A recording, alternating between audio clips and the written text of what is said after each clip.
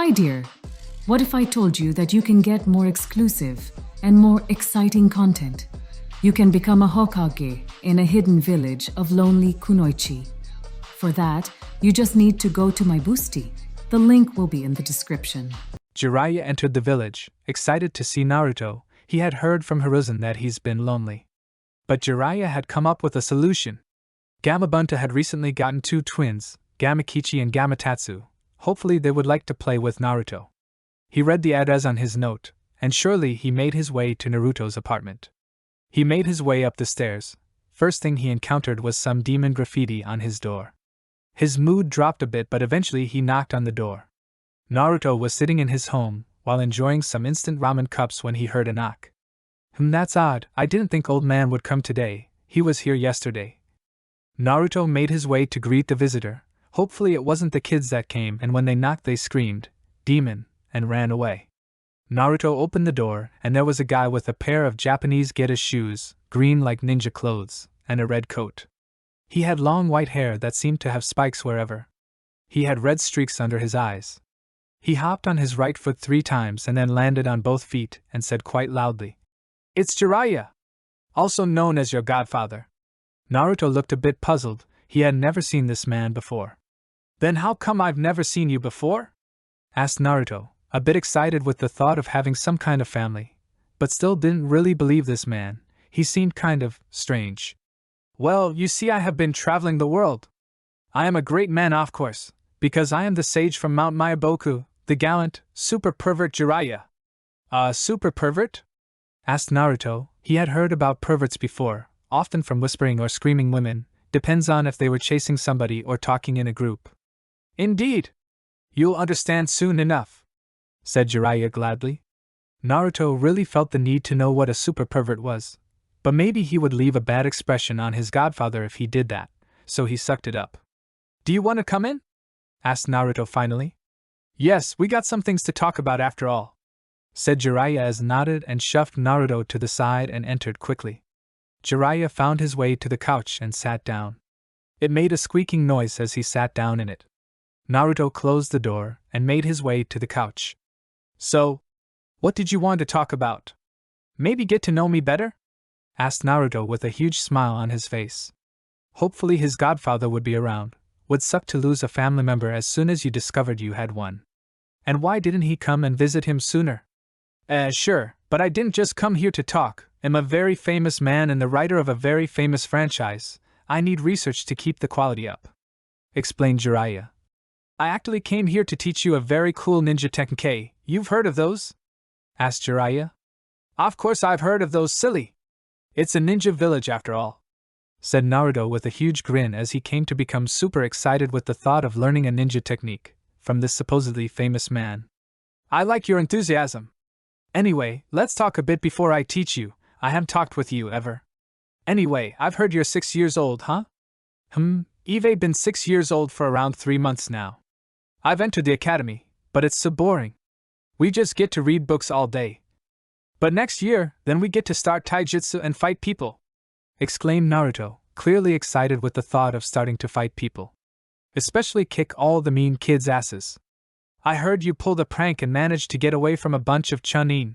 They talked for about 1 to 2 hours and eventually Naruto was saying it was time to show him the new cool whatever it was Jiraiya was gonna teach him. Jiraiya grinned and nodded. He then grabbed Naruto with both his hands and shunshined them both to a nearby training ground. "Oh man! This is gonna be so sweet!" After all, it wasn't like Naruto got a lot of things in his life. This made him really excited for the times when he did, and hopefully it was a cool ninja technique. Jiraiya bit his thumb and did 5 hand signs and slammed his hand into the ground. Smoke pummeled from the ground and there stood a toad, but not before long as it unrolled itself and showed a list of summoners.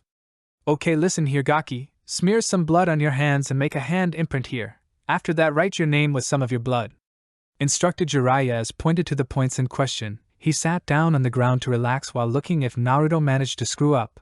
He thought Naruto was a very energy-filled child. Naruto did as told. He bit his thumb and smeared it on all of his fingers. He quickly made an imprint. Quickly followed after that he wrote his name in the next empty field right under Namikaze Minato. "It's done, but remember these hand seals, okay?" asked Jiraiya as he went through some hand seals. They went over the hand seals 4 to 6 times before Naruto could remember them. All done, and Jiraiya instructed him to bite his thumb and do the required hand seals to test it out. But before you do, remember to use quite a bit of chakra, okay? Summons require quite a hefty amount of chakra.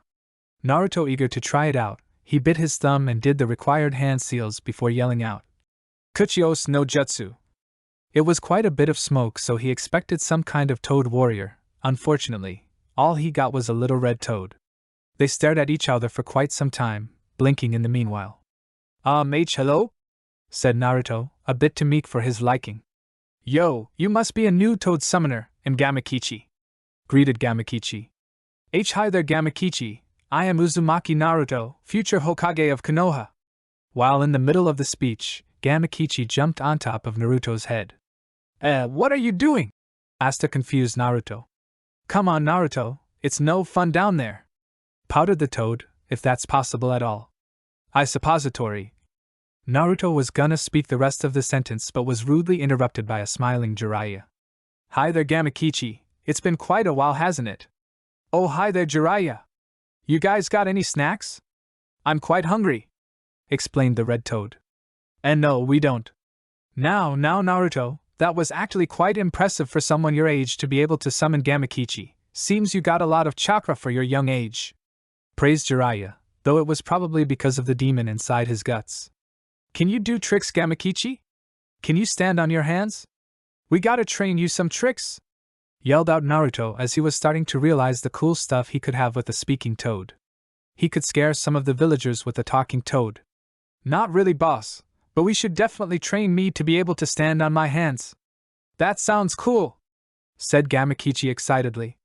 "Yeah, we can train you in all kinds of tricks, jumping through a ring of fire, standing on a ball, and balance stuff on your head." Anyway, now Gamakichi, do you have any times when you don't want to be summoned? Naruto here is quite lonely, so he might need a friend to keep him company," explained Jiraiya.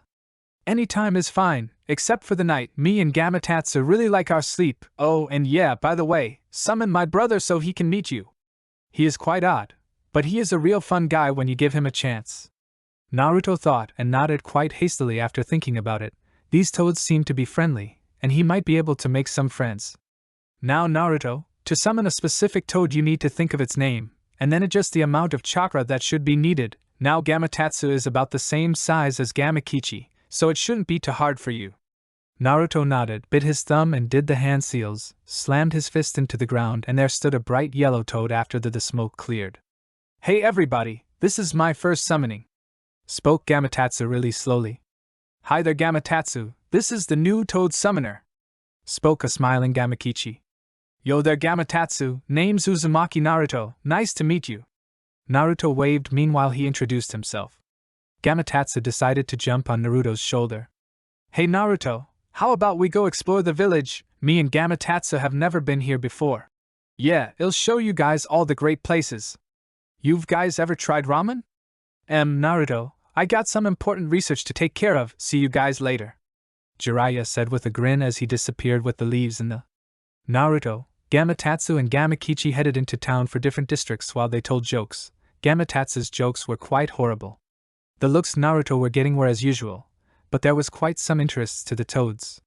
After about an hour they all decided the toads should try ramen. Naruto declared they were tasting it, whether they like it or not. "Do you guys eat a lot? You want a plate for yourselves?" I don't want a toad tongue in my ramen, so let's hope you guys can eat a whole plate. Don't spill." They quickly entered the restaurant. "Hey old man, the usual, plus 2 bowls. Oh, and I gotta introduce you guys to some friends. This is Gamakichi," and pointed to the top of his head.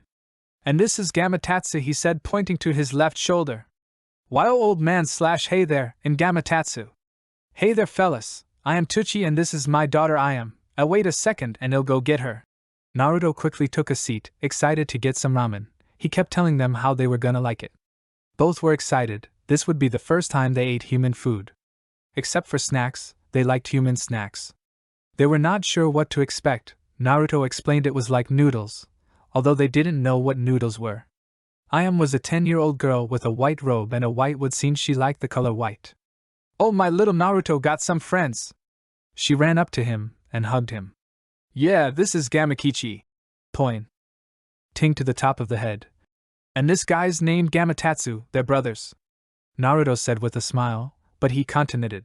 This is Ayam, she works here with Tuchi, they make the best ramen in the entire village. Oh, so much flattering, Naruto. Ayam squeaked and hugged him again and went out after to take care of the dishes that were always piling up. After a while, Tuchi came up to the table and put down 3 bowls of ramen. The toads jumped at the location next to the bowls. They were using their tongues to eat. It looked quite funny to Naruto. It's actually quite nice, said Gamakichi, while Gamatatsu spat out some ramen from his mouth. Why, what the hell, you're spitting out ramen? Ramen is disgusting, said Tatsu, not a fan of ramen at all. It tasted horrible. How can you dislike ramen? Asked Naruto, feeling quite confused with a mixture of some anger. Nobody says ramen is bad. Not even his friends. And not only did he say he disliked it, he thought it tasted so bad he spit it out. Seems like they would never become best friends. Best friends can't be that different, can they? Gamakichi had finished his bowl and jumped on top of Naruto's head once again. Gamatatsu quickly followed. Oh well, one more bowl for me. Naruto shrugged, his anger subsided. Meanwhile, in the Hokage office, Jiraiya quickly entered through the window, startling the ANB that hadn't detected him. Hey there, sensei. Been quite some time since, eh? Asked Jiraiya with a small smile on his face. Yes, quite some time. Maybe too long. Have you come for the new bathhouse? Asked Hiruzen, wearing an amused smile. New bathhouse? Why was I not informed? Asked an outraged Jiraiya. I'm just joking with you, Jiraiya. So, why have you come? Asked a curious Hiruzen. Well, Naruto has been quite lonely, so I decided to give him some friends. Friends? What kind of friends? What could Jiraiya mean? Friends, ninja friends? Toads. I gave him the summoning contract so he won't be alone all the time. Hopefully it will bond them together. They may get really compatible with each other, and if that happens, their synchronization attacks should be real scary to deal with. Jiraiya heard Naruto would like to become a ninja, so why not? He was planning on giving him the contract later in life, why not now? I suppose. But can Naruto even summon toads yet? After all, it requires quite a chunk of chakra. Sarutobi was quite glad Naruto's godfather took responsibility. Maybe he could even take him on as an apprentice. After all, Naruto was not very fond of the academy. They treated him badly and everybody was older than him. You'll be surprised how much chakra the kid got. He summoned 2 toads. They were quite small, I suppose, but still it's impressive. Jiraiya, Naruto isn't really very fond of the academy. What are you implying? Jiraiya could almost see where this was heading. He wasn't very against it. After all, what else did he do? He went after Orochimaru day in and day out. And frankly, Jiraiya was getting tired of chasing after him. Maybe it would be refreshing with a kid following him around. Well, you are a Sannin. You could take him around the world and teach him. He doesn't really have any bonds with the village, with a few exceptions. I suppose I could do that. I always enjoyed teaching students, but Naruto may be different. He is quite energetic from what I can see. Then it's settled. When are you gonna start with him? Asked Hiruzen, relieved. Naruto may now live a relatively normal life. Well, I would like some freedom for around a week more. Then I can start teaching him the basics. But I want to start traveling the world when he is around Genin level. Well then, I'm sure Naruto will be pleased to hear this. Do you want to stick around to keep your old sensei company while he is doing paperwork? Asked Hiruzen. It was a few years since he last saw Jiraiya. He was sure Jiraiya had some interesting stories to share. Sure, a lot have happened since last time. I got quite some stories from my journeys. Okay guys, the beginnings are always quite boring, but the series will be quite enjoyable, in my opinion, as I am the writer, laughing face. Anyway, be sure to PM me or review, smiley face. And I'm getting better at writing, so don't lose hope if I am a little bad/rusty in the starting chapters. I'll be trying to update weekly, Mondays. Preparing for a journey. It was getting pretty late. Naruto offered to show the Gama brothers his apartment, which they accepted. Wow, this is a pretty small apartment, said Gamakichi. Really, maybe you're right. It is still as decent since I don't even have a job yet. You guys wanna have a sleepover? Asked Naruto. He had never had a sleepover before. He had always wanted to have one. They seemed so fun. You get to have fun until you fall asleep. Maybe later Naruto. Toussaint doesn't even know where we are right now. He is probably starting to get worried. Maybe tomorrow or another day. Yeah, it was fun to be summoned, said Gamatsu. I'm sure, guys. You guys don't mind if I summon you guys during days when I'm bored, right? Asked Naruto hopefully. He had learned most summons don't really like to be summoned if it isn't a battle or something the summoner needs help with. Not really, no. Me and Gamatsu are pretty bored during the most days as well. Really? That's awesome. Then we can hang out tomorrow again? Said Naruto with a smile. Yes, sure, we don't mind. Tomorrow we can try to find a good snack store. The Gama brothers sure like their sweets. Naruto grinned sheepishly. Yeah, I can introduce you guys to Iruka-sensei as well. Sure thing, Naruto. Gamakichi's time with summoners were very low. Jiraiya rarely summoned the toads unless it was a big battle, and then only very few were ever summoned. He didn't really bond with the new generation toads. Now Kichi started thinking, if me and Naruto is gonna be friends, I'll need to get him a nickname, but what shall I call him? Well, Blondie, we gotta go now. Maybe we can show you our home sometime, said Kichi as he waved and disappeared before Naruto. Now it was only Gamatsu left. In guessing you're gonna leave as well? Naruto asked, a bit disappointed. Still happy that he managed to make some friends. Yeah, us toads like our sleep. And with that he left in smoke. Well, today certainly was interesting. I should probably go to bed as well. And indeed he did. He fell asleep almost instantly. Jiraiya decided that if Naruto was gonna be his student, there were some things he should tell him, those things about the Kyuubi and his parents. So with that he decided to make a visit. At 6 a.m., on a Sunday, the only day without academy. To say Naruto was grumpy was a big understatement. He treasured his sleep, damn it. So, what was so important to get here 6 a.m., old man? Well, I always wake up this early. It is so peaceful, our life. Get on with your point, said Naruto, a bit grumpy over him being philosophical at this moment. Well, yesterday I went to talk with Sensei about you being my student. What? Really? That's awesome, old man. Naruto was very glad with this. Jiraiya seemed like a nice enough man. Yes, Gaki, and we'll start in about a week. We are then gonna pack and leave this village. We are gonna train on the road. It's a big world out there, you have yet to even seen 1% of it. It really made Naruto realize how little he knew of the world. That sounds fun, I get to skip out on the academy, it's so boring there. Oh, before I forget, we are gonna talk about some secrets, said Jiraiya, motioning for Naruto to sit beside him. Secrets? What kind of secrets? Asked Naruto as he thought about what the secrets could be related to. Yes, there are 2 secrets that we are gonna be tackling today. Both is about you. Oh. The secrets are both related. They are about your parents and the Kyuubi.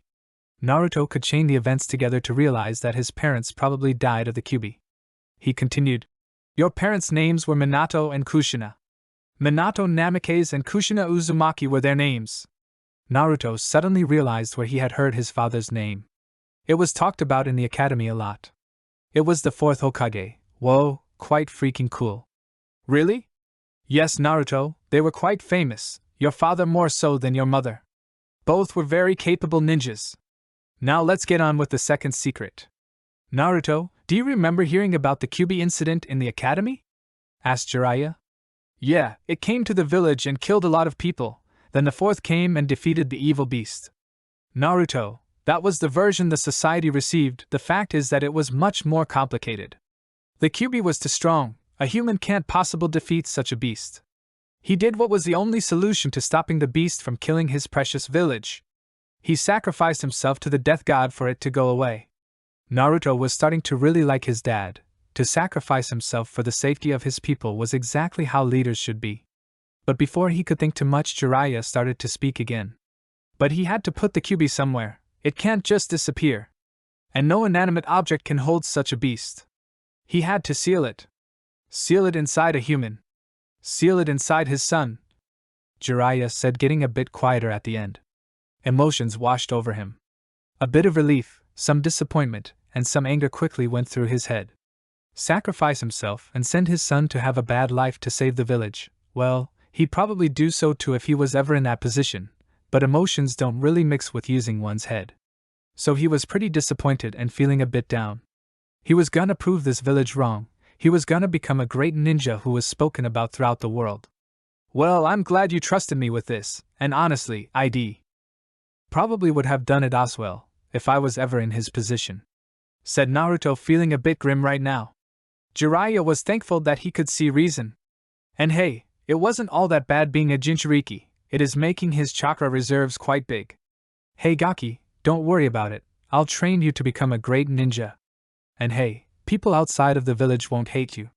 It's most likely just because the Kyuubi killed some of their relatives that people in this village dislike you. Dislike was putting it mildly, they went out of their way to give him glares. But hey, we don't like brooding around. I'm not the sad or brooding type, said Jiraiya, hoping to cheer Naruto up. I guess so, I don't really like being sad. But hey, I had some cool parents, said Naruto, trying to cheer himself up, and it was quite effective, surprisingly enough. Yeah, Gaki. You know, I knew your parents quite well. I was your father's sensei, and now I will be yours too. Now, let's get you some knowledge on your parents, shall we? Naruto quickly nodded his head. Jiraiya proceeded to tell him his parents' interests, likes and hobbies. It had taken quite a while just to tell him that. But he went ahead about what kind of shinobis they were. Naruto was really glad that they were good people and damn good ninjas. His parents were quite wealthy, and he got access to their wealth. It felt good to know that you can buy relatively cheap stuff and be able to get away with it. But he wasn't gonna waste it. Nope.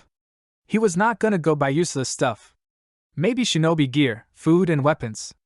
But he was actually really excited, he would be able to get some weapons that was of good quality. Time flew for the both of them, and soon it was evening, agreeing they should get something to eat. They went to Ichiraku's after some convincing begging from Naruto's part. Naruto entered with Jiraiya and quickly ordered. They could talk after they were done. They were both hungry. As they both entered, they saw Tucci looking over at him with a smile. They quickly went to get seated. Seems you are quite the popular guy these days, Naruto, said Tucci, smiling to see him with some company. Yeah, guess so, huh? Anyway, I'm gonna introduce you to my friend, this here is Jiraiya. Pointing to Jiraiya and then introduced Tucci. And Jiraiya, this is Tucci, the best ramen maker in Konoha. Seems you got quite the reputation, huh, Tucci-san? Said Jiraiya, smiling. Ha, guess so, said Tucci, grinning before going back to the kitchen. Come over here, said Tucci, calling for his best daughter. Granted, he only had one daughter, but she was so nice and obedient it was hard to imagine how he could have a better one. What is it? Asked while walking to him. Naruto-kun got a new friend, said Tucci, smiling. Naruto, you're getting so popular these days, how do you do it? Asked, still walking over to Naruto, before quickly hugging him, as she always does. Jiraiya would have made a perverted grin if it wasn't for her father watching. Seems the Gaki got potential. And he wasn't gonna let potential go to waste. Oh no, he would bring out that potential to its fullest. Oh, you know, I'm just that awesome, said a grinning Naruto. Well, that you are, she said before touching his nose with her finger before going back to stand by her father's side. Oh, I almost forgot to tell you guys something. Jiraiya here is gonna be my new sensei. We are both gonna be leaving the village to train. We're gonna explore the world, said Naruto while thinking how awesome it was gonna be. Oh. Well, how long is our favorite customer gonna be gone? Tucci was getting a little worried. He was around 20% of their income. And he was a nice guy. I don't really know, it could be years, I guess, said Naruto, his excitement dropping when he heard Tucci's tone. Seems he was gonna be missed, at least that made him quite glad. Yeah, Gaki, we're going around the world, of course it will take years, said Jiraiya while giving a light slap to Naruto's back. We're leaving in about a week, I just thought I should let you know. Well, we're gonna miss you, Naruto-kun, said as she went to him yet again to hug him. She squeezed him extra hard since he was gonna be leaving soon. Remember to tell us when you'll be going, we'll both go and wave you of the gate. Right, Tusan? Said while giving Tucci the puppy eyes. I guess we can do that, Tucci answered. Great. Well, we'll be going now, the ramen was great as always, said Naruto while pulling out Gamachan. His wallet is shaped like a frog or toad, and he calls it Gamachan. No worries about this, Naruto, it's on the house today, said Tucci while receiving a wide grin from Naruto. Thanks, old man, Come, Jiraiya-sensei. They made their way out of the ramen stand and started walking. Eventually they came to a point where the roads separate. By the way, Naruto, I'm gonna head out of here. I'm gonna go do some research, said Jiraiya while grinning and quickly shined away, not even bothering to wait for a reply. Oh well. Naruto then quickly remembered last night, and how he told Gamakichi that he was gonna introduce him to Iruka-sensei. He did the required hand seals and quickly said the name of the jutsu and pressed his hand against the ground, while thinking of the little yellow frog. Summoning jutsu. And voila! There was Gamakichi before he hopped up to Naruto's head. Yo! Hey there, Kichi, you can jump really high, said Naruto while thinking he had such a cool toad friend. Well, us toads are quite acrobatic, said Kichi in a happy and proud tone. But we gotta train you to stand on your hands sooner or later, muttered Naruto. Anyway, you ready to see Iruka-sensei? Sure am. I'll just rest on your head while you locate him. It took quite a while, because it was evening. Naruto had guesses he was in his apartment, and his apartment lay at the outskirts of the village, so he had wasted a whole lot of time just walking to his apartment. Then he decided to go to the academy. Maybe he was working late. Right he was. There Iruka sat grumbling about something. Iruka and Naruto had only been friends for about 3 weeks. At first, when he entered the academy, Iruka seemed to hate him or dislike at the very least. Their friendship grew, not sure how it happened, but it happened and he was glad it did. Hey there, Iruka-sensei, there is somebody I'd like you to meet. He walked over to Iruka. Oh, may it be that frog you got on your head? Iruka shaking his head slightly. Naruto is always so wild-natured. I'm a toad, damn it, said the toad, and Iruka quickly got surprised. It was a summoned toad, but who could summon toads? Only Jiraiya. Sama can summon the toads. He is the last toad summoner. Naruto? How did you get your hands on this summoned toad? Iruka grew curious. Did he find it? But where? Why, I summoned it, of course, said Naruto offhandedly. Iruka quickly replied in haste. What? How can you summon toads, Naruto? Summoning contracts are extremely unique. Well, Jiraiya-sensei wanted me to get some friends, Naruto said. Jiraiya-sensei? How is it possible the great sage Jiraiya just gave a kid a summoning contract? Theories quickly entered his head, but none made sense. Yeah, Jiraiya have decided to become my sensei. Oh, and I forgot to tell you, I'll be leaving the village in a week, to go around the world and live life, and train to become strong, of course, making my parents proud. Oh, I believe I have not yet introduced you yet, Kichi. Iruka, this is Gamakichi, pointing to the top of his head. Gamakichi, this is Iruka-sensei, the only sensei in the academy I respect. Yo, said Kichi. Hello there, Gamakichi. But Naruto, do you realize what a chance you are getting by being allowed to be trained by Jiraiya-sama? Few have ever gotten that chance. Iruka stated factly. Jiraiya-sama, huh? Didn't realize he was very famous. Seems Naruto have not been keeping up with his studies in the academy, thought Iruka. You should have kept up in the academy, Naruto. Jiraiya is the strongest of the 3 legendary Sannin. He is a sage. Sage? Why do people keep mentioning it? What is a sage? Both Jiraiya and Kichi have said it before. Before Iruka had a chance to ask more, Kichi stepped in and explained. A sage is one who is able to gather nature energy from all around us and balance it with their chakra, which is really hard, I mean super hard. Jiraiya hasn't even perfected it. Not much was known about a sage's abilities. The people who was a sage didn't share the information. Could I become a sage? Naruto asked. It sounded cool. I suppose. But you should probably get better chakra control and mature a little. Eve heard of the training. It's terrifying. We got a bunch of statues of people who have died during the training. That did the trick, as Naruto didn't want to bring it up until he was older. Well, it's starting to get a little late. I'm gonna go train Kiki to be able to stand on his hands. See you later, sensei. Bye, Naruto, said a waving and smiling Iruka. Remarkable, to be getting trained by Jiraiya-sama, get the toad summoning contract, and still be the dead last at the academy. Naruto and Kichi was trying to build up their strength in their hands and biceps. Okay, Kichi, we're gonna do this training together, okay? Yup, let's do it, Blondie. The yellow and orange bodies did the training for around 2 hours. Kichi was surprisingly weak in his hands, probably because he rarely uses them, thought Naruto. They walked to his apartment, and by they, I mean it was only Naruto that was walking. Complaining that Kichi was getting a free ride, he demanded that when Kichi got big he would give Naruto free rides whenever he wanted to. Somehow he managed to persuade Kichi to saying yes. Ah, here we are, Naruto hurried to the couch and slammed his body into it to lie down. Kichi wasn't prepared and gave a yelp as he slammed into the floor. Then the two argued like brothers who was right, Naruto saying he was training Kichi's instincts and speed to react to danger. Kichi went home to sleep and Naruto did the same. Time skipped to the day they were leaving. Naruto had told the people he liked in the village to go to the gates to wave him of. Tuchi, Iruka and the Hokage stood there at the gate to wave them of. Went and hugged him the hardest she could have. She then whispered into his ear, "Come back safely, okay?"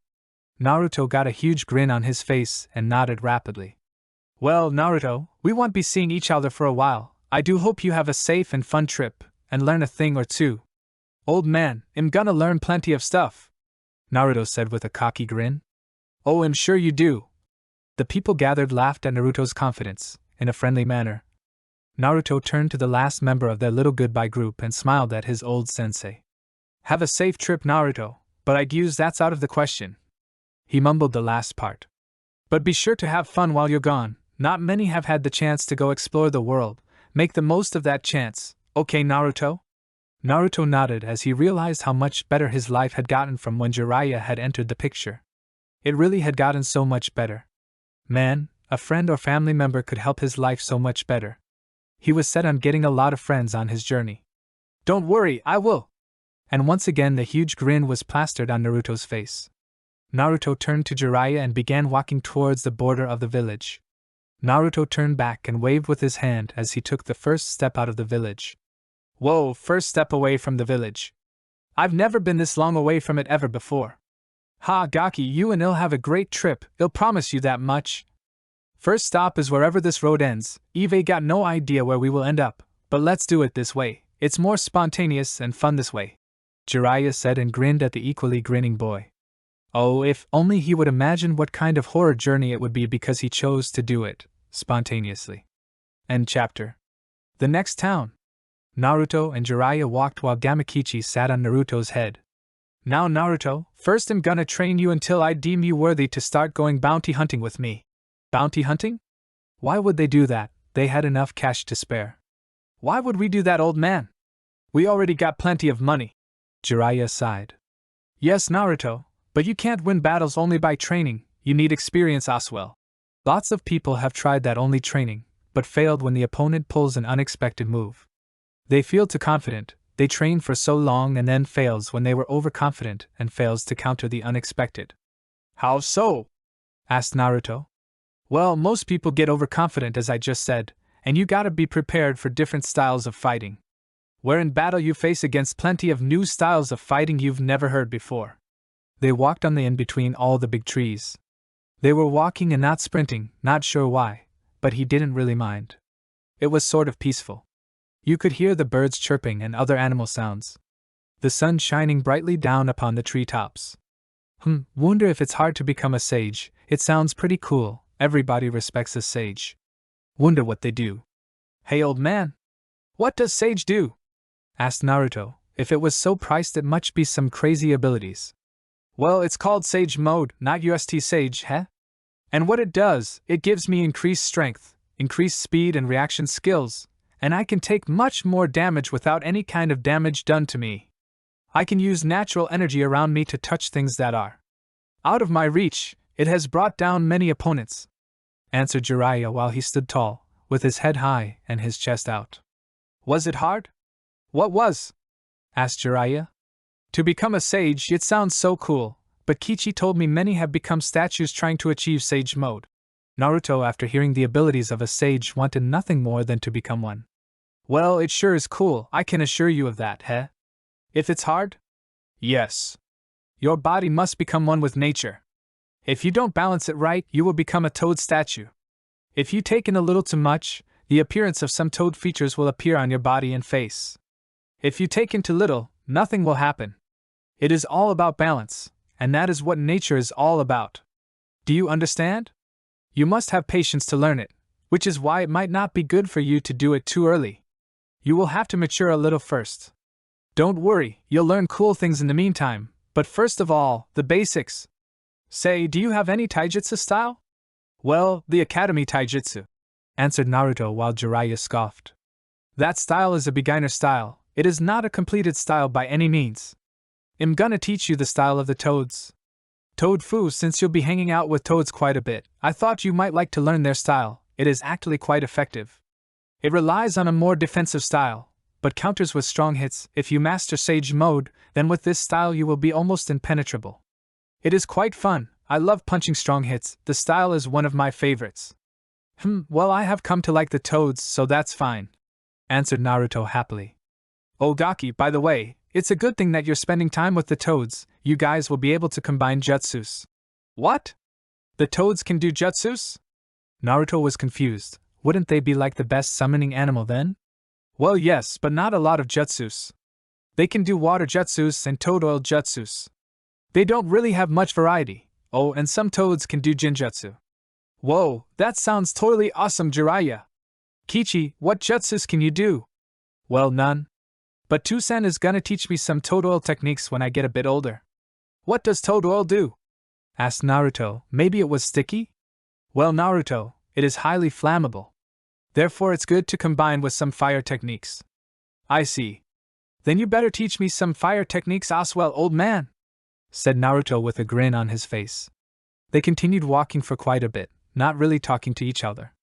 Kichi was asleep. It stayed silent for quite a while before coming to a clearing with a nearby lake in view. Quite the sight. Naruto, we'll set up camp here. Then we're gonna train all the way until the evening, okay? Sure, what should we train in? Maybe give me a cool new jutsu? Asked Naruto hopefully. Haha, no Naruto. We're gonna start with the basics. I'm gonna write one of my books while you train. How about we start with some warm-up? 50 push-ups, 150 high knees and 100 squats. That should keep him occupied while I can relax. Naruto pouted while thinking that he had to do all these exercises. Hopefully Kichi would stay and keep him company. Naruto started doing the exercises. How do you spell this damn word? But started complaining. That's when Kichi started asking some of his questions, much to the dismay of Naruto. Hey Blondie, can't do you any more than those few push-ups? Naruto only growled in reply. Kichi had been talking down to him for quite some time, and it was making Naruto quite worked up. Naruto finished and had just finished and walked over to the campsite and saw Jiraiya writing in a notebook with a huge perverted grin. Granted, Naruto didn't know it was a perverted grin at that time. Naruto lied himself down on the ground to catch his breath before he started talking. Hey old man, I didn't know you were a writer. Have I not told you? I am the famous Jiraiya, writer of the world's best novels. Men whisper my name in awe and women whispers my name in lust. I am the great sage Jiraiya, said Jiraiya, clearly getting worked up, even striking a pose in the end of the speech. Naruto's sweat dropped. Well, and now I know. The rest of the evening was spent with Naruto learning a bit of some Konoha history. Kichi stayed for the lessons as well. After the lessons was done, Kichi said goodbye and said to summon him again tomorrow. On that thought, Naruto started feeling a little bad. He didn't really want to summon Gamatotsu. He was a bit odd. But with some more thinking, it was a friend, and friends he had little of. And besides, it was gonna help teamwork as well. Something which Konoha seemed to greatly treasure. The two said their goodnights and sleep came and took care of them. Naruto quickly woke up hastily after he got all wet, his cloths all soaked. He started to freak out, then looked up to see a grinning Jiraiya. Get up, Gaki, was all he said before quickly leaving, not even bothered to hear the replies from the blondes, which was greatly screamed across camp. Naruto eventually made his way up and went over to Jiraiya with a frown clear on his face. This was not a way he enjoyed waking up. Maybe he should start pranking Jiraiya. But the guy was a Sannin and a sage, he probably can't get pranked. Well, let's hope we get to a town today. My imagination is starting to get a bit rusty. I may need to go research some stuff in a town. Jiraiya sealed their camp stuff into scrolls and started walking. Naruto summoned Kichi and Tatsu, and as always, Kichi sat upon his head, while Tatsu sat on his right shoulder. The walking was spent while discussing the Gama brothers' relatives. It's fascinating how many different personalities there existed in a toad community. He thought they were all relatively alike. But some toads were having self-esteem issues, some afraid to show their bodies, and one toad who seemed to dislike a special type of spider. He got scared every time he saw a spider thinking it was that kind of spider. Their walk was finally coming to a close as they started walking into a town. The town was relatively small, but still big enough for it to have quite a lot of people and normal stores. Whoa, finally, old man, we've been walking for the majority of the day. Yeah, I got a bit bored there at the end as well, said Jiraiya, quite glad they were finally getting into a town. Well, let's go find an inn or a hotel. Then we're gonna split up, you can go explore the town for a bit, said Jiraiya. Too long have he been away from hot springs with naked women in it, it just doesn't feel right if he doesn't visit at least once a week. Yay Naruto, we get to explore the town, let's go find a snack store, as you promised in Konoha, said Kichi while starting to glare down at Naruto. Kichi, let's forgive and forget, eh? Beside, I gotta find a shinobi store as well. I got absolutely no gear. The group found a hotel around the middle of the town. Jiraiya and Naruto, Kichi and Tatsuo as well, split up. Jiraiya starting grinning as he found what he was looking for. He brought his notebook and his infamous perverted grin to the local hot springs. Naruto and Ko continued wandering the town, searching for some candy store. Naruto was having a huge grin, which Kichi was starting to get curious about. What is he happy about? Yo Blondie, what are you so happy about? Well, I'm not receiving any glares and people are quite respectful here. It feels quite odd, but it's a happy kind of odd, if you get what I'm trying to say, Kichi?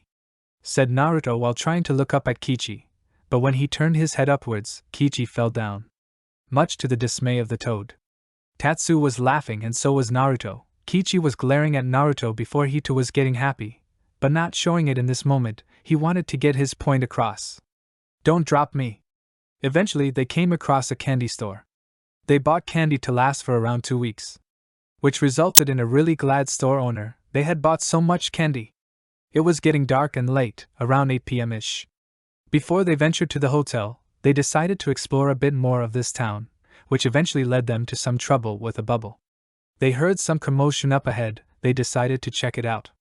When they arrived, they saw 3 boys around 10 years old, in a ring, or triangle, rather, around a girl who looked to be around 7 to 8 years old.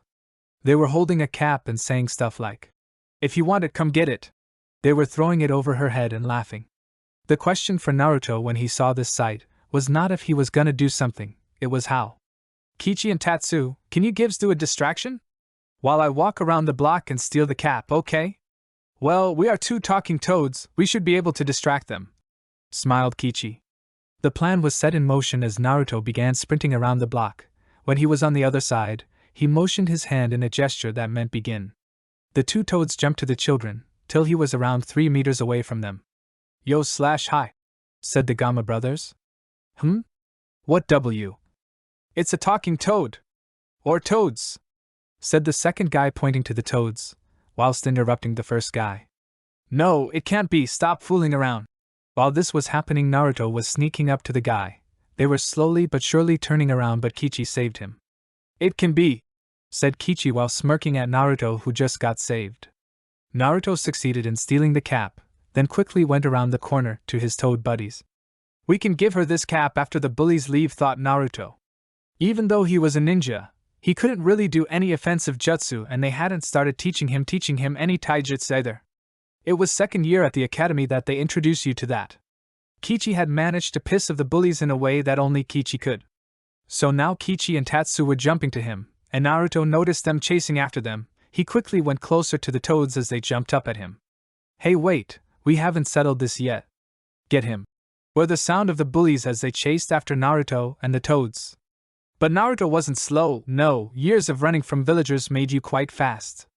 He quickly lost them before quickly going over to the place the girl had been. She was staring at the direction the bullies had taken of.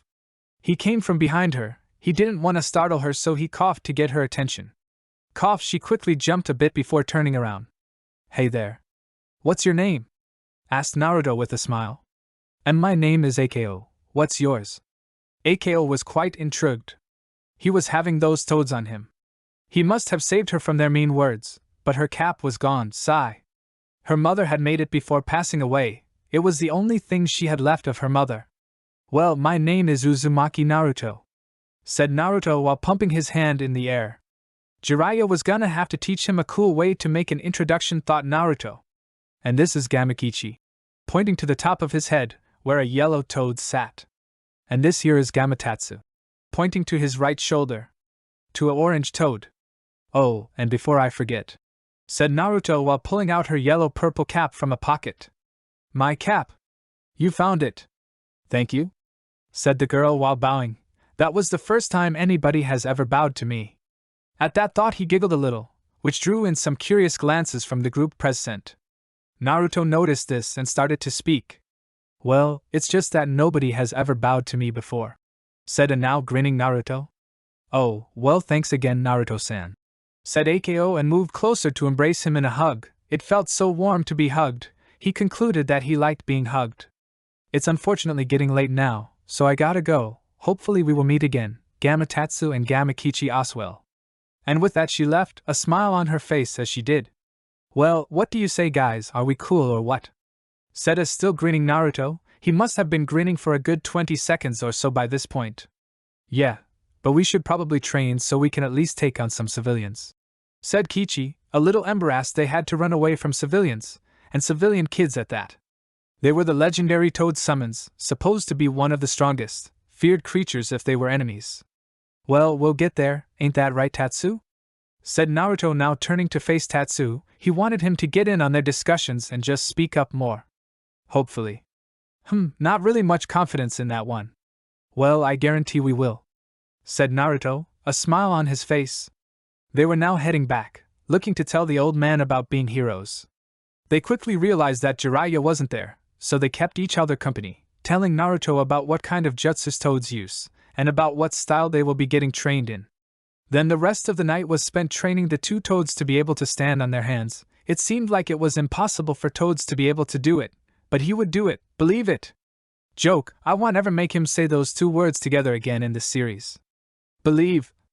Eventually they puffed out to their mountain, telling him they wanted their sleep more than Naruto's company. Naruto mock cried and teased the Gama brothers a little. They were happy about him spending so much money on just buying candy for them. Naruto didn't really like candy, so he basically just bought them for his friends. Now Naruto was alone. He didn't bother waiting up for the old man, so he went to bed and fell out of consciousness a while later. Naruto woke up all wet, much to the dismay of our little ninja. What the hell? Stop doing that. Wake me up like a normal person, damn it. We gotta wake up early. We can't be sleeping all day.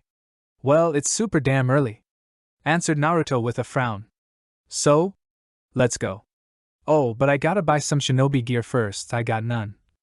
Well, then let's go to a shinobi store, said Jiraiya with a sigh. He was gonna teach Naruto a part of the toad food today, the taijutsu style he will be learning. They went on their merry way as Naruto summoned the Gama brothers once again. He was surprised to see them both sleeping.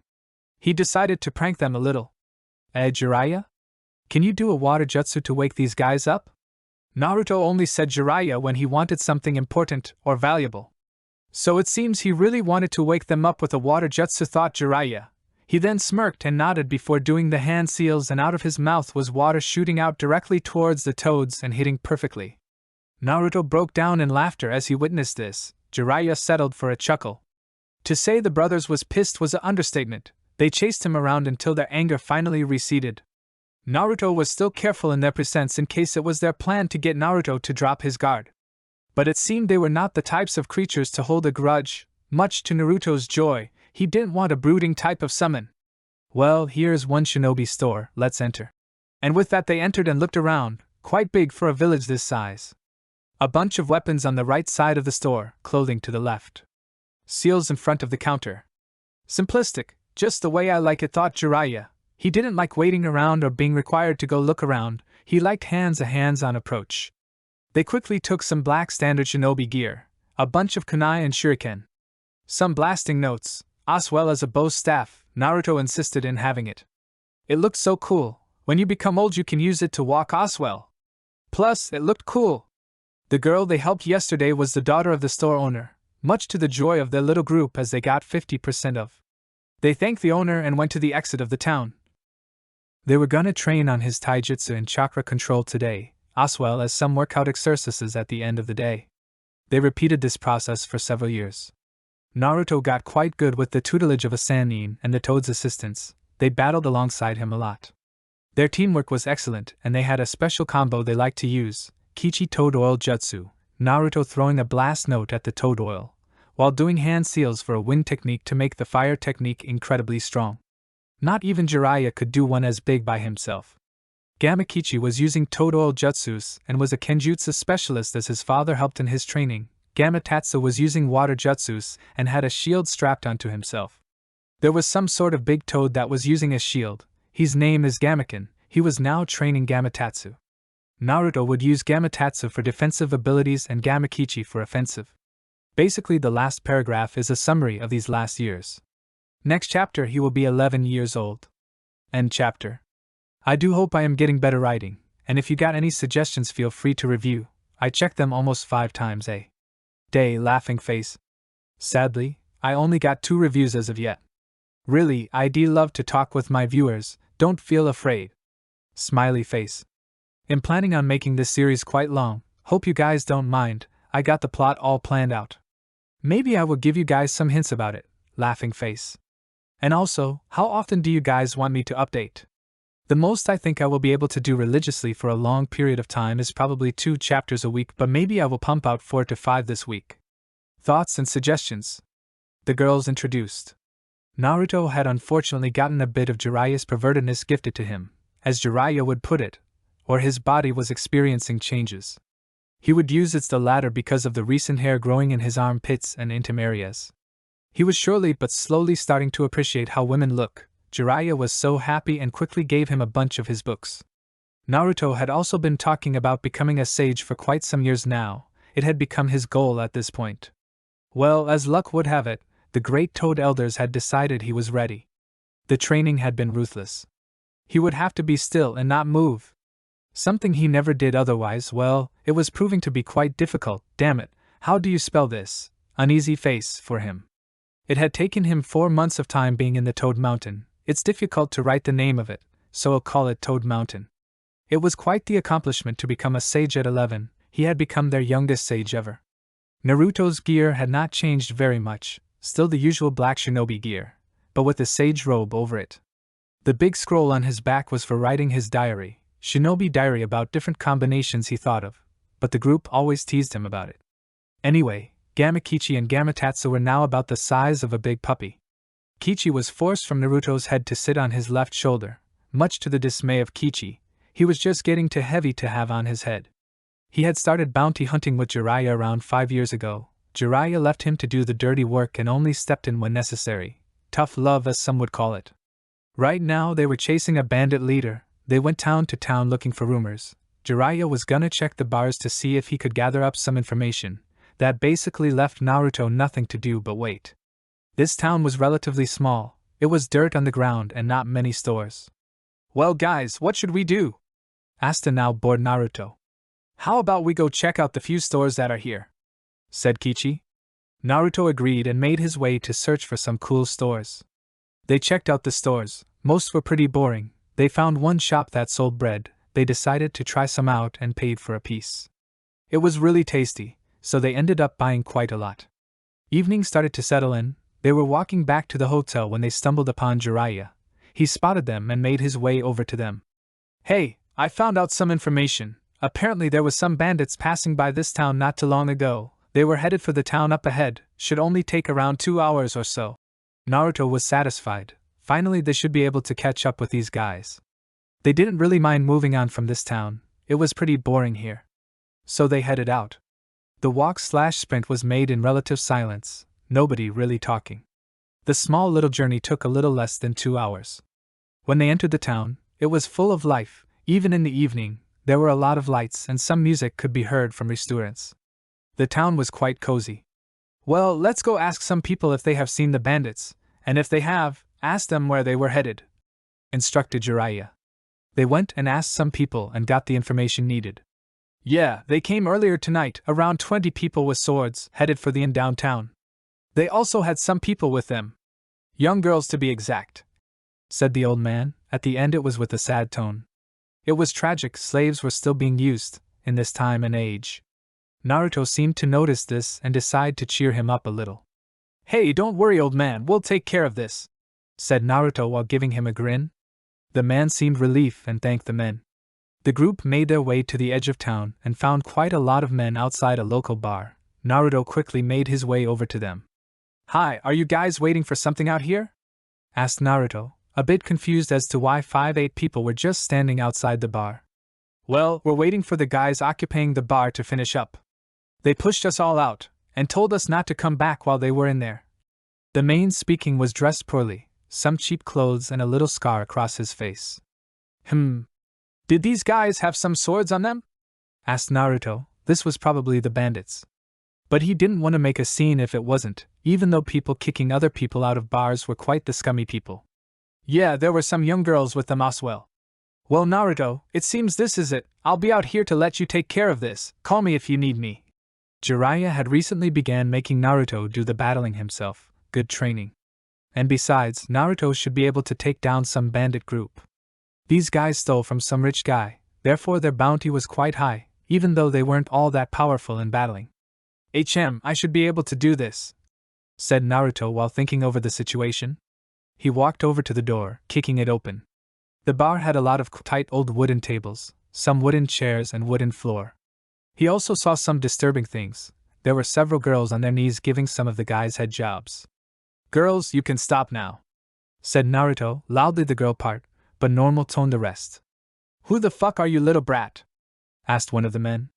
"Well, you can call me Naruto-sama," said Naruto in a jokingly manner. "Fuck you, brat," said one man now charging at Naruto. Seems they were not so patient talking. Naruto quickly sidestepped his slash and smashed his arm against the man's face. There were now several people running towards Naruto. They had some kind of teamwork, which surprised Naruto. Bandits were usually badly trained, not that these guys were any good, but most bandits didn't even work together. They tried to attack at the same time, but Kichi and Tatsu helped as well, although Naruto could probably do it on his own. It was much easier this way. Kichi used his dagger-like sword and slashed at several people, while Tatsu was using his shield to block and tongue to attack. It all went well and they had managed to defeat the most of them. Now there remained 5 people, 3 girls, and 2 people with swords. "You're defeated, just give up," said Naruto. He didn't want this to get into any trouble, as if the leader would threaten the girls. But luckily he did not. The leader quickly tried to dash towards the door at the back of the room, but it was too late, as Tatsu had finished his water release jutsu. A quick stream of water dashed into his chest as he was flung into the wall with a dunce. The other bandit was now left alone. He did not know what to do, so he quickly hurried towards Naruto but did not get close as Tatsu's tongue swirled around him. His hands were at his sides, unable to move them. Naruto just kept walking towards him and decided to kill him. He quickly made a Rasengan and slammed it into his now bare open chest. Tatsu had released his tongue in time to dodge the chakra powerhouse attack. Now it's just the leader left. Cut off his head and seal it into this scroll, instructed Naruto to Kichi while tossing a sealing scroll. Naruto walked over towards the girls. "Hello there, my name is Naruto Uzumaki. How long have you been working with this bandit group?" asked Naruto. "PFF, working. We were not working, we were slaves. As if anybody would want to work to please bandits," said one of the girl, who looked like very much alike to one of the other girls. He guessed they were probably sisters or twins. Well, that's sad. "So, how long were you slaves for these men?" asked Naruto. "Well, I've been slaved by these men for I don't know how long, these girls, around 6-7 months," answered the girl with shoulder-length purple hair, a black skirt, and a brand of bandage covering her busted chest, her skin showing her flat stomach. She looked to be around 15 to 17 years old. The 2 other girls had black hair, a bit longer than their shoulder. They both had tight black pants. One had a grayish top, showing some skin around her stomach. The other one had a dark green shirt. They looked quite young, maybe 12 to 13 years old. "I see, so what are your names?" The older girl started introducing both herself and the 2 girls. "Well, mine is Amici, this here is Amy," pointing to the gray-topped girl. "And the other girl's name is May," pointing to the dark green figure shirt-wearing girl. At Blondie we're done. Naruto looked back at the voice calling him. Kichi was now waving the sealed scroll. "Good." Naruto turned back to the girls. "Well, you guys are free now, you can do whatever you have always wanted to do." Naruto now smiling, always such a good feeling freeing people from abusers. They weren't moving. "Well?" Get going, these thugs are probably gonna wake soon, said Naruto waving towards the exit. Kichi jumped up onto Naruto's shoulder, so did Tatsu. I don't think they have a home or any money, maybe they don't know what to do, asked Tatsu. It felt good to have him talking, because he did it so rarely. Well, I can definitely see that as a problem. He now reached into his pocket in his robe, reaching for Gamachan, his wallet. He took out a bunch of wads of money and gave it to all three girls. They took it with a shocked expression. He turned to the exit to leave but was interrupted. Wait, said the purple-haired girl, now sprinted towards him. She took his hand, stopping him from moving forward. He turned his head to watch her.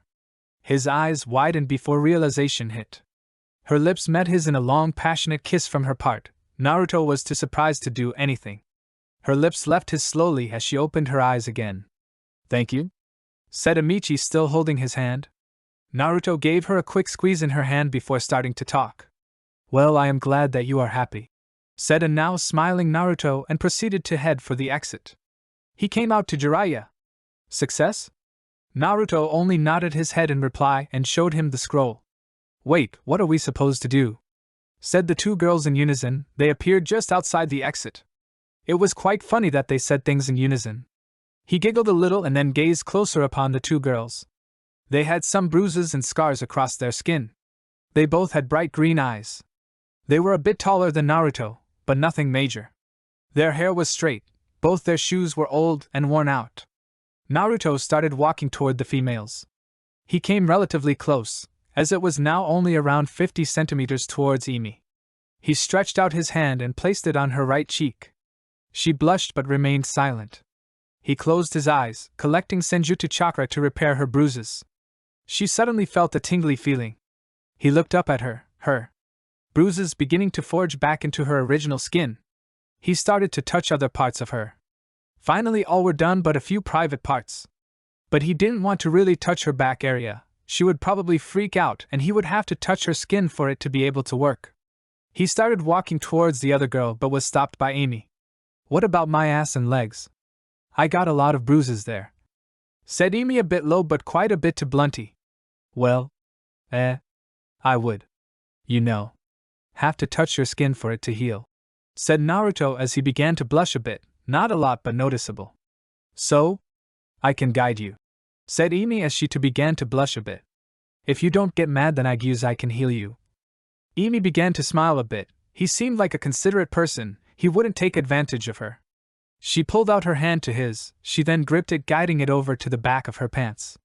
She slipped it through the fabric and skin and slowly began guiding her and his hand to her butt. She let go of his hand. He began stretching his hand so his palm was put over her right ass cheek. She began to feel the tingly feeling on her butt and it was actually quite a turn on. She didn't say this, however, and didn't act like it did. He soon moved his hand to her legs, and to do this he had to put his whole arm inside her pants. You could hear the occasional giggle from behind Jiraiya. Soon that was done, and he began to do the same on her other side. All done, I hope it feels better, said Naruto while smiling. She immediately jumped into him and hugged him. She then kissed his cheek very aggressively. Thank you, whispered Emi into his ear. Cough. Could be heard from Mei, which probably meant they should stop hugging. And they did exactly that. Naruto-sama, do you think you can heal me as well? Said Mei a bit shyly. Don't tell me she got bruises on private areas as well. Damn, these bandits are really without honor. Might use. Also, are you girls sisters? You look very alike, said Naruto while walking towards her. He stopped in front of her and stretched out his hand. She grabbed it before speaking. While this was happening, Jiraiya was grinning like hell and writing in his notebook really, really fast. He licked his lips occasionally as well. We are twins, said Mei. She took his other hand as well and put them behind her. She then slid them into her pants, into her panties as well, which Naruto found odd. Why did she have panties in a bandit camp? Maybe they had a bit of honor after all. Naruto was standing really close to her face to be able to reach her areas. His hands got into position and she began to blush a bit. He started healing and the tingly feeling began for her. He slowly but surely reached down to her legs and he began to crouch to be able to reach. Soon he reached her feet and ankle. Her shoes was pretty bad, so it was probably some minor wound there as well. He didn't notice, but his face was in the same height and really close to her womanhood, thanks to Executioner for this word, laughing face. She definitely noticed and began to blush quite a lot. Naruto thought he was done, but forgot he hadn't healed her face. He stood up and reached her face with his hand. He gently touched her cheek and looked into her eyes. It was quite a lot of emotions present. He saw her blush but didn't know if he should ignore it. Maybe she would get even more embarrassed if he pointed it out. He reached with his other hand to her other cheek and started healing it. All done.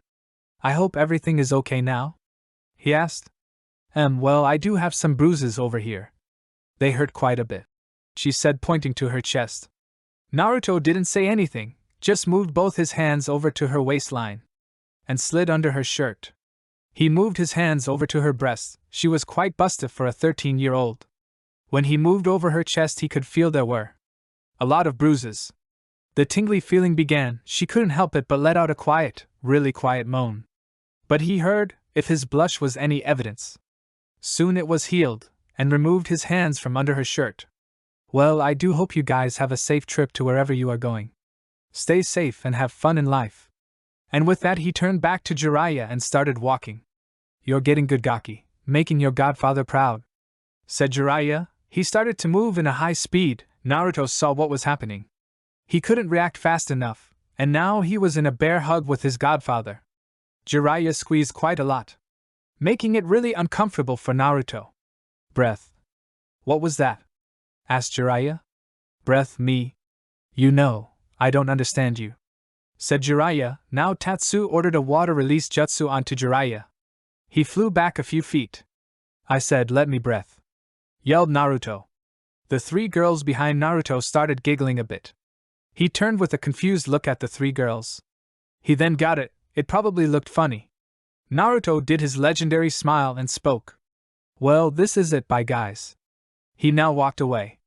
Wait, said Emi. Can we follow you guys? Spoke her sister Mei. Naruto moved his hand over his chin and started to speak. No. We are ninjas. You guys are civilian. You would probably just get hurt, said Naruto. Please, said Emi. We got nowhere to go, finished Mei. I would like to go in another town, said Amichi, 15 to 17-year-old girl, purple hair. Ink, you forgot, speaking up. Well, since I'm such a nice guy, said Naruto with a huge grin, I guess I will allow it. Why? Squealed the girls. They now ran towards Naruto and all jumped onto him. He fell down to the ground. They just continued to hug him, all three, simultaneously. As much as I like hugs, I don't particularly like them on the dirty ground. The girls at least looked a little embarrassed about it.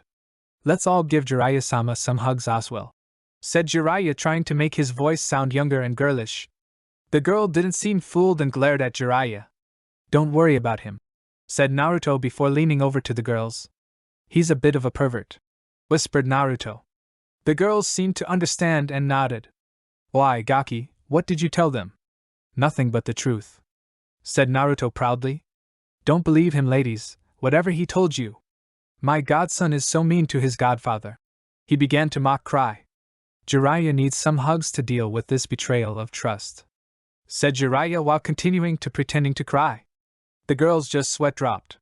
Well, old man, we'll take the girls with us until we arrive at the next town, okay?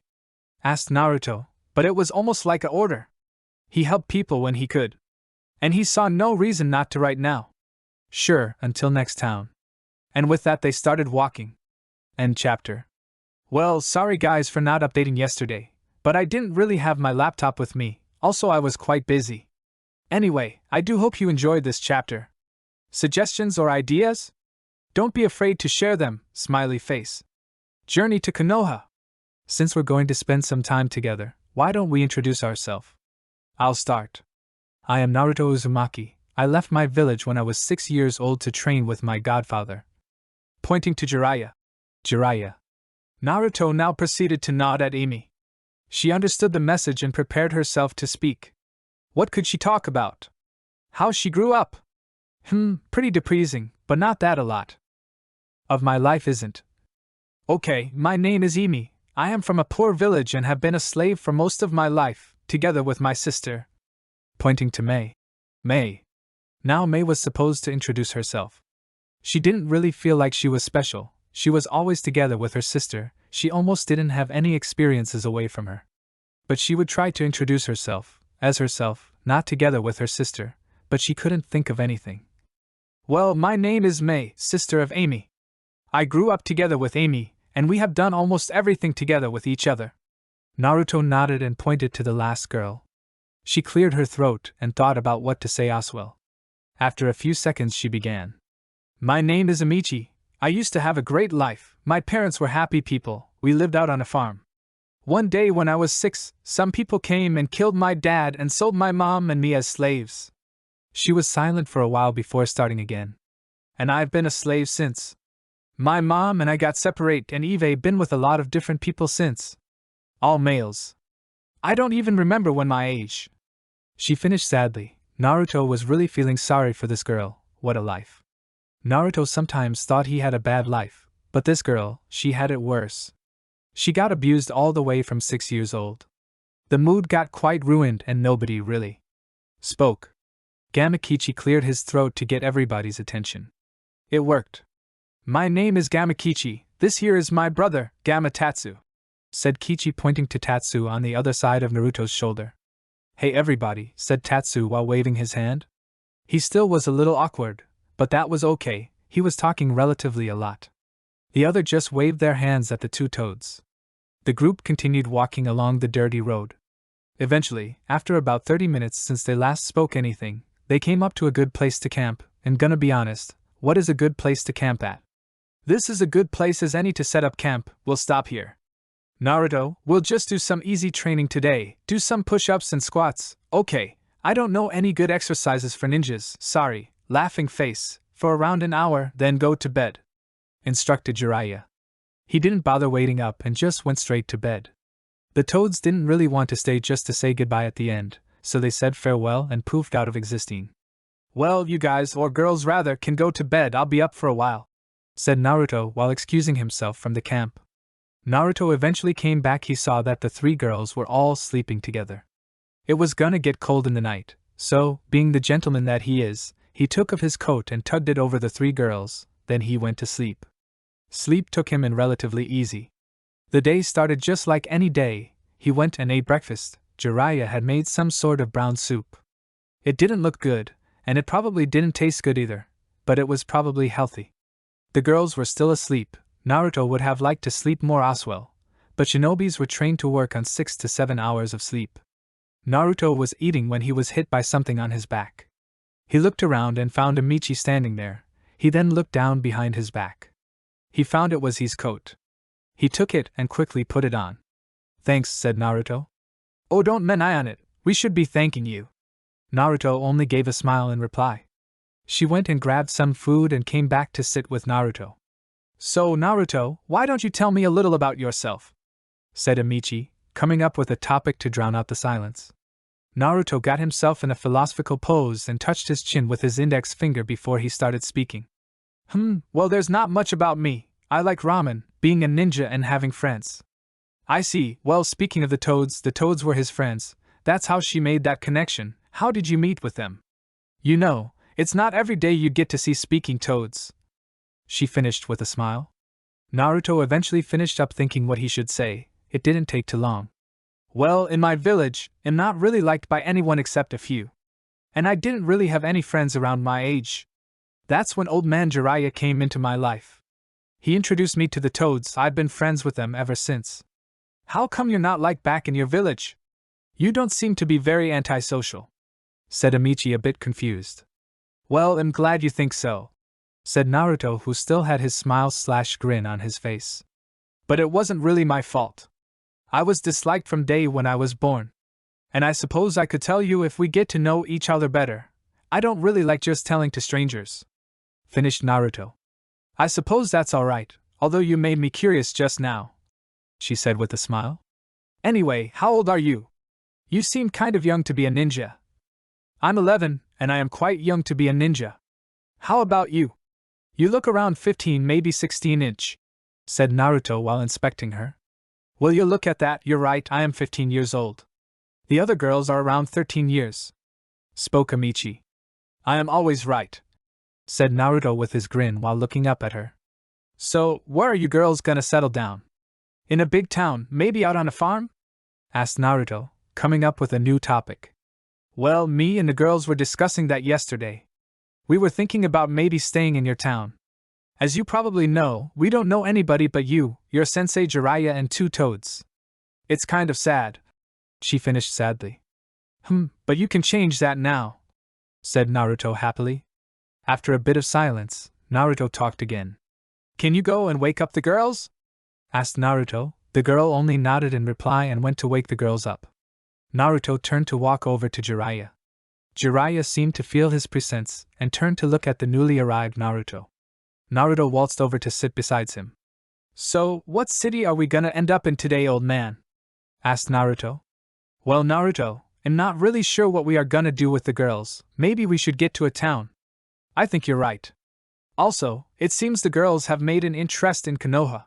What do you think? We could take the girls with us and get back to Konoha. It has been quite a long time since we've been there. I suppose we could. Sensei has also been getting impatient with my lack of work into the spy network also. I may not be able to be your full-time sensei if we return. But I guess sooner or later he is gonna call me back to work on the spy network. It may as well be now when we got a motive to get back to Konoha. Naruto seemed pretty shocked at Jiraiya not training him anymore. What? Can he do that? Just call you home? Whenever he wants to? Well, of course. I am an official ninja of Konoha.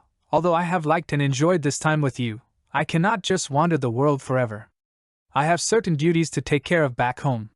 Naruto was not happy with these news. What am I supposed to do then? Well, you can either become an official ninja, or if you want to continue wander the world for a bit more, don't become an official ninja yet. Before Naruto had a chance to think about everything that was said, Jiraiya continued. Either way, we'll be going to Konoha. You can think about what you want to do during our walk back. It should only take around 4 to 5 days. And I don't really think you need a sensei. You know quite a lot of jutsus. You can use them quite cleverly as well. You are probably able to take on a lot of jounin at home without a lot of trouble, said Jiraiya. We'll think about this stuff when we're on the road. Right now we should start moving. Both men went back to camp. They arrived when the sisters ate breakfast, Amichi at the side. Naruto looked over at Jiraiya. Jiraiya just gave a nod and Naruto started talking. We have decided we are gonna go to Konoha next. We can probably get you girls citizenship. That's the right word. Anyway, we're gonna spend around 4 to 5 days on the road. When you're done eating breakfast we will start the little journey, said Naruto. The girls seemed really happy with that little bit of news. The girls finished their breakfast and were ready to go. Naruto was thinking of summoning the Gama brothers, but they were not gonna do anything else but walk, so he decided not to. They would probably just get bored, and even if they decided to stay, he was a friend as well. If he could save them of the boredness that was coming, then he would do so. We'll go this way, said Jiraiya while pointing towards the direction they were gonna walk. Nods were the replies and they started walking. There wasn't much talking besides some small talk. So, what are your dreams here in life? Anything you girls want to achieve or do? Asked Naruto. It was always interesting to hear about dreams. They were quite often the same. If it was not same as usual, it was something really unique and interesting. I would like to become a great wife. Also I would be happy if I could have a big house, said Mei. Naruto nodded. That seemed like a reasonable dream to achieve. I would like to have fun in the future. Also I would love to have a big bed, so I can roll in it, said Imi. That seemed quite simplistic. Now it was only Amichi left. I guess I would like to open a manicure shop. I've always liked that sort of stuff, finished Amichi. Seemed like a girly dream, thought Naruto. What about our rescuer? Said Amichi while turning to look at Naruto. Naruto looked over at Amichi. What dreams does he have? She continued. Naruto suddenly realized she was talking about him. Well, I guess I would like to be able to become a great ninja, the best in fact, finished Naruto proudly while imagining about him being praised in the village. And my other dream is to bathe in ramen, said Naruto, oblivious to the disgusted looks he was receiving, even from Jiraiya. That's one sick dream, Gaki, and if you guys want to hear about mine, I'll tell you. I've done most stuff I've wanted in life already, become a ninja, being talked about in most lands. But there is one dream I've yet to complete. Jiraiya was receiving curious looks from all the girls and Naruto. To fondle Tsunade's 106 centimeters breasts. Finished Jiraiya with his perverted grin while doing a squeezing motion with both of his hands. Now Jiraiya was receiving quite a lot of looks, some amazed at the size of this woman's bust. Some disgusted, and some creeped out. Jiraiya just ignored them and continued to grin. Does he have no shame, thought Mei. Their journey was quite long, they learned lots of things about each other. Naruto decided to come out with that he was a Jinchuriki at the second day. They became a little wary at first, but he was their savior, and they had already spent quite a lot of time together. He was nice and thoughtful, so even if he was a Jinchuriki it didn't matter. They kinda started to like him. The morning went by, nothing really happening, they didn't meet any bandits or missing Nin. The girls' feet were starting to hurt, and they just kept going slower and slower. Naruto and Jiraiya noticed this, of course. Naruto suddenly stopped and said, "I didn't want it to come to this," said Naruto. He started skipping through a bunch of hand seals. Summoning jutsu, called out Naruto. Quite a lot of smoke filled the air and ground. The smoke slowly disappeared and there stood a tall and fat green toad. He looked like a normal toad. Aside from the size, nothing was really unique to him.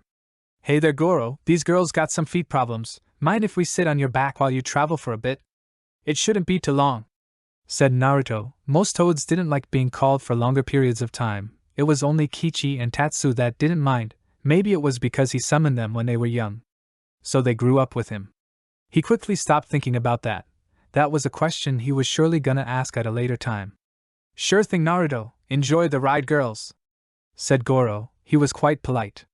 The girls couldn't climb up, so Naruto took charge. He went over to Emi and grabbed her waist in a steady grip from behind her. Emi was blushing a little bit. Suddenly he jumped up onto the toad and climbed him with the help of his feet. "Perks of being a ninja, cool, eh?" said Naruto when they finally climbed to the top. It wasn't crazy high but quite a bit in the air, around 5 to 6 m high. He left her next to Jiraiya, who surprisingly enough had a neutral face. He would have thought that Jiraiya would smile or grin at him holding the girls. Naruto jumped down and looked in the direction of the girls. "Next one. And never mind, it'll take you both at the same time," said Naruto while walking behind Amichi, back and legs, and slung her over his shoulder. Her face was next to Naruto's. She was bigger than him, but he was stronger. He then went to grab Mei. He did so successfully as well. He slung her over so her face was behind him. All set. He started walking. With each step he couldn't help but notice Amichi's breasts were going up and down with each step. In fact, he couldn't help but stare. Up, down, up, down.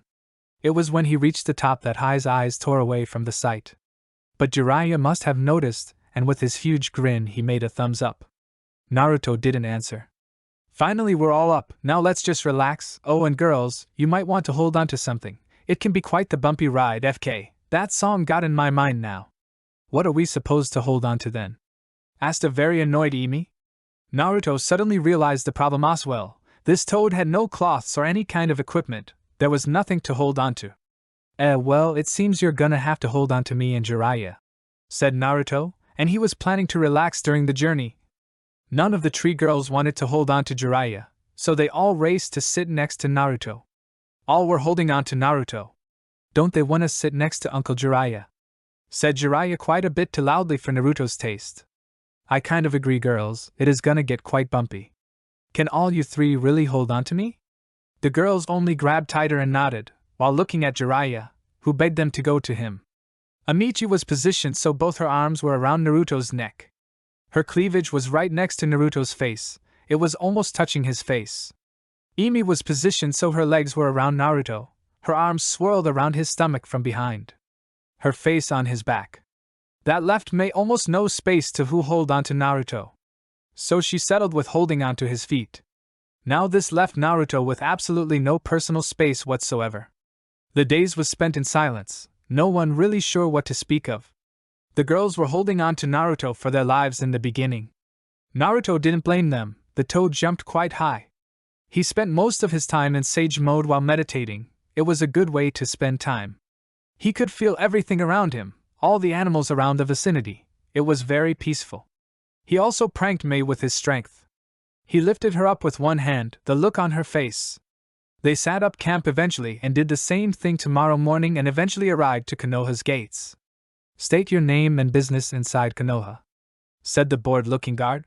Well, this is Naruto Uzumaki, said Jiraiya while pointing towards Naruto. He continued, and I am the great writer Jiraiya, said Jiraiya standing in his proud pose. And about our business, it's none of your business, said Jiraiya, not really looking too happy about being forced to go through the gates. The guards seemed to recognize this, and let them in. They began walking a few steps, admiring the village as they walked. Ah, old man, it's been so long, said Naruto while looking around at different places. Well, it has quite some time, but first we should head for the Hokage monument. You can show the girls around later. And so they did. They climbed the annoying steps, as Imi liked to call them, and finally they arrived at the Hokage's secretary. We'd like to speak with the Hokage, said Jiraiya to the secretary. She agreed and allowed them in. There was Hiruzen, looking exactly the same. Hey old man, missed us? Was the first thing Naruto said while barging in.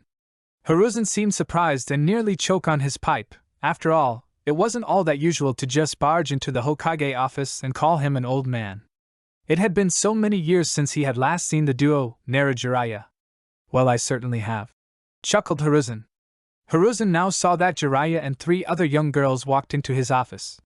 Hey there, sensei, we brought with us some company, said Jiraiya while glancing over at the 3 girls.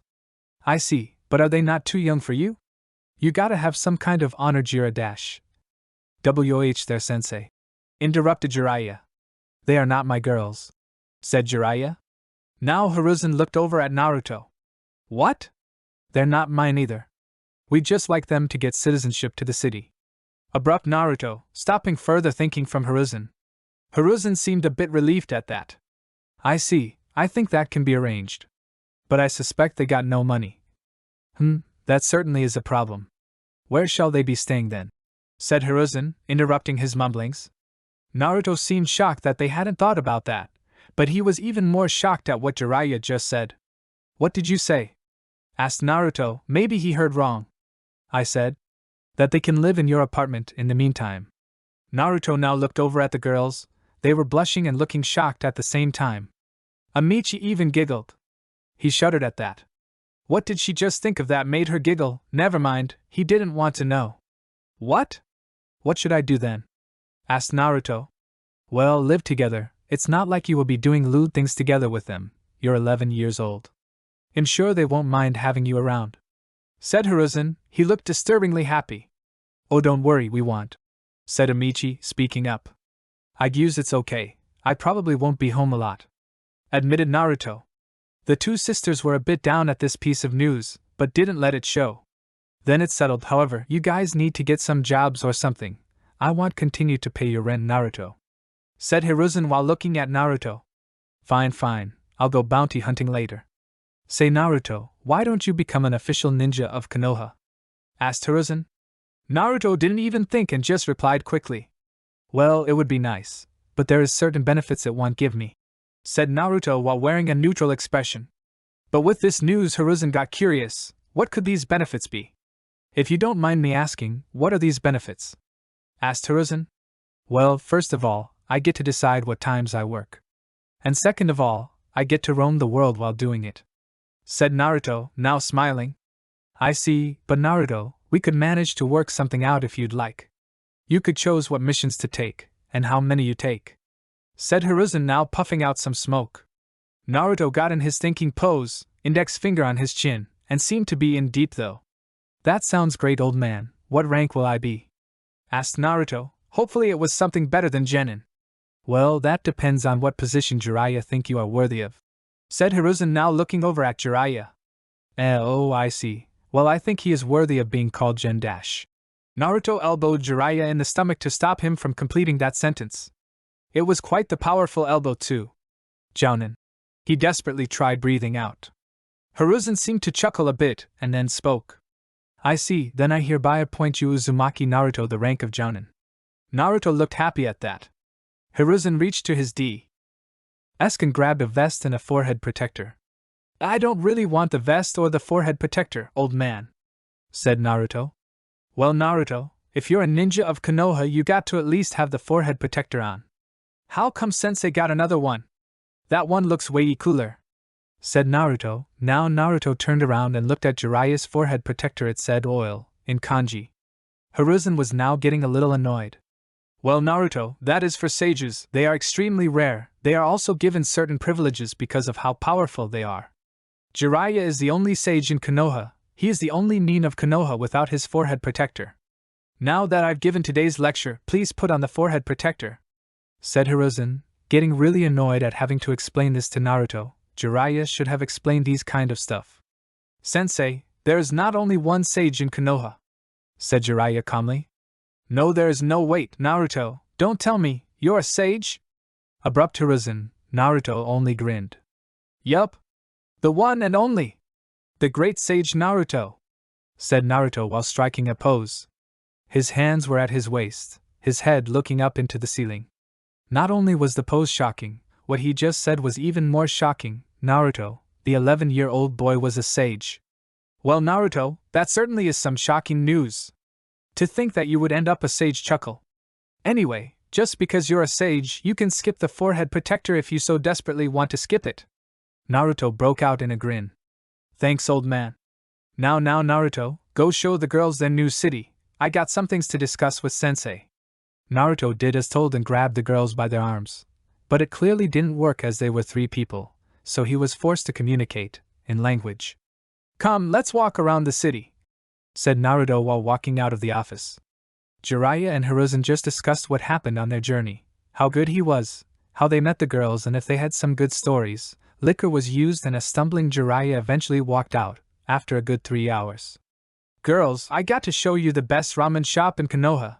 Hopefully it is still up and running. I was pretty much their biggest and best customer, said Naruto while they were walking the streets. They weren't getting any mean looks, just curious ones, probably because people didn't know who they were. Naruto found out that Ichiraku was still up and running. He quickly entered, the girls trying to follow him the best they could. He was a fast walker. Hello there, what can I do, Naruto? Said Tuchi, a bit too loudly the last part, because suddenly appeared Ayam, who had grown into quite the teen. She jumped him and hugged him the hardest she could, which wasn't that hard considering she was a ramen maker, but still quite hard for a city. When he was younger he didn't really commit into these hugs, but now he hugged her back. The girls now appeared behind Naruto and looked at the hugging. They were hugging a bit too long and compassionately for the twins' taste, but Amichi just walked so she was standing beside the two, and hugged both of them as well. I didn't know you had a girlfriend, Naruchan, said Amichi while hugging them both. Both Ayam and Naruto got startled by her courage. The hug eventually split up because of Amichi. Who is this woman, Naruto-kun? Said Ayam looking confused. Oh, allow me to introduce myself and the other girls. I am Amichi, said woman smiled while introducing herself. And these two are Emi, pointing to Emi, and Mei, pointing at Mei. Hello/hey, said Emi and Mei simultaneously. Oh, hello. My name is Ayam. The girls only nodded. Naruto now broke in with his voice. And this old man is Tuchi, best ramen maker in Konoha, said Naruto quite emotionally while pointing towards Tuchi. Tuchi only gave a nod and a slime, before he resumed to look at all the girls and Naruto. We can talk while we are eating some ramen, said Naruto and popped himself to a chair. Ayam agreed and went out in the kitchen to help her father. This one is free, Naruto, said Tuchi gladly as he watched Naruto light up at that. Just don't eat me to poverty. Time went on, and eventually they came out with a lot of ramen. Too much for them, thought the trio of girls. Naruto seemed to notice this and quickly addressed it. Don't worry, I can handle it, said Naruto while grinning at them. Let's hope you can, said Emi. So Naruto-kun, why are these girls with you?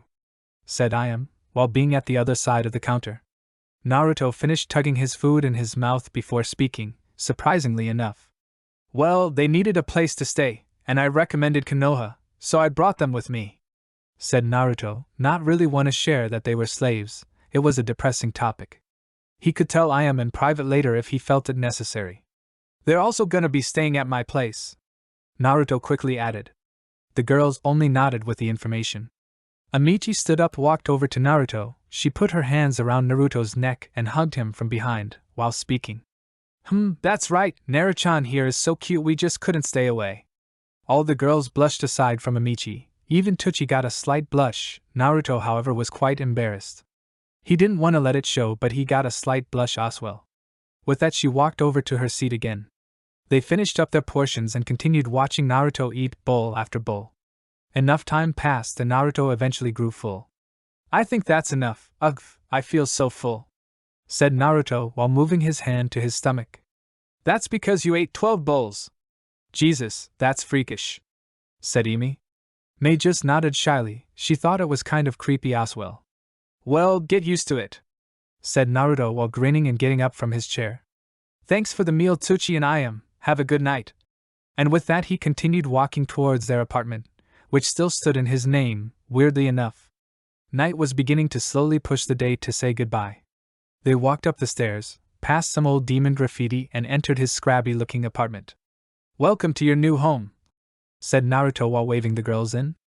It might not look too good, but it works, and the rent is quite low, explained Naruto. Better than being slaves, said Emi. Well, I can certainly imagine that being true, mused Naruto while walking over to look over at his old and new apartment. It was completely as he left it. It's getting kinda late. Where will we sleep? Oh fuck. Indeed, where would they sleep? Said Naruto while scratching the back of his head. I don't really know. One can be on the couch. And if nobody wants to sleep on the floor, 3 can probably fit in my bed. I'll take the couch, said Naruto hastily. The girls looked a bit sad at that. But this was no time to be sad, they just got a new home. Better than the last one as well. If you got anything to do, you can do it. We can also go shopping some new cloths for you girls tomorrow. And if there's nothing else, I'll go to sleep. Good night. And with that, Naruto stripped himself of his cloths and used his sage cloak as a blanket. The girls, fortunately for Naruto, didn't look as he was stripping himself of his cloths. End chapter. Chapter finally done, eh? Hopefully it was not too boring.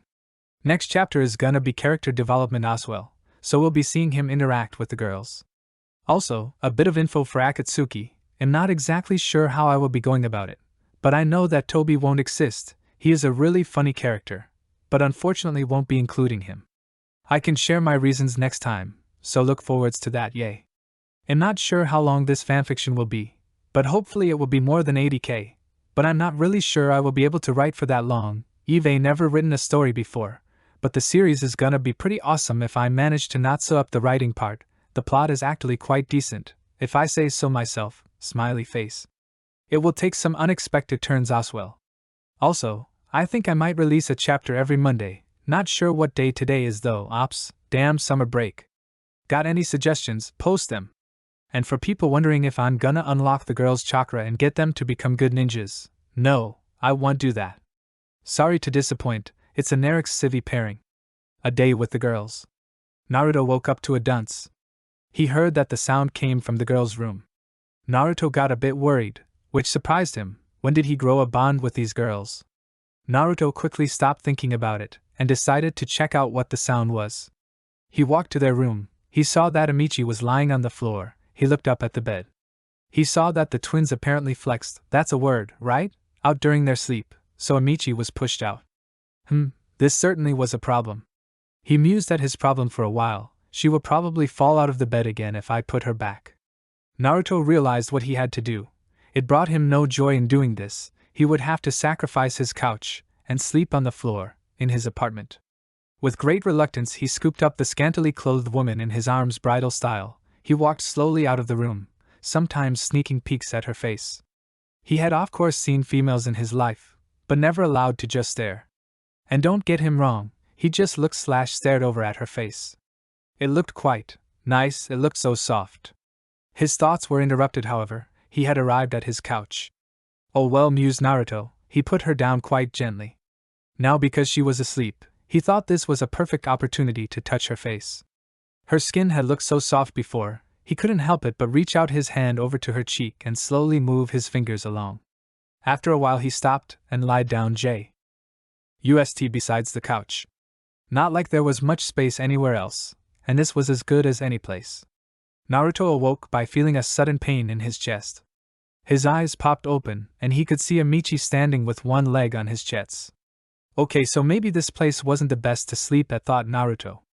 Amici simply seemed quite shocked over at seeing Naruto on the ground. She looked over at where her leg were. She let out a sudden shriek and was gonna get out of the way, but by doing so she let out all her weight on that leg, which could be verified by the grunts made by Naruto. She was finally of him. What the hell? Said Amici while pointing at Naruto. The feeling mutual, thought Naruto, while rubbing the sleep out of his eyes. Why are you lying there? And why am I in this couch? Said Amici, freaking out at trying to make sense of everything. Naruto only grunted and opted to explain what happened. Well, you were pushed out of the bed, I carried you over to the couch, laid you out, and I opted to sleep besides the couch, said Naruto, while getting up on his legs. What the hell do you mean pushed out of bed? Why would she be pushed out of the bed by the twins? I don't know. Maybe my bed was just too small for you girls, said Naruto. He didn't know why he was being interrogated. Amici, now over her chalk, started to realize what Naruto did was actually a kind thing. He sacrificed his couch. Naruto-kun, that's so sweet, said Amici as she quickly ran up to Naruto and hugged him, making his face squashed by her chest. Not that he was complaining. This was the scene Emi and Mei walked into. They had woken up from their shouting. What are you doing? Asked Emi, looking at the sight in front of her. Mei nodded. She would also like to know. Amici finally let go of her hug. I was showing Naruto-kun my gratitude, answered Amici, who was now looking at Emi and Mei. The twins figured that it was gratitude over now living in Konoha. Truth be told, Emi was also very grateful. I see. Naruto, did you enjoy her gratitude? Asked Emi, rather bluntly, while having a neutral expression. Naruto would have choked if he had been eating something at the moment. I guess I did, said Naruto, a little awkwardly, but it was a weird question. He hadn't expected a question like that. HMMPF, then maybe we should show our gratitude more as well, said Amy while looking over at Amici. You girls don't owe me anything, I don't need gratitude, said Naruto, trying to steer away from this topic. It was making him uneasy. And he didn't expect them to show any more gratitude. They had said thank yous more than enough times. But you don't mind if we do? Asked Mei, now getting involved in the discussion. I don't, but you girls shouldn't feel the need to show me any more gratitude. You have already thanked me, said Naruto. But maybe you deserve more than a thank you, said Amici teasingly, hugging Naruto from behind, her chest bumping and squeezing against his back while she talked. Naruto got a little embarrassed, partly because what she said, and because how it felt when she rubbed him from behind. It was a tingly feeling, it felt weird. Naruto decided he should step away from this topic. Let's go shopping, said Naruto. That's what Jiraiya said girls loved most of all in this world. A few squeals proved that theory right. But his mind started to wander, as thoughts can do quite easily. What did he love most of all in this world? He thought about it for a while. It was probably Gamakichi, and after that Jiraiya. And at the third spot was Tatsu. It felt like he had known them for all his life, even if he knew that not to be true. Naruto, asked Mei. Naruto, wake up, whispered Amici right into his ear. That brought him back into life. But Naruto didn't say anything. He did some hand seals and whispered something, then he slammed his hand into the ground. Too bad his apartment was so small. This smoke was gonna take quite some time to evaporate. Eventually it moved. There stood Kichi and Tatsu, before they quickly jumped onto Naruto's shoulder. Yo Naruto, been quite some time, too long if you ask us, said Gamakichi. And indeed, he had been 3 to 4 days without talking to them? Too long indeed. Sorry Kichi, Tatsu. We just walked during those days, you guys didn't miss much. I didn't want to bore you guys, said Naruto. Not like we had more fun at home. Anyway, me and the girls are gonna go shopping, said Naruto, now leading the way to the door. It seems some people are catching on to the fact that Naruto was home, because some people started giving him the looks. Oh boy, it was such a long time since I received these kind of stares, said Naruto to Kichi and Tatsu. The girls were right behind him. Sadly they returned, said Tatsu. The girls were feeling uneasy. Some people just stared at Naruto, not even bothering to hide their feelings to him. But they knew why, and they didn't bother to bring it up.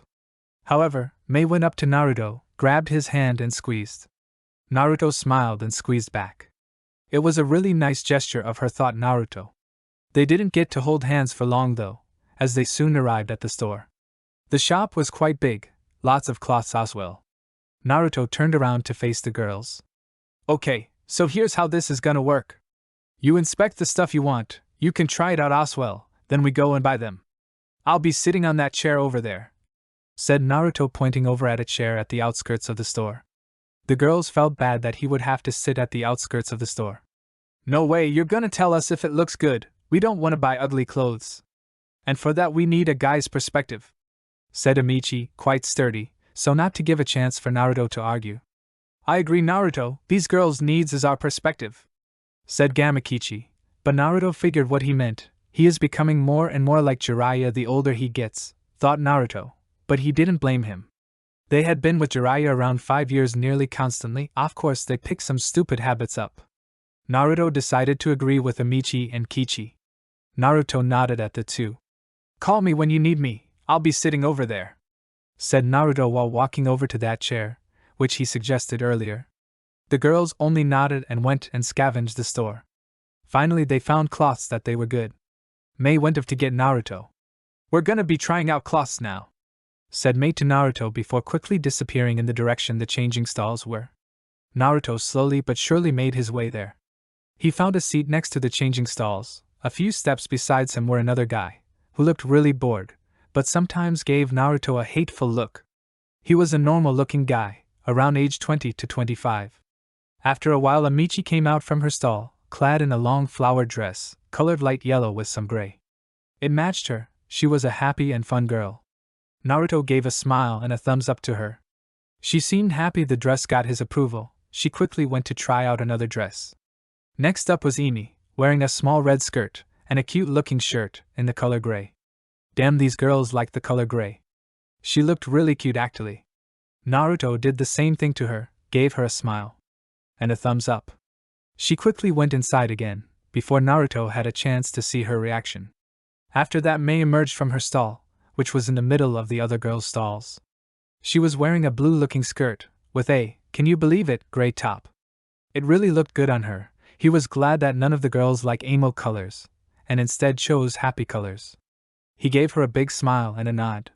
She seemed happy from his reaction, and made her way into the stall again. This cycle repeated itself 5-7 times. Sometimes Kichi even commented on the cloths. That's a good-looking outfit, but you should get a size smaller, this one isn't tight enough. In the styles of that. Naruto reassured the girls they looked fine, despite the critics from Kichi. Finally, however, they were done. Naruto had counted the money it was gonna cost. He did not like to get fucked this time, he was older and wiser. He counted beforehand so he wouldn't get screwed. In the counter was an older-looking woman, not too happy about her job. He made his way over to her. First she put on her fake smile, then she realized who he was. A frown appeared on her face. She tripled the price. Naruto was not that surprised, however. He gave her a dose of KI, killer intent, and quickly handed her the correct amount of money before making his way to the girls. He smiled, they were looking really happy. Well, now then, let's go home and unpack these stuff, said Naruto. The girls were quite eager to get home and put on their new cloths, he could tell. They kept a high pace and were smiling. They made their way home. He saved the receipt. It was a chance that shop clerk was gonna contact authorities, report a theft. He saved it as evidence. Hey girls, I'm gonna go out and train. You can go get some goods from a store, just basic stuff. I'll leave some money, it should be enough, said Naruto while barging out the front door. It had been a long time since he had trained. He was gonna train with his bow staff. He had been getting a little rusty with it recently. He was gonna spar with some summoned toads. They were good sparring partners, at least the big ones, though Kichi and Tatsu were getting stronger. They made their way to an empty training ground. He took out his sealed bow staff and quickly summoned it open. There was his bow staff from 6 years ago. He had kept it. It was surprisingly good quality. Maybe it was the best bow staff in the store he had bought it in. He took a sitting position and entered sage mode after a while. He did some hand seals and BM. There stood a huge purple toad. It was Tatsu's sensei Gamaken. Hey there Ken-san, mind if we spar for a bit? I want to get some practice done with my bow staff, informed Naruto. I accept, though I am rather clumsy, said Gamaken. Naruto started preparing for battle. Kichi and Tatsu had hopped away to the sidelines to watch the fight. Naruto suddenly starts sprinting toward Gamaken. He sidesteps a slash from Gamaken's weapon. He slams his bow staff into Gamaken's leg, but had no time for a second strike. He jumped back just as Gamaken's shield came and slammed down where Naruto had just stood. Naruto kept sidestepping strikes from Gamaken's shield and weapon, but truth be told, he used his shield as a weapon as well. They kept this up for a while. Naruto had Sage Mode activated, so the hits Gamaken managed to strike on him didn't hurt that much. And well, Naruto was quite small, he didn't manage to hurt Gamaken very much. Unfortunately, or fortunately, the staff did get quite badly. It had some cracks in it. "That was a good fight, Ken-san, you can go and rest now," said Naruto to the big toad. Gamaken just nodded and splished away in smoke. "How did you do that?" "That was awesome," he heard a voice from behind. He looked around to see who the voice was coming from. It was a little boy with a grayish jacket, brownish pants, and a blue scarf. He looked quite young. Naruto chuckled, first time he had an admirer inside the village. "Well, to do awesome stuff you have to be awesome yourself," said Naruto with a huge smile. "Oh, that's so cool. My teacher only teaches me boring stuff. Like history of Konoha," said the young boy. "Oh, you're from the academy?" asked Naruto. The boy only shook his head. Right now Gamakichi and Gamatatsu were walking towards the young boy. They planned to surprise him. Naruto saw them walking up to the boy, however, but decided to play along. "I'll start next year. It's gonna be so cool. I'm gonna know so many jutsus," said the boy while daydreaming about it. He suddenly felt two heavy weights on his shoulder that made him stop daydreaming. He now saw two toads, but he quickly freaked out and fell backwards to hit the ground. Kichi and Tatsu had managed to jump away before anything happened to them. They now stormed in a full burst of laughter. "What the hell? Are those yours?" said Konohamaru, trying to control himself. He freaked out over two frogs. "Well, not mine, but I did summon them here. They are my buddies," said Naruto, who was snickering a little himself. "They won't hurt, I think you can even pet them if you'd like," said Naruto, teasing Kichi and Tatsu. "Oh aye, we're not some animal you can just pet," said Kichi, clearly annoyed with Naruto's remark. Naruto only chuckled in response. "Oh man, they can speak as well. That's so awesome," said Konohamaru. "They can speak, and they are quite awesome," admitted Naruto. "Anyway, what's your name, kid?" asked Naruto, before he let the kid think too much. "I am Konohamaru. I'm gonna be the best ninja in the village, even stronger than Grandpa," said Konohamaru. This kid was aiming quite high, not that he himself didn't. "Well, hi there, Konohammer. Unfortunately, your dreams are too high, because I am gonna become the best ninja in the world. And the fact that I come from the village means you can't become the best in this village," informed Naruto as he grinned at Konohamaru. Before Konohamaru had a chance to retort, Naruto started speaking again. "And by the way, what rank is your grandpa? I could probably take him on," said Naruto confidently, and a bit of cockiness. "Ha, no way," said Konohamaru as he started laughing. You don't believe me? Of course I'm better than some grandpa. I'm a young man," said Naruto. "My grandpa is the strongest ninja in the village. He is the Hokage," said Konohamaru while smirking. Naruto's cockiness was suddenly gone, and he scratched the back of his head. Then maybe I can't," said Naruto, laughing nervously. He had to change topic quick, otherwise this kid would tease him about it forever. "So, before you said you had a teacher, how can that be if you're not even in the academy yet?" asked Naruto. "Well, Ebisu-sensei is a private teacher. Since I am the honorable grandson, I get him as a sensei. But he is always so boring, he just teaches me this useless stuff," said Konohamaru, clearly not amused with his sensei. "Well, Konohamaru, how would you like if I teach you my first ever created jutsu?" said Naruto, clearly pumped up to be teaching that technique. "Suga." "Yes," said Konohamaru, also pumped to learn a jutsu. And so he began teaching Konohamaru. Oiroke no jutsu. The toads gave critic on what part of the female body he could do better. "Now Konohamaru, this is a real powerful technique, don't just use it on random people, because it won't work on all people," informed Naruto, deadly serious. Konohamaru nodded seriously as well. "It only works on men, perverted men, but don't worry, almost all men are perverted, said Naruto, giving up his seriousness. Don't worry, boss. I'll make you proud, said Konohamaru as he pumped his fist into the air. Naruto had been a little uneasy with Konohamaru calling him boss, but he had been real persistent in calling him that. Now they both sat on the ground, either speaking. Konohamaru, are we friends now? Asked Naruto. This could be his first friend inside the village, and reasonable inside his age group. Konohamaru smiled and nodded rapidly in reply. Naruto smiled as well. That's nice. Anyway, I'm gonna get going now, to my apartment. The girls are probably done right now as well, said Naruto to both the Toads and Konohamaru. What? The girls? Are you living with more than one girl? Asked Konohamaru, a mixture between proudness and confusion. Well, I am living with 3 girls, Konohamaru. Maybe I should introduce you to them sometime. I'm sure they'll like you. They like giving hugs as well, said Naruto, trying to get Konohamaru to be excited to meet his roommates.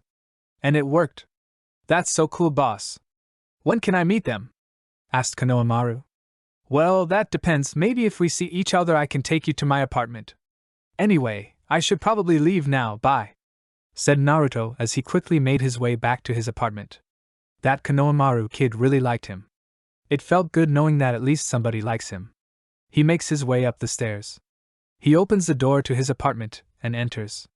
Hey girls, what do you think we should eat? Naruto now stepped in to see dinner on the table.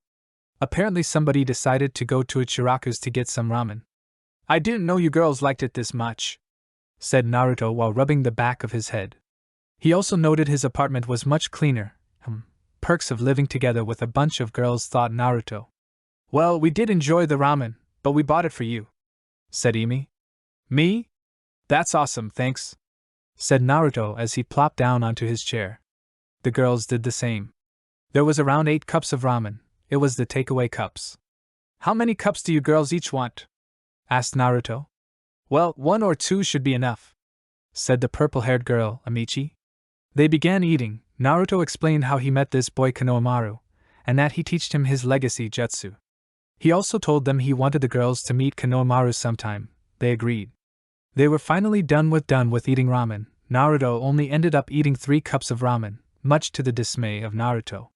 It's starting to get late, however, I do want to show you girls something, a place where I like to go, said Naruto, and he was of course talking about the Hokage monument. It was nicest at night/evening. The message, however, made the girls quite curious. What kind of place is it? Asked Mei. Well, it's a mini surprise. It shouldn't take too long, said Naruto and went and put on his shoes. The girls followed. They walked to under the Hokage monument. Well, it's up there. I will carry you girls. You need chakra to climb, otherwise it is gonna be climbing rocks for the next 20 minutes, informed Naruto. He quickly went to Amichi. He scooped her up bridal style, which was not protested at all. To climb the wall, however, he needed to put a bit of extra chakra to accommodate for the added weight. But his chakra control was fine. When he went and stood horizontally on the wall, she got scared. He did not blame her. It felt weird to stand horizontally, even though he had done it a lot of times before. Her grip on Naruto only tightened and she pulled her body closer the higher he got. Finally he got up. Amichi, it's up to you where you want us all to sit. I'm gonna go bring up Mei now, informed Naruto. He liked all the heads equally. All had a nice view. He went to get Mei and the same thing happened. They got scared and clinged on to him tighter. He didn't blame them. Eventually though, they were all up, sitting on the 3 Artie's head. I like to lie down here and watch the sky. Sometimes though, I just sit and watch over the village, said Naruto, enjoying the moment. He had Amichi to his right and Mei to his left. He was sitting, the girls were leaning their head on his shoulder. It felt weirdly peaceful. Tonight the stars were shining brightly. Right over the village was the sky. Both were beautiful. The village was full of lights, making it look really nice. After a while Naruto fell back, revealing to the girls that Naruto was asleep. What the hell? He just fell asleep, said the purple-haired girl. Don't be so dramatic, look at him, he looks so peaceful right now, said Mei while looking at Naruto's expression. I agree, he looks so peaceful. Maybe we should stay here tonight? Asked Imi. What? Stay? It's gonna get cold at night. I suggest we get back, said Amichi. I agree with my sister, he looks so peaceful. Besides, we can keep each other warm, said Mei. As she went and lied a bit beside Naruto, she tugged his arm over her back. She lied with her head on his chest, her head bumping up and down slowly. It felt nice. Come on, Aim-chan, it's gonna be nice and warm, said Amy, trying to get Amichi to stay. She went and lied on the other side of Naruto, head on his chest, legs intertwined with his arm over her back, holding her close. Amichi didn't want to be the big scaredy cat who didn't want to sleep out. She went and lied on top of Naruto, her ear on his chest, face in the direction of Mei. She went and reached her arms around his neck, to try to keep warm during this night. So there they lie, in the middle of the night, using their body heat to warm each other. End chapter. Wee, now that's done. Oh, and I do believe I promised to tell you guys why I didn't want to involve Toby in this story, and it's all because I don't want the big war to happen, and there will be some changes to the pain arc. Also, I know a lot of people hate Konohamaru, but I do like him. Uneasy face. A day in Konoha. Naruto awoke with a wonderful feeling. He did not know what it was though. He felt warm inside. He slowly opened his eyes, realizing that Amichi, Emi and Mei were all lying on top of him. So that's why he was feeling warm. I can't believe I feel asleep up here, thought Naruto. He however liked this feeling. It is so warm and nice lying here, with people hugging him. He decided to try obtain sleep again, even though he felt fine. He did never actually fall asleep, he was already well rested. It's almost impossible to sleep once rested. After a while, Naruto could hear a groan from his right. It was Amy who was trying to get something out of her eye. When she succeeded, she looked up at Naruto. He gave her a smile but said nothing. She however seemed to blush a little. We should probably wake up the others, asked Naruto after a while of silence. Yeah, said Emi. She was now trying to shake Mei awake. Naruto was also shaking something, Amichi. A groan could be heard from both females. Amichi, who was lying on Naruto's chest, turned her head upwards. She was now looking into Naruto's blue cerulean eyes. Naruto flashed her a grin before pushing her of him. Hey! I was sleeping! You can't just push me awake, said Amichi, who was upset about being pushed into the dirt. You were awake, said Naruto, now standing up and slapping himself to get rid of the dirt. Before Amichi could retort, Mei spoke. Good morning, said Mei, now smiling. The others just nodded, but Naruto returned with a good morning. Oh man, I can't believe we slept up here, said Amichi, now looking around them. I liked it. It was nice up here, warm as well, said Naruto, now looking up into the sky, to see the weather or just looking up, nobody know, except Naruto. Well Naruto, do you know why it was warm? Asked Emi. Naruto seemed to be in thought for a second or two. Because we were all together? Asked Naruto. Emi only nodded with a smile and a thumbs up. Anyway, let's get down, I'm starving, said Naruto. He was getting a little bored. He quickly scooped Amichi up in his arms, surprising her. He then carried her down from the monument. He repeated the task with every girl. Finally everybody was down and ready to walk. Naruto was walking with his eyes shut, hands behind his head and legs parading up and down. I slept really well tonight, spoke Naruto, while enjoying the morning. I bet you did, it's not everybody who gets to sleep with 3 girls clinging onto you, said Emi, teasingly choosing her words like that. When you put it like that, I guess I am kinda lucky. Anyway, I'll summon the toads. Ever since you girls have been around, I haven't been spending time with them, so they're being a little grumpy, said Naruto as he started to do the 5 hand seals he could do in his sleep. Summoning jutsu, said Naruto as he slammed his fist into the ground, and voila! The toads jumped on top of Naruto's shoulder before they spoke anything. Yo Naruto, and the girls, spoke Gamakichi, while looking at the 3 girls and nodding once. Yo! We're on our way to get breakfast, informed Naruto as he kept walking, the girls following right behind. How'd you guys sleep? Asked Naruto towards the toads, making a light conversation. Fine, we were quite tired yesterday, after the hunt last night, said Kichi. The yearly hunt, so how'd it go? Asked Naruto. It went well for me, got 3 blue big larvae, Tatsu only got 1, which makes me the best hunter, exclaimed Kichi. Well, it was only you 2 hunting, muttered Naruto, but Kichi heard, Judging by the slap on Naruto's face, some giggling from the girls could be heard as well. They finally got to their apartment. Naruto opened the door and quickly strolled in. He sat down and the toads jumped onto the table to relax, and it was nice with the change of view. It's gonna be nice with some breakfast. What are you girls making? Want me to do something? Asked Naruto, who was quite excited to be getting breakfast. Well, we don't really need help, us girls are enough. We're doing some eggs, maybe some bacon if you're a good boy. Are you a good boy, Naruto? Asked Amichi. Naruto knew she was toying or teasing, or whatever it's called, with him, but if it meant he would get more food out of it, then he would do it. I'm a good boy, said Naruto.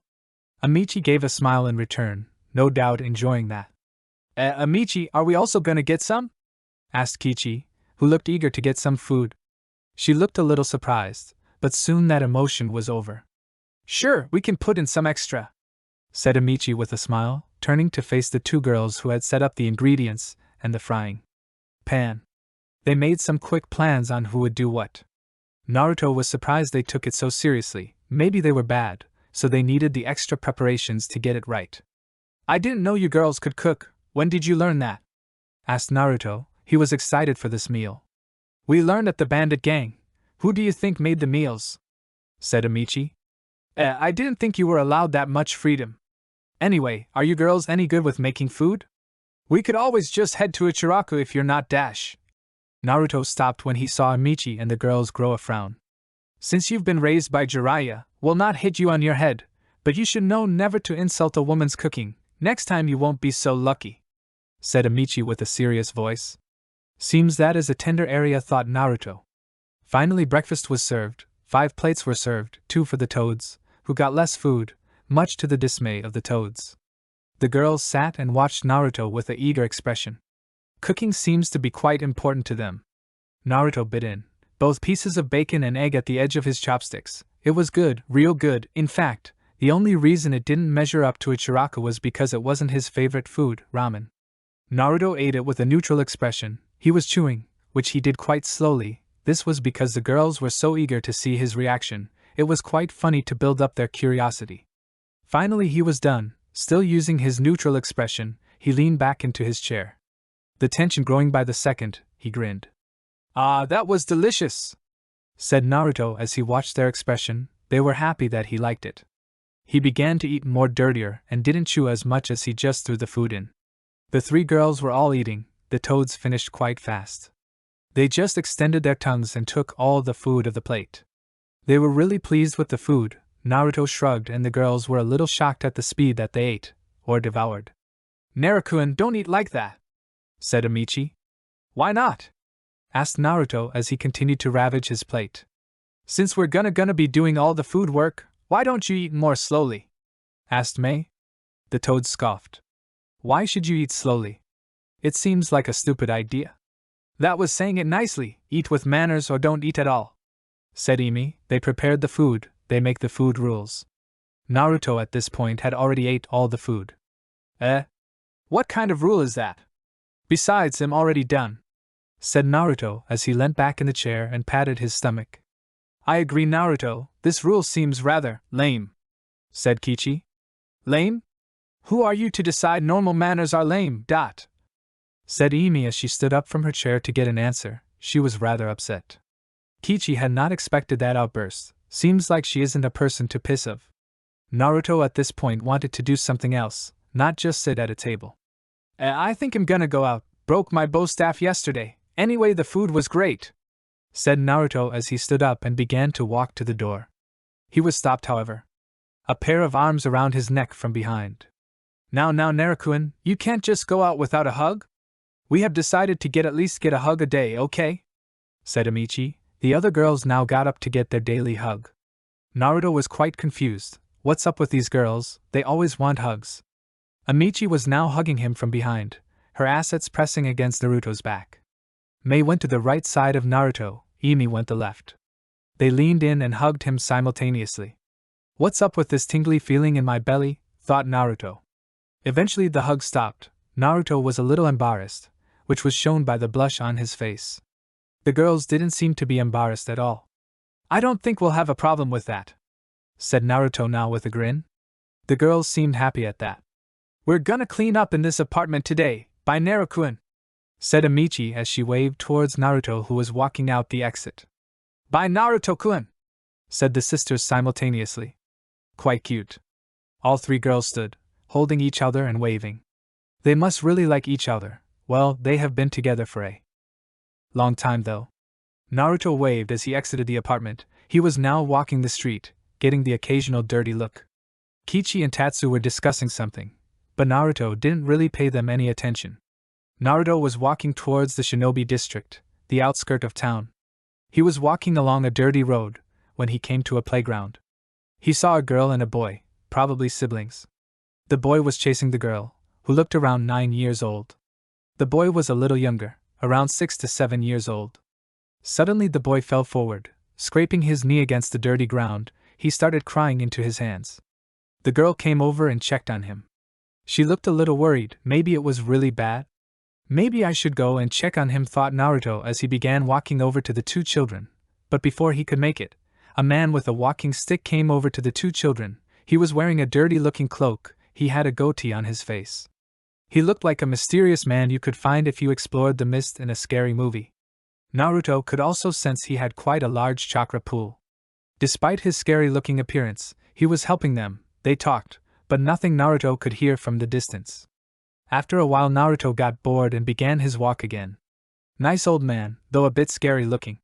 He continued walking to the shinobi district. He entered the first weapon shop he could find. It was like any shop, but instead of normal wares, it was weapons. The left of the store was shinobi cloths or appendages. The right of the store were katanas, kunai, shuriken, seals, and a bunch of weapons. He looked around the store to find that he was alone, except a little girl around Naruto's age at the checkout. He decided to make his way over to her. Not like he was gonna just look around forever. No, he hated stores. They were always so boring, even weapon stores. "Excuse me? Do you have any good quality bow staffs?" asked Naruto. "Bow staffs? I can't say that we have any super good quality staffs, but we have some that should suffice for a genin level shinobi. We are mostly known for our katanas," answered the shop clerk. Well, that's depressing," mused Naruto. "I see. Do you have any seal paper and ink?" asked Naruto. "Oh, you're a seal user? I am too. It's rare to get to see any seal users," beamed the girl. Her good mood was infectious. "Haha, I am. Name's Uzumaki Naruto, these two are Kichi and Tatsu," said Naruto, pointing to the two toads sitting on his shoulders. The two toads did not move. She seemed to think he was relatively crazy. "Are you studying in the academy?" asked Naruto before she could think more on the toad's subject. He was wielding his famous grin. "This girl seems nice enough, might as well get some acquaintances around here. Actually, I graduated a month ago. Right now I'm a genin. Also, how come I've never seen you before? I'm sure you must have been in the academy? Also, I'm Tenten, nice to meet you." Naruto smiled at her. She sure was talkative. "A genin, huh? Well, congratulations, Genin Tenten," said Naruto with a huge smile before he continued. "For how come you haven't seen me? Well, I quit the academy early on, wasn't a very big fan of it. Because of that I don't have many friends around here," said Naruto, not revealing too much. But how come you know seals then?" asked Tenten, now curious. "Well, books. Not like Jiraiya showed me everything, he just handed me a book, told me to read it, and then train on whatever seals was in it. Sure, he gave me advice, but I did most on my own. Not to say he wasn't helpful, but he doesn't deserve all the credit." Tenten blinked. "But how did you gain access to the books? You need to be ninja in order to get to look at them. You're from some kind of clan?" asked Tenten. It didn't make sense. The toads, however, had been quiet over the exchange. Naruto didn't mind. "Don't get too nosy, kid. Let's just drop the subject on how I came to be the awesome seal master I am today," said Naruto, first a bit bored, but then more emotion at the end. Tenten just blinked. Did he just call me a kid? I am older than him. What the hell? You just called me a kid? And ho! Stop right there, and about calling you a kid, you're a kid, I'm a kid, so I'm allowed to call you a kid, okay? Asked Naruto, enjoying the word game he played. In fact, the toads also thought it was funny, so apparently they decided to start laughing. Tenten froze. Whoa. They were real toads, not just statues. She admitted she had been curious at first when she saw them, but then she shrugged it off. But now, the only one wielding the toad contract was Jiraiya-sama of the Sannin. How come this unrespectful kid was wielding the toads from the toad contract? She had heard stories of their fighting prowess in the academy. How? Asked Tenten finally, in a low voice, showing just how surprised she was. Naruto only smiled brighter if it was possible. Name's Gamakichi, he's Gamatatsu, said Kichi, pointing towards the other toad. They're my buddies. Impressed? That a famous man such as I am walking inside this very store? Asked Naruto. 5 years with Jiraiya and he had to pick some bad habits up. The toads were used to it, they didn't mind, they were young, their minds corrupted a long time ago. I'm not impressed! Screamed Tenten, still managed to get annoyed by him, even despite the fact that there was toads from the toad contract in her vicinity. Now, I see you're curious. Normally I wouldn't care, I would actually make you more curious. But seeing as you're so young and in charge of the store, why don't we make a deal? Asked Naruto. Both the toads and Tenten rose their eyebrows at this. And what's the deal? Asked Tenten after a while. Let's say we have a spar, and if you win, you can get some tips from the mighty Naruto-sama. And? Asked Tenten. And what? Asked Naruto. And if you win? Said Tenten, annoyed. Now, having confidence issues? Maybe we should work on that. I can give you some counseling on that if I win. To say Tenten was pissed was saying it lightly. This guy just strolls in and says I get confidence issues? Just joking a little, said Naruto with a little chuckle to himself. If I win, I'll get 50% discount on anything in the store for a year, said Naruto finally. Tenten was shocked. Did he think she was stupid? Why would I do that? You got the toad summoning contract. Ensure you're a good shinobi if Jiraiya-sama let you have it, said Tenten. Apparently it wasn't widely known Naruto had the summoning contract, even though he summons them just about all the time. I see you're a good thinker. How about we do it like this? I get 50% discount on everything in this store for a year, and I'll give you some confidence. Tenten's eye wouldn't stop twitching. Out! Out of the store now! Screamed Tenten, pissed and red from the anger and hate. Naruto moved with his shinobi speed behind Tenten and stood behind her, hands massaging her shoulders. Now, let's not get angry at Naruto-s. She turned around and slapped him on his cheek. It turned bright red. He moved back a bit, simultaneously massaging his cheek. You're quite the slapper, stated Naruto. Tenten stayed silent, although inside fuming with anger. That creep dared massage me? Yo kid, even though he's brash, we still kinda want the seals, said Kichi. She let out a war scream and tried to pull her hair out. Naruto just took out a bunch of money and laid them out on the counter. He then just went and took the stuff he desired. Well, now that's settled. If you want any advice on being a ninja, you can call on me. But you must call me Naruto-sama, said Naruto before he left the store. The money Naruto left was a hefty amount, worth more than the wares he decided to take. That was a fun girl to tease, don't you think? Asked Naruto. She got angry so easily. The toads laughed when thinking about what happened. She sure was, Blondie, said Kichi. When you started massaging her, recalled Tatsu as he started chuckling from the memory. Such a brave summoner to be able to do that. Any suggestions on what personality he should have? I can't seem to get a good one. Uneasy face. The trio made their way out of the shinobi district. They wondered what to do. Maybe go explore the shinobi library, or maybe go to Ichiraku's. Let's go explore the library. Maybe they got some cool jutsus, said Naruto as he made his way on top of a roof. The journey didn't take too long though. The famous Konoha library, said Naruto as he entered. Let's hope they got some effective jutsus, said Tatsu while admiring their surroundings. It was quite the library, famous across the nations for the amount of knowledge inside. It had 4 floors. First floor was for civilians and shinobi alike. It was normal information, history, research and just good literature to enjoy.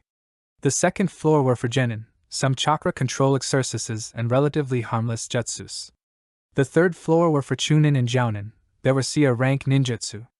There was also taijutsus and genjutsus. But to look at the insides of any scroll, you had to have permission from the Hokage tower. Can't just let anyone have valuable techniques, even if they are chunin or jounin. The fourth floor was strictly forbidden. There was a number of kenjutsus, AS rank jutsus.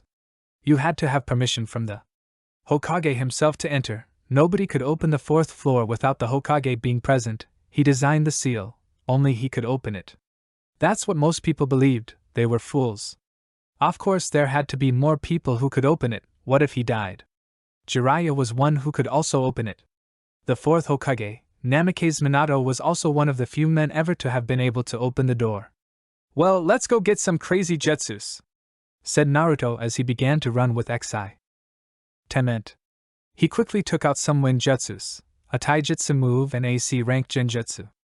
Naruto did want to be able to know at least one damn genjutsu. It was embarrassing to not know even one. He had been picked on by Jiraiya all the damn time for it. Jiraiya only knew B rank genjutsus. The great damn Jiraiya-sama doesn't even know AC rank genjutsu, a damn loser. These thoughts were going through his head, but of course it was just to blame someone for his inability to do genjutsu. But he really hoped he could at least master AC rank genjutsu. I'll have these jutsus, said Naruto to the male librarian, who was at the counter. And your warrant? Asked the male librarian. He didn't look too friendly. I need a warrant? Asked Naruto, who looked a bit surprised. He hoped he could just tell them to ask the Hokage tomorrow or something, but he needed a damn warrant. Be right back, was the only thing Naruto said before he shined right into the Hokage office, scaring the Chunin who was talking with the Hokage. Hiruzen only sighed when he saw Naruto emerged, scaring the Chunin. Hi old man, I need a warrant for the library, could you get one for me? Asked Naruto. Hiruzen rubbed his temples and mumbled something Naruto couldn't hear. He reached for a paper inside his desk. He took it out and signed it, pressed the Hokage's stamp on it. Naruto smiled and took it, did a salute before he shined back to the library. Yo, said Naruto as he handed him the warrant. The man looked surprised it was signed by the Hokage himself. It all worked out, Naruto was feeling good. He walked out of the library, wind blowing his hair. Peaceful. Naruto found himself walking to a training ground. Weirdly enough, it happened to be the one he used when he trained versus Gamaken, a day or two ago. Let's try this, wind release, great storm, jutsu, said Naruto as he took a look inside the scroll. He was in a lotus position. The toads jumped of him. Blondie, we're gonna go home and train Oswell. Before Naruto could even turn around and reply, they disappeared. Damn, gotta teach them some manners, mumbled Naruto as he thought about them just disappearing. Naruto finally got to reading the scroll. Apparently it was a 6-hand seals jutsu. You had to have your palm on the ground the whole time the jutsu is activated. It was a simple B rank wind jutsu. Naruto started the hand seals, feeling the chakra inside of him molding with each different seal. He then slammed his hand on the ground while yelling out the jutsu. It's a must. Wind release, great storm. It took around 2 seconds for the jutsu to start. The air around Naruto picked up, it moved faster and faster. Though it didn't affect Naruto all too much, he could see the results on the trees and ground in the near vicinity. Naruto also noticed another thing, the longer he held his palm on the ground, the faster the winds, but it also drained more. Not that a simple B-rank jutsu drained a lot, relativity, look it up, smiley face. Naruto could now hear a muffled scream. He looked around and quickly found the source. It was Konohamaru. He was lying on the ground, no doubt walked into the jutsu range. He quickly stopped before walking over to him slowly. He couldn't have gotten close, so he shouldn't really be that hurt. Yo little man, greeted Naruto. The boy looked up. Suga. That technique, so cool. What's it called? Teach me, said screamed Konohamaru, apparently excited. Naruto-sama only learns cool techniques, snorted Naruto, but soon it turned into a grin and he looked back at the little guy. But I can't really teach you it requires wind elemental chakra. You probably don't have it, it's quite rare, said Naruto, looking proud. Uncle Asum got it Oswell. Teach me something else, please, said Konohamaru. Puppy, I know jutsu. How could a mere human resist such eyes? Alright, fine, answered Naruto, now thinking about what to teach him. I've already taught him my original technique. What can I possibly teach an academy student? I'll tell you what, I will teach you a kenjutsu when you are 10 years old, how's that sound? Asked Naruto. What? But that's 4 years into the future, whined Konohamaru. So you're 6 years old, huh? Asked Naruto. Konohamaru only nodded, looking down. He couldn't learn that cool kenjutsu right now. Anyway, don't tell old man Hokage or anybody about this. I don't think I'm supposed to teach kenjutsu to 10-year-olds, said Naruto, amused by this fact. Besides, Konohamaru is from Hokage genes. Of course he can handle it. Tough I guess I should teach you something this year, huh? Mused Naruto. Naruto received many eagerly nods from Konohamaru. Well, let's teach you, Toad Art, Glue no Jutsu. Alright, form these hand seals, instructed Naruto. This technique was relatively harmless, but could be used to trap people. It was dangerous if you had a good mind. It had 3 hand seals, then you shot small balls of glue from your mouth. Naruto personally was glad to show the little guy. He spat out glue around Konohamaru's feet. Konohamaru tried to move his feet, it worked, but it was like moving through something that just wanted to resist your every movement. It took many seconds for the guy to walk one step. Naruto held up the famous hand seal and yelled "Ki" and released the glue. "Ooh boss, that's crazy awesome!" said Konohamaru, really excited. Naruto didn't blame him, it was an awesome technique. "Now you try it," said Naruto, who made a seal's Kagebushin no Jutsu. It stepped in front of the real Naruto. Konohamaru did the hand seals and spat out 2 really small glue balls, hitting Naruto's feet. At least the aim was good. "You used to little chakra, this stuff is relatively easy to move through," said the clone. Konohamaru looked down for a brief second before he started doing the hand seals again. He spat out 2 larger balls than before, but still too small. The clone could still move, though there was some resistance. "Well, this a move you can train on. I won't always be around, you know. But I hope you manage to make quite a large one, maybe. One as large as the famous Naruto-sama's glue balls are," said Naruto. "Thanks, boss. I'll work on it every day," said Konohamaru, beaming with joy. This was a jutsu with so many possibilities. "I'm sure you will. If you manage to make me proud, I'll teach you another jutsu in a month or so," said Naruto before waving goodbye and left with a shunshin.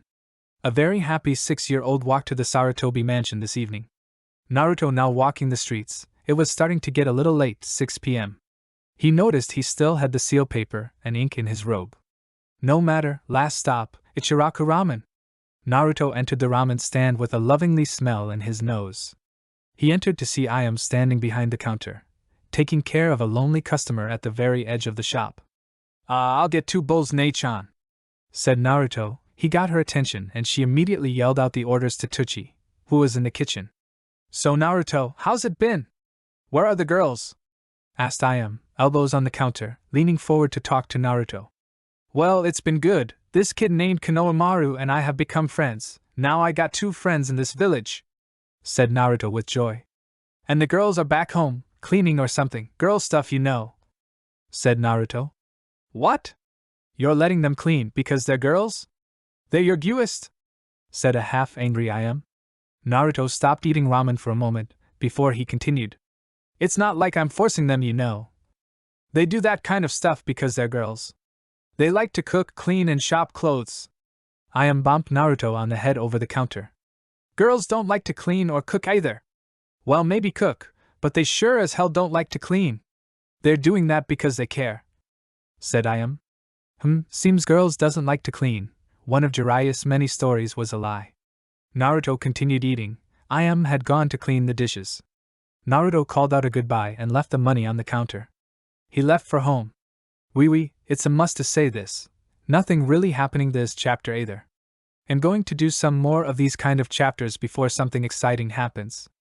And also, I suck at fighting scenes, gonna try to get better at them, smiley face.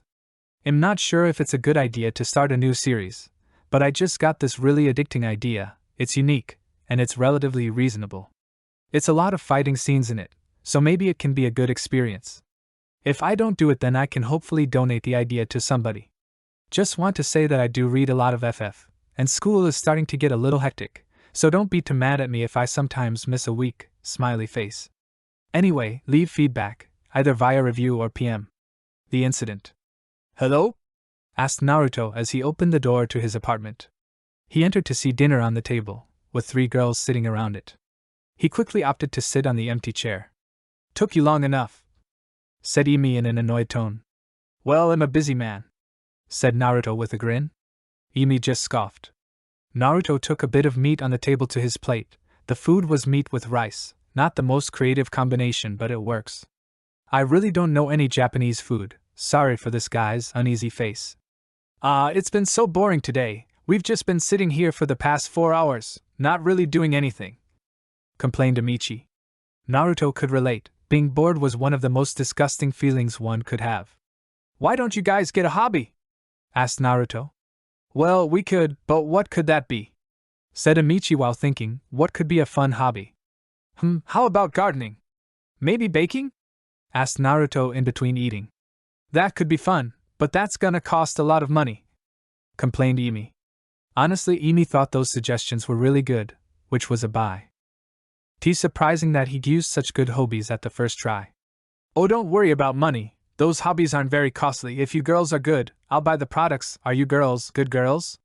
Asked Naruto, playing the word game Amichi played on him earlier today. The girls looked a little annoyed but answered. Hi, we're good girls. Naruto thought it was amazing how they all spoke exactly the same thing, and at the same time. Naruto smiled hearing their reply. He was done with his food and stood up, clasping his hands together. I'll leave on a mission tomorrow, been getting a little restless lately. I'll leave you girls 3,000 rios. It should be enough for food and your new hobbies. I don't know how long the mission will take, but expect at least 2 days, okay? Said Naruto. The girls only nodded, looking a little down. Oh, and maybe you girls can go to a cafe and try get some friends. It's not good to just have me. I'm a ninja, I won't always be here. Said Naruto. He needed them to understand it's good to have a lot of friends. Earlier today was an example of having no friends. They were bored for 4 hours straight. What? You mean die? Asked Mei. Naruto only nodded. It seemed kind of obvious for Naruto that he could die. He was a ninja. Well, don't do dangerous missions then, said Imi, like it was obvious. Well, then somebody else would have to. And I'm a pretty badass ninja, the risks are better for me. Besides, the missions are mostly fighting for the good side, sometimes it's worth it. Said Naruto. He knew this subject by heart. It's something he had been thinking about for many years, and he still doesn't know the correct answer. Maybe there is no correct answer to this question? Naruto went to the living room, put down his big scroll from his back. Why did he have it when he was just walking around? The only good thing it was for writing stuff down and teleporting to Mount Maiboku, where the toads lived. Maybe a whole new outfit was in order? He have had this look for the last 2 years. Maybe something cool was in order, something that was scary looking at, or maybe something people respect. He took away his robe and lied down on the couch. He was planning on waking up early to get a mission. Wonder what mission it will be. Time ticked and eventually he fell asleep. Naruto awoke with his hands around Amichi. Apparently she decided to sleep in the sofa with him. What a good shinobi I am. Don't even wake up when she tucks my hands around her. If Naruto wasn't doing something important, he would have probably just stayed in this position, but he had a job to do, and jobs he did not do just for the money. He already had enough money to live on. No, he did this job because he believed he did the right thing. He only picked jobs where the target is the bad guy, which unfortunately was quite a rare mindset nowadays. Most people just grab a job without thinking, but maybe he shouldn't blame them. The academy banked that in their heads. Don't feel emotions. Bullshit. That's the most absurd thing he's ever heard. Emotions is what makes us human, not some mindless killers. Emotions are good. They remind you what's right and wrong. Well, most of the time, if they grew up properly, but that's another philosophical question. Did anybody know the ideal way to grow up? Naruto certainly didn't, but believe it or not, the Toads plus Jiraiya makes for an awesome childhood. A while later, around midnight, Naruto entered the Hokage building, but this time he was not heading for the Hokage. No, he was heading for the job section, open 24/7. Naruto knocked. He heard a come in, so he entered. There were 2 chunin handing out missions. They were sitting on chairs next to a big desk. Naruto went forward to one of them. Hey, I'd like a mission, be a rank please, asked Naruto. The chunin eyed Naruto skeptically. You don't even have a headband. I'm sure as hell not giving a B rank mission to a kid who's pretending to be a ninja. Naruto was a little glad the guy had morals, but more annoyed with having to show identification. Well, you see, I don't have to wear a head protector. I'm a bit of a special case, now I've explained, so just hand me a damn mission before I take one. said Naruto while glaring at the Chunin. The Chunin was lost. What should he do? This kid just comes barging in and demands a mission? Well, it's not like he can just leave the village without identification, so maybe it wouldn't matter what he did? The guy was lost in thought. Naruto just walked up beside him and took mission. He was heading for the exit when suddenly, "What the hell are you doing?" screamed the Chunin, now apparently not lost in thought anymore. "Well, you took your sweet damn time, so I went and took a mission. Got a problem with it?" asked Naruto as he glared harder, emitting a little killing intent. The Chunin just gulped nervously and just shook his head. "Didn't think so," said Naruto before walking out. "Haha, that was fantastic. Always fun scaring shinobis. You'd think they are all brave people fighting for their village, but most are just pathetic people doing anything for money, even if it means murdering innocent people." Ah, the ninja world. Naruto started to read the mission scroll. Apparently it was a dual mission. "Meet at the gates 4 a.m., read Naruto. The mission was about catching up to a guy who stole a bunch of money from a bank and retrieve the money. If you get the guy, it was a bonus. Naruto wondered if this was a guy who was obsessed with money, or a guy who really needed it. Naruto have spent a lot of time thinking about why people do certain things, such as robbery or revenge.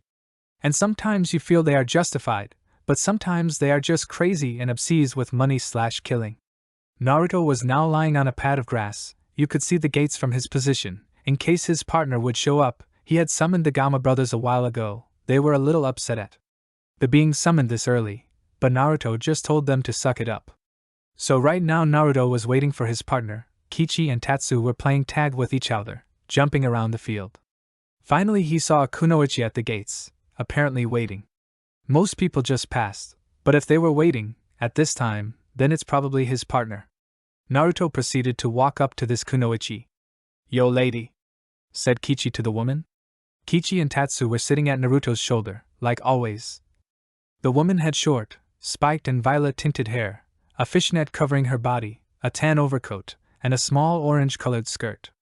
The woman looked confused at hearing two toads talk, but quickly shook away the surprised face. "Hey Gaki, you're the summoner?" asked the woman. "I am, and I believe I am your partner Aswell," spoke Naruto. The woman seemed to inspect Naruto, down to the top with her gaze. "Nice to meet ya, name's Anko," said Anko as she headed for the two famous gate guards. Naruto went after her. They were finally out of the pesky paper signing at the gates, now heading on the likely path their robber took. "It seems introductions are in order, eh?" spoke Naruto. The woman just shrugged, so Naruto took that as a yes. "Okay, let's do it like this. Say 2 things you like, and 1 thing you dislike, tell me your dreams for the future, and finally ask a question. Got it?" Anko just nodded, and looked at Naruto expectantly. Naruto sighed, always him to start. "Okay, well, name's Uzumaki Naruto. I do enjoy having company, and ramen, or maybe jutsus. Anyway, I dislike people who hurt innocent people. And for my dream? I'd like to live in a house, next to a waterfall. It will be in a peaceful location. And for my questions, why are you dressed like that?" asked Naruto. Anko had been thinking he was a relatively nice guy, but her eyebrow wouldn't stop twitching at that last remark. Oh no, she would not let that slide. She moved her right arm, with speed she didn't know she possessed, and slammed it into him, slow mo. He was slammed into a nearby tree, hard. "Ah, what the fuck?" screamed Naruto as he finally recovered from the punch. "Who are you to decide what I wear?" said Anko a little less heatedly, her anger mostly gone with that punch. Naruto massaged his cheek where he got punched. "It was a damn question," muttered Naruto. Well, I guess I can answer you, Gaki. It's because I like to dress like this, okay?" said Anko as she started moving ahead. Naruto after a while caught up to her. "Start your introduction now," said Naruto, in a happy manner. "Okay, well, I like dango and pointy things, dislikes are perverts," said Anko. Naruto subconsciously took a step back at that. Anko just rose an eyebrow. "And my dream? I don't have one," said Anko. "Oh come on, you got to have one," said Naruto. "How could one just keep living without a dream? What do you strive for?" "Not really, I'm a shinobi Gaki. I don't really have any money," spoke Anko. All of her ambitions or dreams required a lot of money. She wasn't one to keep a pointless dream. Just don't go all psycho and rob a bank when you're in need of cash," spoke Naruto, giving some advice. "Okay, now for my question, how did you get to know Jiraiya of the Sannin?" asked Enko, really curious about this actually.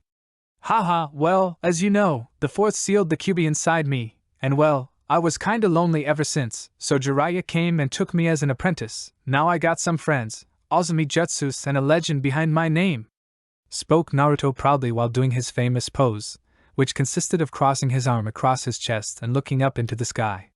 "Ha! I've never even heard of you. You're hardly a legend," said Enko. "PFF, am as much a legend as the best of the best. You should know I am called a hero in Dato no Kuni, the land of dirt, along with Ryusa no Kuni, the land of quicksand. Now what part about me doesn't scream of legend?"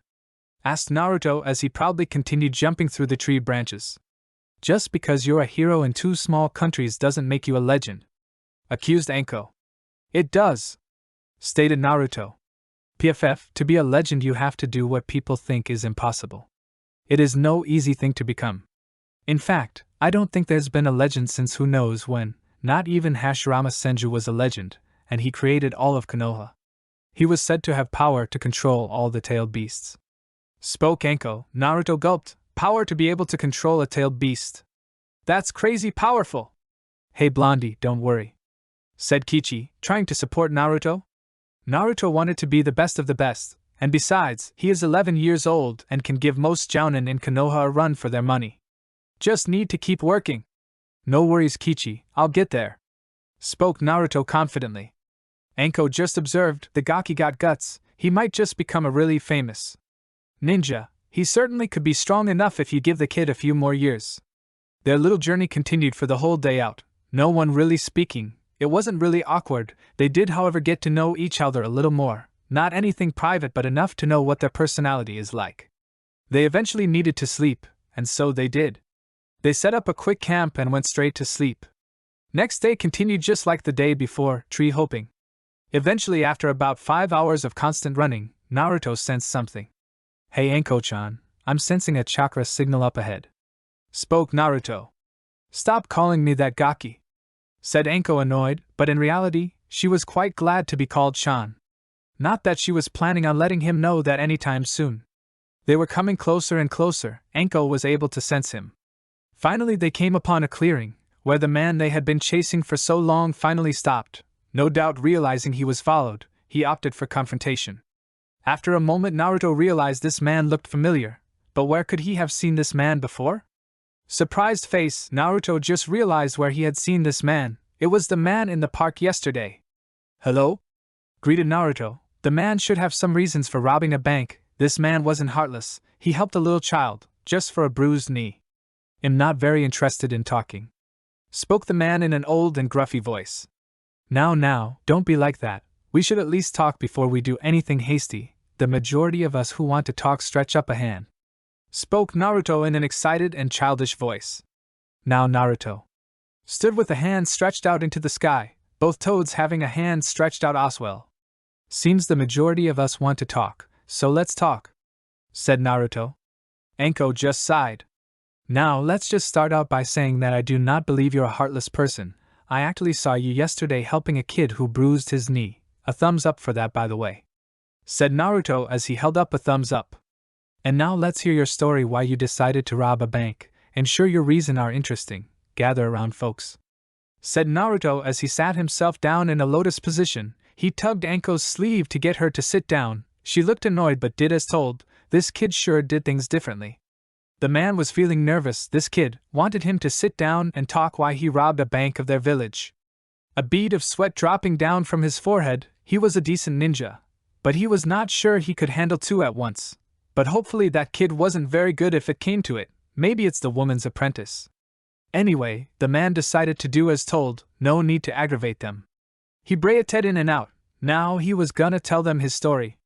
"To tell my story, I'm gonna start by telling you my childhood," said the man and received a nod from the youngster.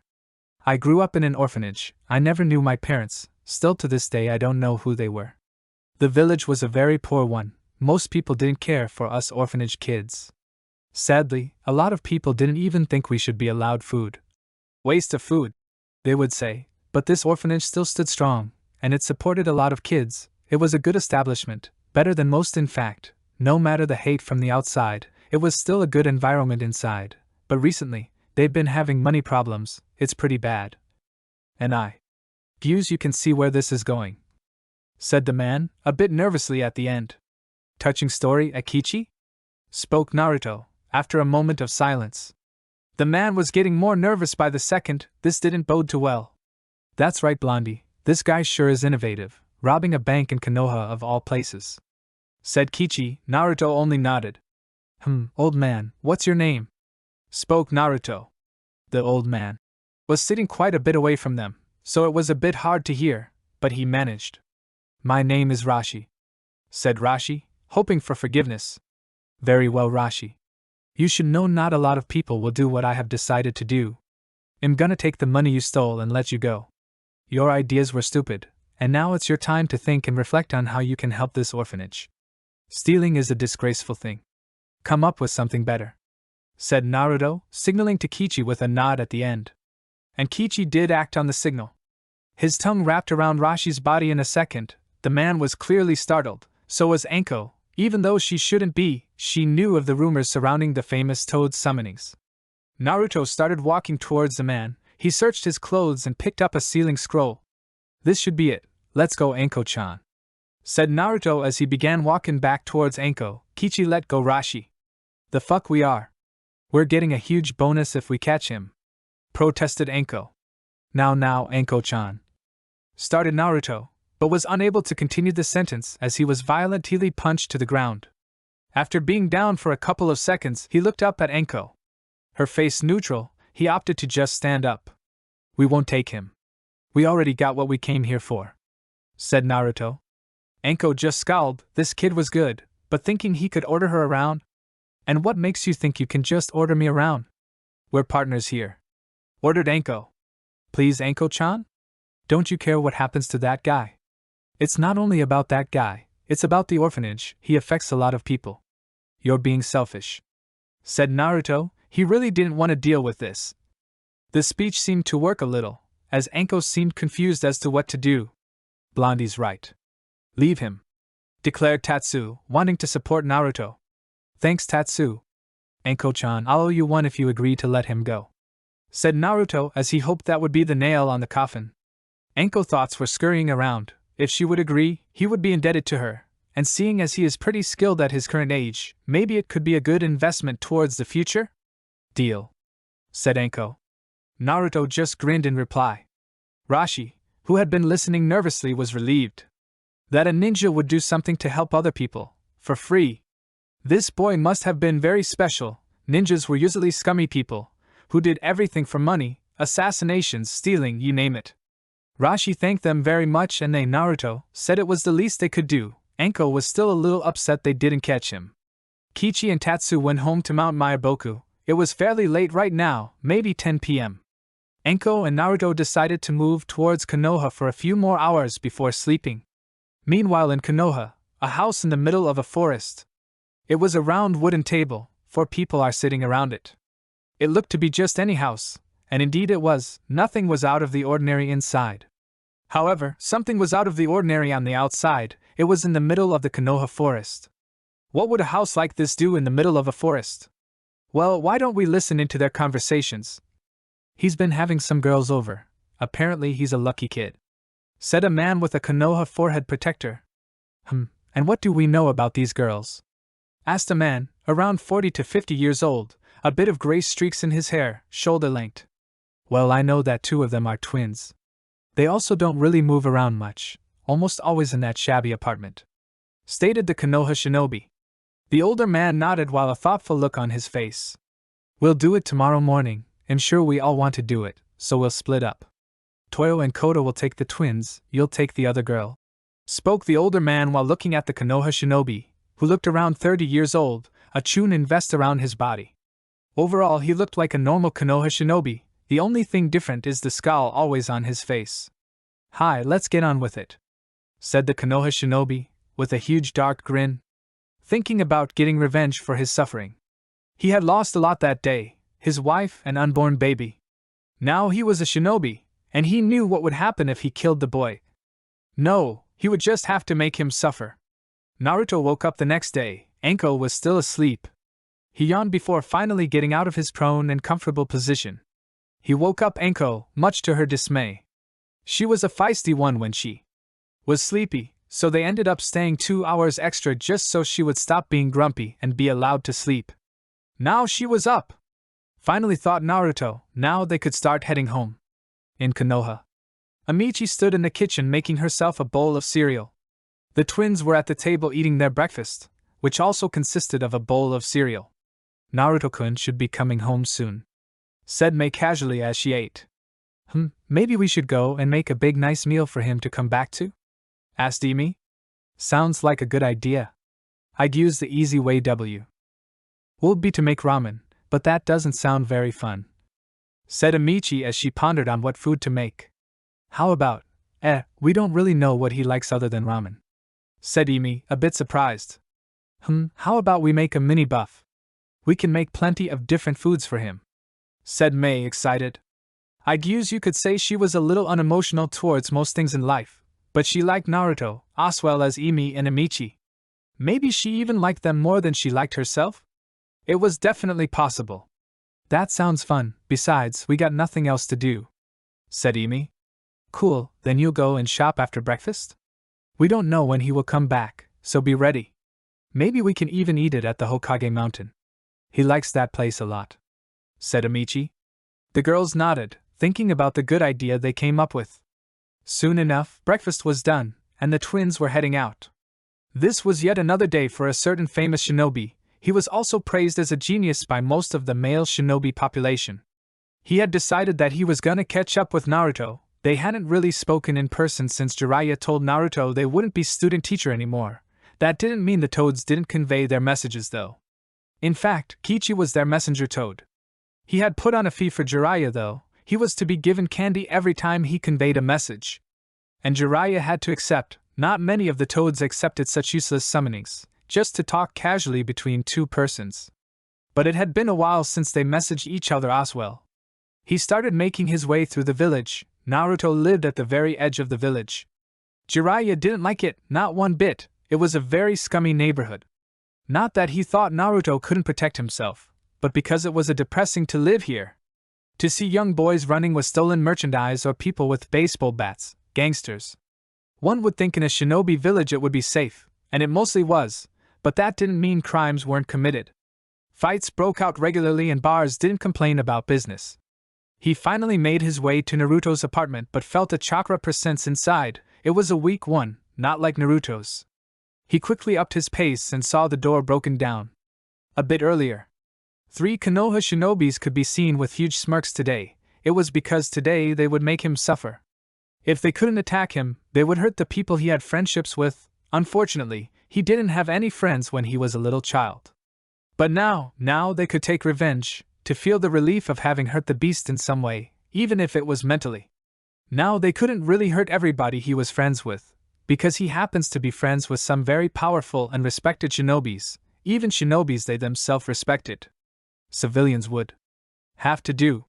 A voice could be heard to these 3 shinobis. It was because they all contacted each other via radio.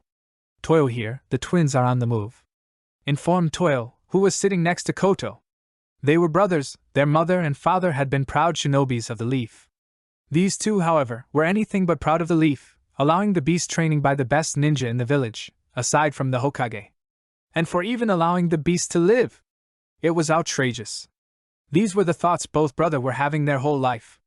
They were obsessed with Naruto. They didn't live their lives freely. No, they would think on how to hurt this boy. They had been arrested for trying to attack him at several times. Not that the boy had noticed. Much to their dismay, they wanted him to know how much they actually hated him.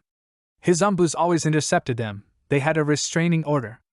Many had been thinking why the Hokage just didn't finish their lives. He had always answered by telling them they were doing a lot of missions, even if D rank. Why they would be doing D ranks could be a very good question, but most in the village knew why they were always on these low-ranked missions. It was because after every assassinations attempts they would get 3 months of D ranks. Now this had shut up most if not all people who wounded. But if you could penetrate the Hiruzen's mind, you would see he always spared these boys. Their parents were very reliable, polite and proud leaf shinobis. He always wondered why they turned out the way they did. This is also why the two boys, around 17 age, always respected the Hokage. He was a good guy, just a little mind-fucked by the QB. Good toil, move in. I will start to enter the apartment right now, said the 30-year-old Shinbei, who had been dreaming of hurting the child for quite some time now. This was not the way he had imagined it, but if it would hurt the boy, then he would do it. And it is this scene Jiraiya of the Sannin walked into. He could see the shinobi looking around. Jiraiya decided to attack this pathetic excuse of a ninja. And so he did, not that much of a challenge. Jiraiya would not kill this guy, he needed answers. Why would he come into Naruto's apartment? It didn't make sense. He appeared to be looking around, maybe searching for jutsu scrolls. He suddenly heard the voice of the intruder, who was now lying on the ground, in pain after Jiraiya's punch. You, why did you come? I was so close, whined the 30-year-old, while he looked to be in pain. Another voice came, now from another room? Hell, said Amichi as she tried to find where the voice was coming from. She looked up and saw Jiraiya standing over another ninja, who was lying on the floor, looking to be in pain. Her face came to one of surprise as the shinobi lying on the ground pulled out his kunai and jumped at her, with what looked like his remaining strength. She closed her eyes waiting for the kunai to finish her. She thought about Amy, Mei and Naruto. She could feel the kunai graze her skin. I wish I could have stayed. It pummeled into her stomach before it retreated back, rather hastily. It penetrated around 5 inches into the stomach. She dropped to the ground, not bothering to look up. Jiraiya had allowed himself to be surprised for a moment, and a moment was all it took for the intruder to attack. Jiraiya felt like killing the intruder right now. He attacked the girl because of Naruto. What about the other girls? Jiraiya felt panic surge through his body. He also had to take Amichi to the hospital. But first he had to deal with the intruder. He was now lying on the ground after another beating from Jiraiya. Toad art, glue no jutsu, said Jiraiya while making hand signs, pushing a lot more chakra than necessary into the technique. It would not do well if this ninja got away. He spat out a huge ball of purple substance that was sticky. It completely covered the man, making him unable to move. He quickly went ahead and uncovered his face, making him able to breathe. He did all this in around 2 seconds. Now done with the task, he was faced with what to choose: go with this girl to the hospital or go look after the twins. Thoughts surging through his skull. What the fuck should I do? Amichi would bleed to death if he did nothing. He quickly decided to carry Amichi to the hospital. He scooped her up. She was too shocked at what happened to even react. Naruto was tree-hopping besides Anko when he wrinkled his face and touched his stomach. What's wrong? Asked Anko. Asked Naruto looking over towards Anko. Oh, nothing, just felt a bit weird for a moment. Let's go, said Naruto. Anko thought it was weird but said nothing. Cliché, I know, laughing face. Jiraiya arrived at the hospital and quickly handed the Amichi over to the nearest doctor who looked competent. He then stormed out with a speed few could see. He tried to look where he thought the girls might have gone to. It was a war against the clock. He tensed when he heard a loud scream from a female. It was around 2 blocks away. Jiraiya stormed towards the source. Jiraiya arrived at the scene. It was a civilian woman who was the screamer, though she had a pretty goddamn good reason to scream. Jiraiya sighed. This was the scenario he wanted to avoid at all costs. He looked over to the 2 dead girls, lying in the middle of the street. They lay in a huge puddle of blood, kunai in their backs. Their face was against the ground. People were starting to come and watch the horrible scene. People always love when something dramatic happens, but why can't they just respect dead people, instead of scurrying around them, like they are some animal, just looking at them? Jiraiya decided to seal them into sealing scrolls, to at least respect them a little. No sense in showing dead people. After he was done, a team of Umbu appeared, no doubt having heard the stories. Jiraiya-sama? Asked the surprised Umbus. Clean up this mess, ordered Jiraiya. Though he would have felt quite happy to be bordering around with ninja he didn't have responsibility over, this was not a time he felt happy. He was just thinking about how this would go over with Naruto, that dreaded talk that was inevitably coming. With another sigh he made his way over to the Hokage office, walking slowly. No need to rush, everything he needed to do was in order. Now he could think about all that's happened. The twins are dead, Amichi is seriously hurt, Twins were probably killed by Konoha shinobi as Amichi was attacked by a Konoha shinobi, thought Jiraiya bitterly. Now thinking over how Naruto will react. He finally arrived at the Hokage building, interrupting his thoughts. That was a good thing, thought Jiraiya. He didn't want to think over how Naruto would react. Kichi told him he had gotten quite the bond with them over these few days. They only spent around 10 days with each other, but bonds have been created over less time. He ignored the assistant as he kept walking into the room. Hiruzen was doing some early paperwork. Apparently a civilian fight happened at a bar last night. Both were saying the other started it. Hiruzen sighed, the most powerful shinobi and the most powerful of the 5 villages, here, sitting and trying to solve who should get compensation over a fist fight. The door suddenly flew open. He saw Jiraiya with a serious expression. Not only did he look serious, but he entered through the door. This must be some grave news. Maybe one of the 5 villages will attack? What kind of horrible news could be arriving? Hiruzen started getting nervous just by looking at Jiraiya. He rarely, if ever, got nervous. Jiraiya would get sad sometimes, but nervous? Not even Tsunade could make him nervous. And she is scary when angry. Hey, we got some things to talk about, said Jiraiya in a low and serious voice as he sat himself down on a chair. Do tell, stated the Hokage. Well, I was on my way to visit Naruto this morning, started Jiraiya as Hiruzen nodded, thoughts spinning widely. And the door was busted open, said Jiraiya. Hiruzen got a frown on his face. Apparently, a Konoha ninja was inside looking for something, or someone, said Jiraiya before he was silent for a moment. This Konoha ninja were looking for Amichi, one of the girls living with Naruto. Hiruzen started understanding where this was going. I confronted him, but he managed to hurt Amichi, said Jiraiya. I quickly took her to the hospital, then I went searching for the other girls. Jiraiya now took a deep breath. The twins were dead, a kunai in their backs. Hiruzen certainly was surprised. He at first thought his whole nation was at risk because of the nervousness of Jiraiya. But it was just 2 civilian girls who were dead. Hiruzen hated thinking this way, but he couldn't help it. He looked at numbers of people killed every day. What made these 2 civilian girls any more important? I see, that certainly is a problem. And what happened with the shinobi you took down? Asked Hiruzen, quite calmly. It wouldn't help if he got stressed, then he would in turn stress Jiraiya, who already looked like a wreck. Oh fuck, I knew I forgot something, said Jiraiya before he blurted out of the window, heading for the apartment. It didn't take too long. He carried him over his shoulder. He was completely subdued. He couldn't move a limb. He this time entered through the window. Here's the scum. Have him searched by Ibiki himself. He might know who attacked the twins, ordered Jiraiya. Hiruzen raised an eyebrow at the tone of the voice, like he was expecting Hiruzen to do as he was told. While he didn't really mind doing the things ordered, he was a little surprised. Certainly, reassured Hiruzen. Umbu, called out Hiruzen. Next a few blurs came into view. Hiruzen calmly pointed to the prone man lying in the middle of the office. Have him searched by Ibiki, ordered the Hokage. He got his usual highs in reply. He calmly sat himself down in his seat to get comfortable. No need getting uncomfortable in an uncomfortable situation.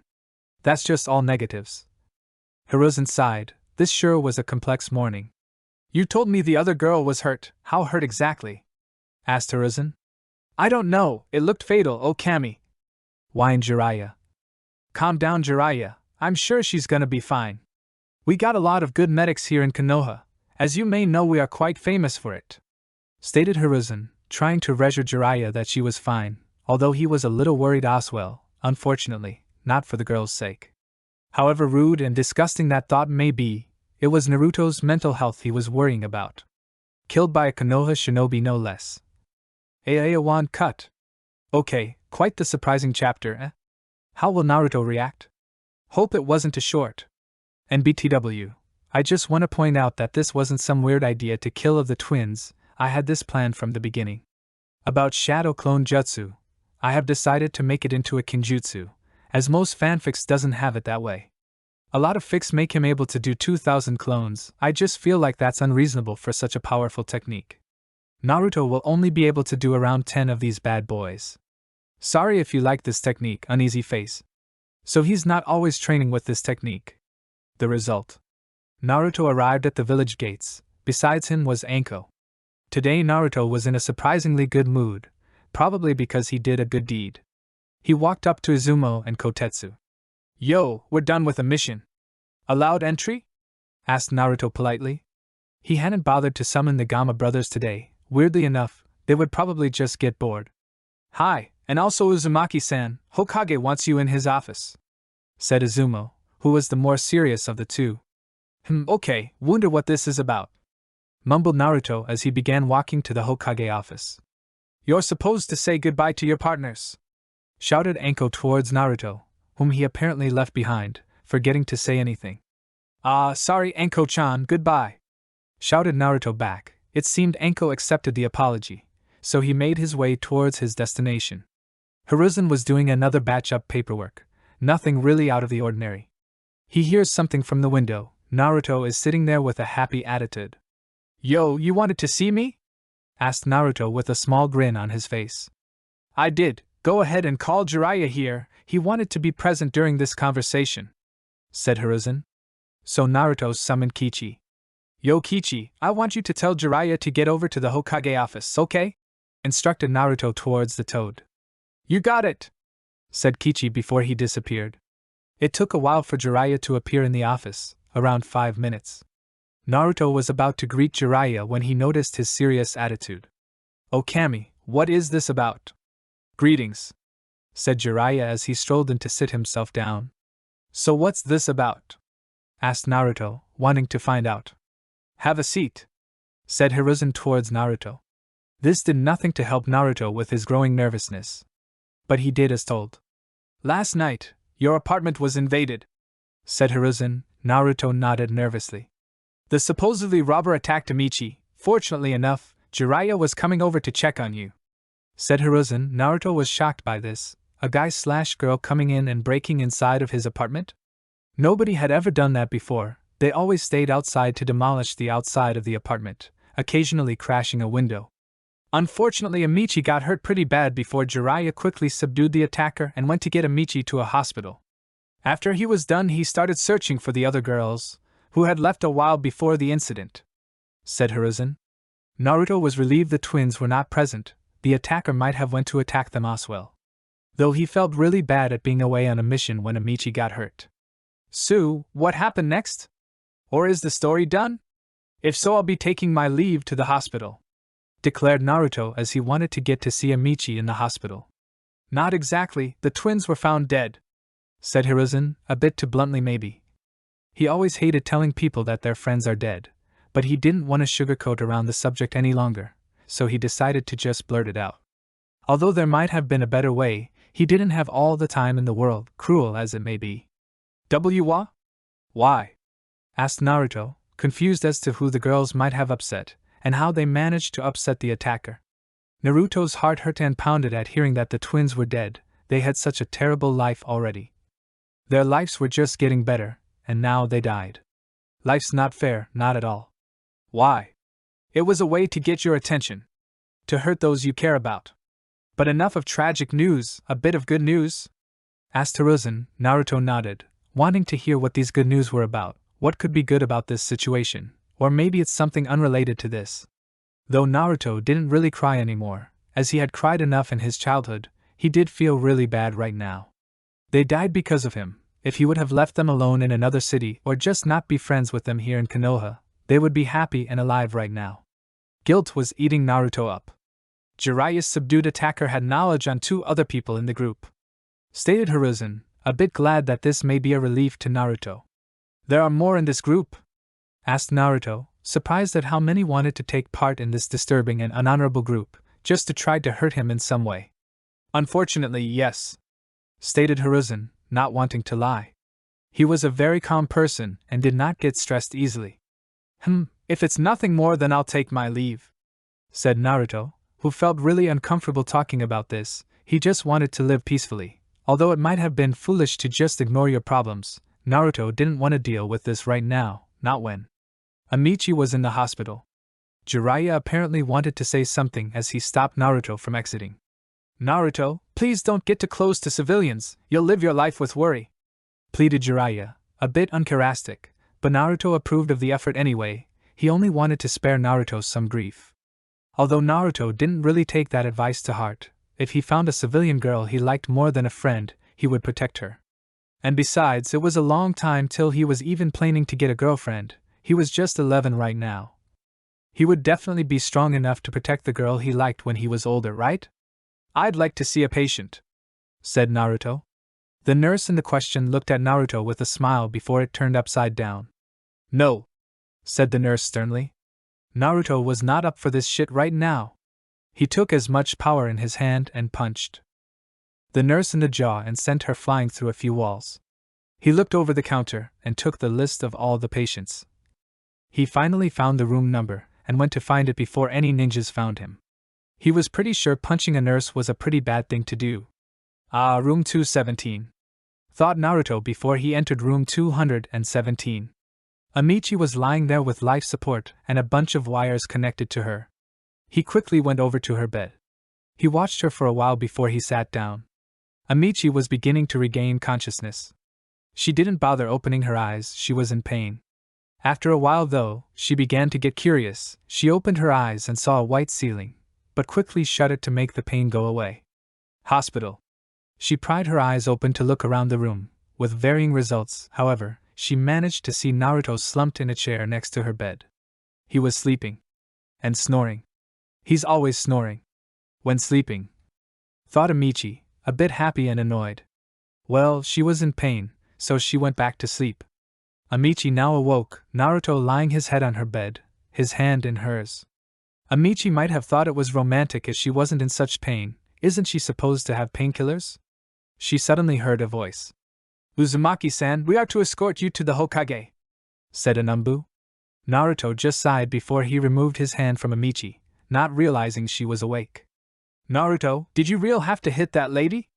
Asked Hiruzen, clearly annoyed. He would have to punish him in some way, and some of the councilmen had demanded there be a meeting regarding this incident. The civilian council was also present, as it was a civilian involved. Most people, if not all, demanded there be some kind of punishment for punching a civilian, no matter what kind of distress they were in.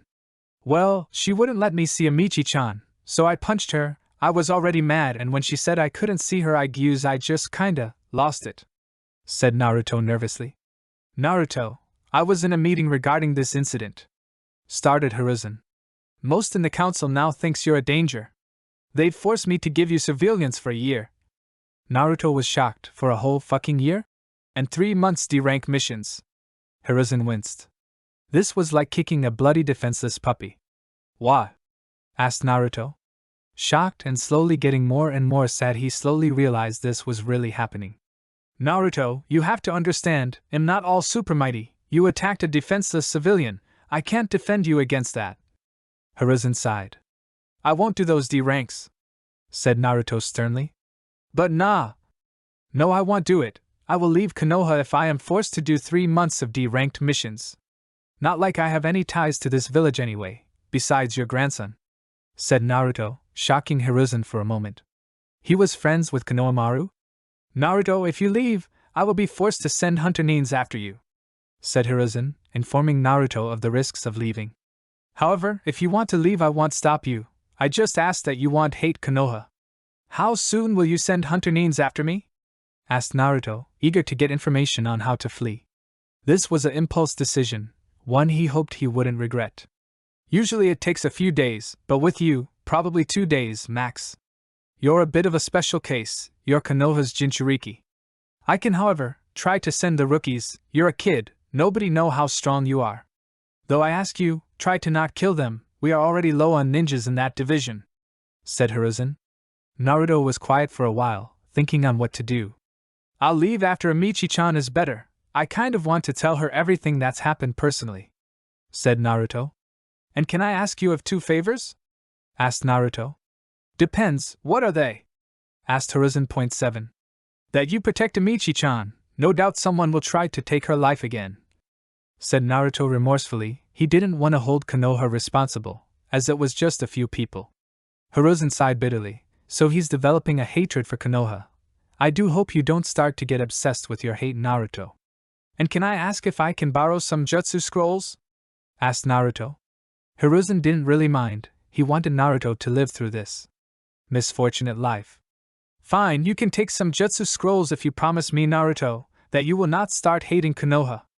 Don't go down that path, Naruto. Many have done it before you. It doesn't end up well, stated Hiruzen. He wanted Naruto to live a happy life, and hate will never result in a happy life. It's the worst of lives one can live, though you don't realize it until you've gotten revenge. Fine, I don't hold grudges anyway, even though it's tempting, said Naruto, happy that he will get any jutsu scroll he wants. Show this note and they'll allow you to collect the jutsu scrolls, said Hiruzen, who had been writing a note and pressed his personal stamp. Naruto was planning on doing just that. He took the note and went straight to the library. Naruto took around 30 to 40 jutsus. He didn't really think the old man thought he would take this many. But hey, he was gonna get hunted by Konoha hunter Neens. Who's to say he shouldn't enjoy himself the remaining time he is here? Naruto had 2 elemental affinities, Futon, Wind, and Doton, Earth. He wasn't really that good at Doton yet. It was only recently he began to develop an affinity for Doton. Maybe he should go to IWA and steal some Doton jutsus? Kami knows there aren't many good Doton jutsus here in Konoha. Anyway, he got some fire jutsus, Futon, Doton, and a few Raiton. Even though he didn't have either fire or Raiton affinities, it was good to have a few fire and Raiton jutsus. He hated water jutsus, forgot what water is called in Japanese, laughing face. They were so boring, and felt so defensive, though he may probably regret it in the future. He didn't feel like learning in water jutsus. Naruto finished packing his stuff from the apartment. It wasn't much stuff anyway. He also went and paid rent for the next year ahead. Amichi didn't have an income, so being a nice guy he paid for her. Naruto watched Amichi as she lay asleep in her bed. He had been sitting in this room watching her for what felt like hours, and they were probably hours. Suddenly he watched her groan and open her eyes slightly. "Hey Amichi-chan?" asked Naruto, now standing up next to her bed. Amichi smiled slightly. "Hi Naruto." This made Naruto smile. They were quiet for a while. "A lot happened when I was away," said Naruto as he moved his hand over to hers, grabbing it gently. "Yeah," said Amichi weakly. "We were lucky Jiraiya was there when he was," stated Naruto. "Otherwise you'd be no more." Naruto mentally thanked Jiraiya, although he should probably thank him in the real world. "The twins, they are dead," said Naruto. He wished he wasn't so blunt about it, but he didn't want us to all the truth. He wasn't good at this sort of thing. "What do I say next?" "I'm sorry," said Naruto as he watched Amichi began to cry. She cried gently at first, but it escalated quite fast into shrieks and shouts of despair. Naruto sighed. Amichi cried herself to sleep. Also, it was getting pretty late. Should he stay or go back to the apartment? Meh, he needed to release some frustrations. Why not go and train? And so he did. Currently he was in his training ground. He pulled out a scroll. It was a Doton, Earth, Jutsu. "Doton Chikudomen no Jutsu. Earth Release, Earth Dome," said Naruto out loud as he read the name of the technique. Looks interesting, used to block attacks, thought Naruto as he did the required hand seals.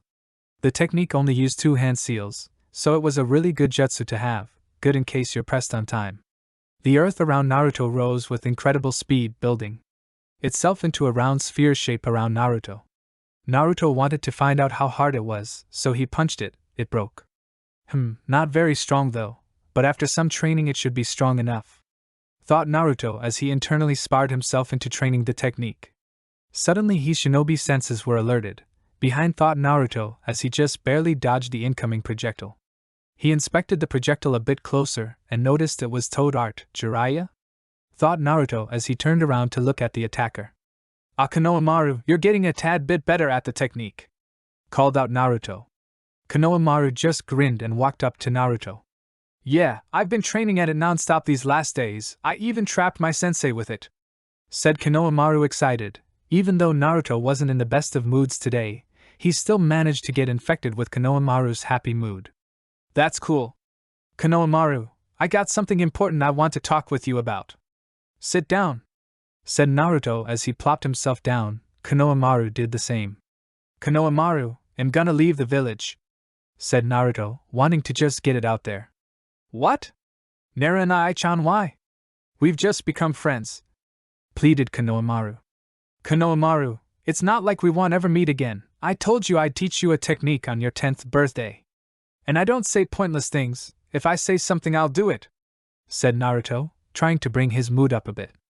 Oh, and Konohamaru, don't tell anyone about me coming on your 10th birthday. I will be a hunted man here in Konoha, okay? Asked Naruto. What? Why? How about I tell you on your 10th birthday? I promise I didn't do anything crazy, just an unfortunate event, said Naruto, a small smile on his face. Konohamaru just nodded slowly and sadly. Anyway, how come you're out here at this time? It's around 9 p.m., asked Naruto. Well, I sneak out at nights to train on being a ninja, like the technique you showed me, explained Konohamaru. He didn't really get to train much. They told him he should live like a kid as long as he could. Although Konohamaru wanted to become a ninja pretty badly, so he decided to practice on his own until the academy began, and he would be getting trained by both private tutor and the teacher at the academy. I see. Well, why don't we train on throwing kunais? Asked Naruto. Konohamaru nodded excitedly. It was morning, people were setting up their shops for the day, people were on morning walks. There were also people sitting worriedly in the hospital. Naruto was one of those people sitting worriedly in a hospital room. Suddenly Jiraiya appeared from the window. Hey Naruto, have you had any plans on a funeral? Asked Jiraiya, who plopped himself down on one of the chairs. I have, answered Naruto. And? When and where? Asked Jiraiya, who was a little annoyed at Naruto's horrible answer. It was too short. I want to have it before I leave. Maybe on the Hokage monument? I remember we spent the night there. It was the best night in my life, said Naruto while thinking about the memories from that night. Though it was a little pathetic, he really didn't have a better day in his life. He didn't train, he just hung out with the Amici and the twins, and then how he slept so comfortably under the stars, with the warmthness of the girls. It was perfect. Even though Jiraiya would have loved to tease Naruto about the fact that he spent the night with 3 girls on the Hokage monument, it would have to wait. Even he would feel like a scum if he brought it up right now. You're leaving? Asked a meek voice from the bed. Amici, thought Naruto as he moved to the bedside. I am. I don't belong here in Konoha. Don't worry, I'll come and visit you every few years, said Naruto. Now watching Amici as she reacted to his words, she seemed to understand why he had to leave. And if I stay here, you'll probably get hurt again. It's better if people think I don't like you anymore, said Naruto a little bitterly. It was sad he had to leave her, after all she'd been through. Naruto's right, it would be best if he moved away from here, stated Jiraiya as he put a hand on Naruto's shoulder. Also, I paid rent for our apartment. You can live there for free. It lasts around a year, then you have to pay yourself, said Naruto. He received a sad nod from Amici. Later that evening, 3 figures stood atop the Hokage monument. The sky was pouring down, almost as if it could sense the grief present. Naruto stood holding Amici, hand in hand. Jiraiya was having a hand on Naruto's shoulder, to show support. They had buried the twins and planted 2 tombstones on the side of the Hokage monument. It wasn't very visible unless you knew what you were looking for. I knew them for so long. When you were out on a mission, we were planning on making a big meal for you, and eating it up. Here, said Amici, trying to stop the tears from falling, though no success. Naruto didn't cry, just let a few drops fall from his eyes. It wasn't much, but Naruto rarely cried, if ever. Jiraiya didn't cry. He didn't have a relationship with the girls, though he was always a little sad when people died. He was mostly here to support Amici and Naruto. Naruto blamed himself partially. He should have known people would take advantage of his friends. They did all this just to hurt him. Kill innocent people just to try to hurt him. How far they are willing to go. It's depressing, how much they must hate him to do all this. Naruto tugged Amici's hand, making her turn to face him. He pulled her up in a hug. He whispered into her ear, I'm sorry for everything. And before she had a chance to respond, he was gone. Jiraiya said goodbye and went wherever he went. She was now sitting next to the tombstone, crying, all alone. Now she was all alone. No friends. Naruto managed to sneak past the guards thanks to Jiraiya's Totan no Jutsu, transparent escape technique. It was still raining. Naruto had been sprinting for around 2 to 3 hours now. He was getting sleepy. He quickly summoned a toad Goro. He hoped he could get some sleep while still moving. Hey Goro, mind if I take a ride on you while I sleep? I need to get away from here, asked Naruto. He was standing on top of Goro, the normal-looking toad. He had no weird features about him, besides how large he was. "Sure thing, Naruto, just get comfortable," said Goro as he started jumping away in a random direction. Naruto didn't really think about where he should go, his plan was just get away from here. They would no doubt try to take back their Jinchuriki. Well, not if Naruto could have any say in it. Naruto had managed to get some sleep yesterday. He feared he wouldn't be able to sleep because of all that's happened, but was happily surprised as sleep took him in relatively easy. Right now, he was having a bit of small talk with Goro. Goro wasn't the most easy toad to talk to, he was a bit awkward, but very polite. But Naruto managed. "Hey Goro, go over there," said Naruto pointing towards a small harbor. The toad did as told and finally they were at the harbor. Goro dispelled and Naruto was on his own. He walked around trying to find a ferry that would go over the water. He heard there was an island there. He looked around town before he entered a small shop. He walked up to the counter. "Hey, I was wondering if there's a ferry around here?" asked Naruto. The man on the other side of the counter was an old man, with a small goatee. "I'd recommend you not to cross this water, boy, dangers lurk ahead," said the man in a voice that just screamed old. "Dangers? What kind of dangers?" asked Naruto, wanting to find out more. "Listen here, you seem to be a good kid, that's why I won't tell you what's the danger. Something tells me you'll go investigate," said the man while inspecting Naruto. "So what if I will? I can take care of myself, just tell me if there's a ferry?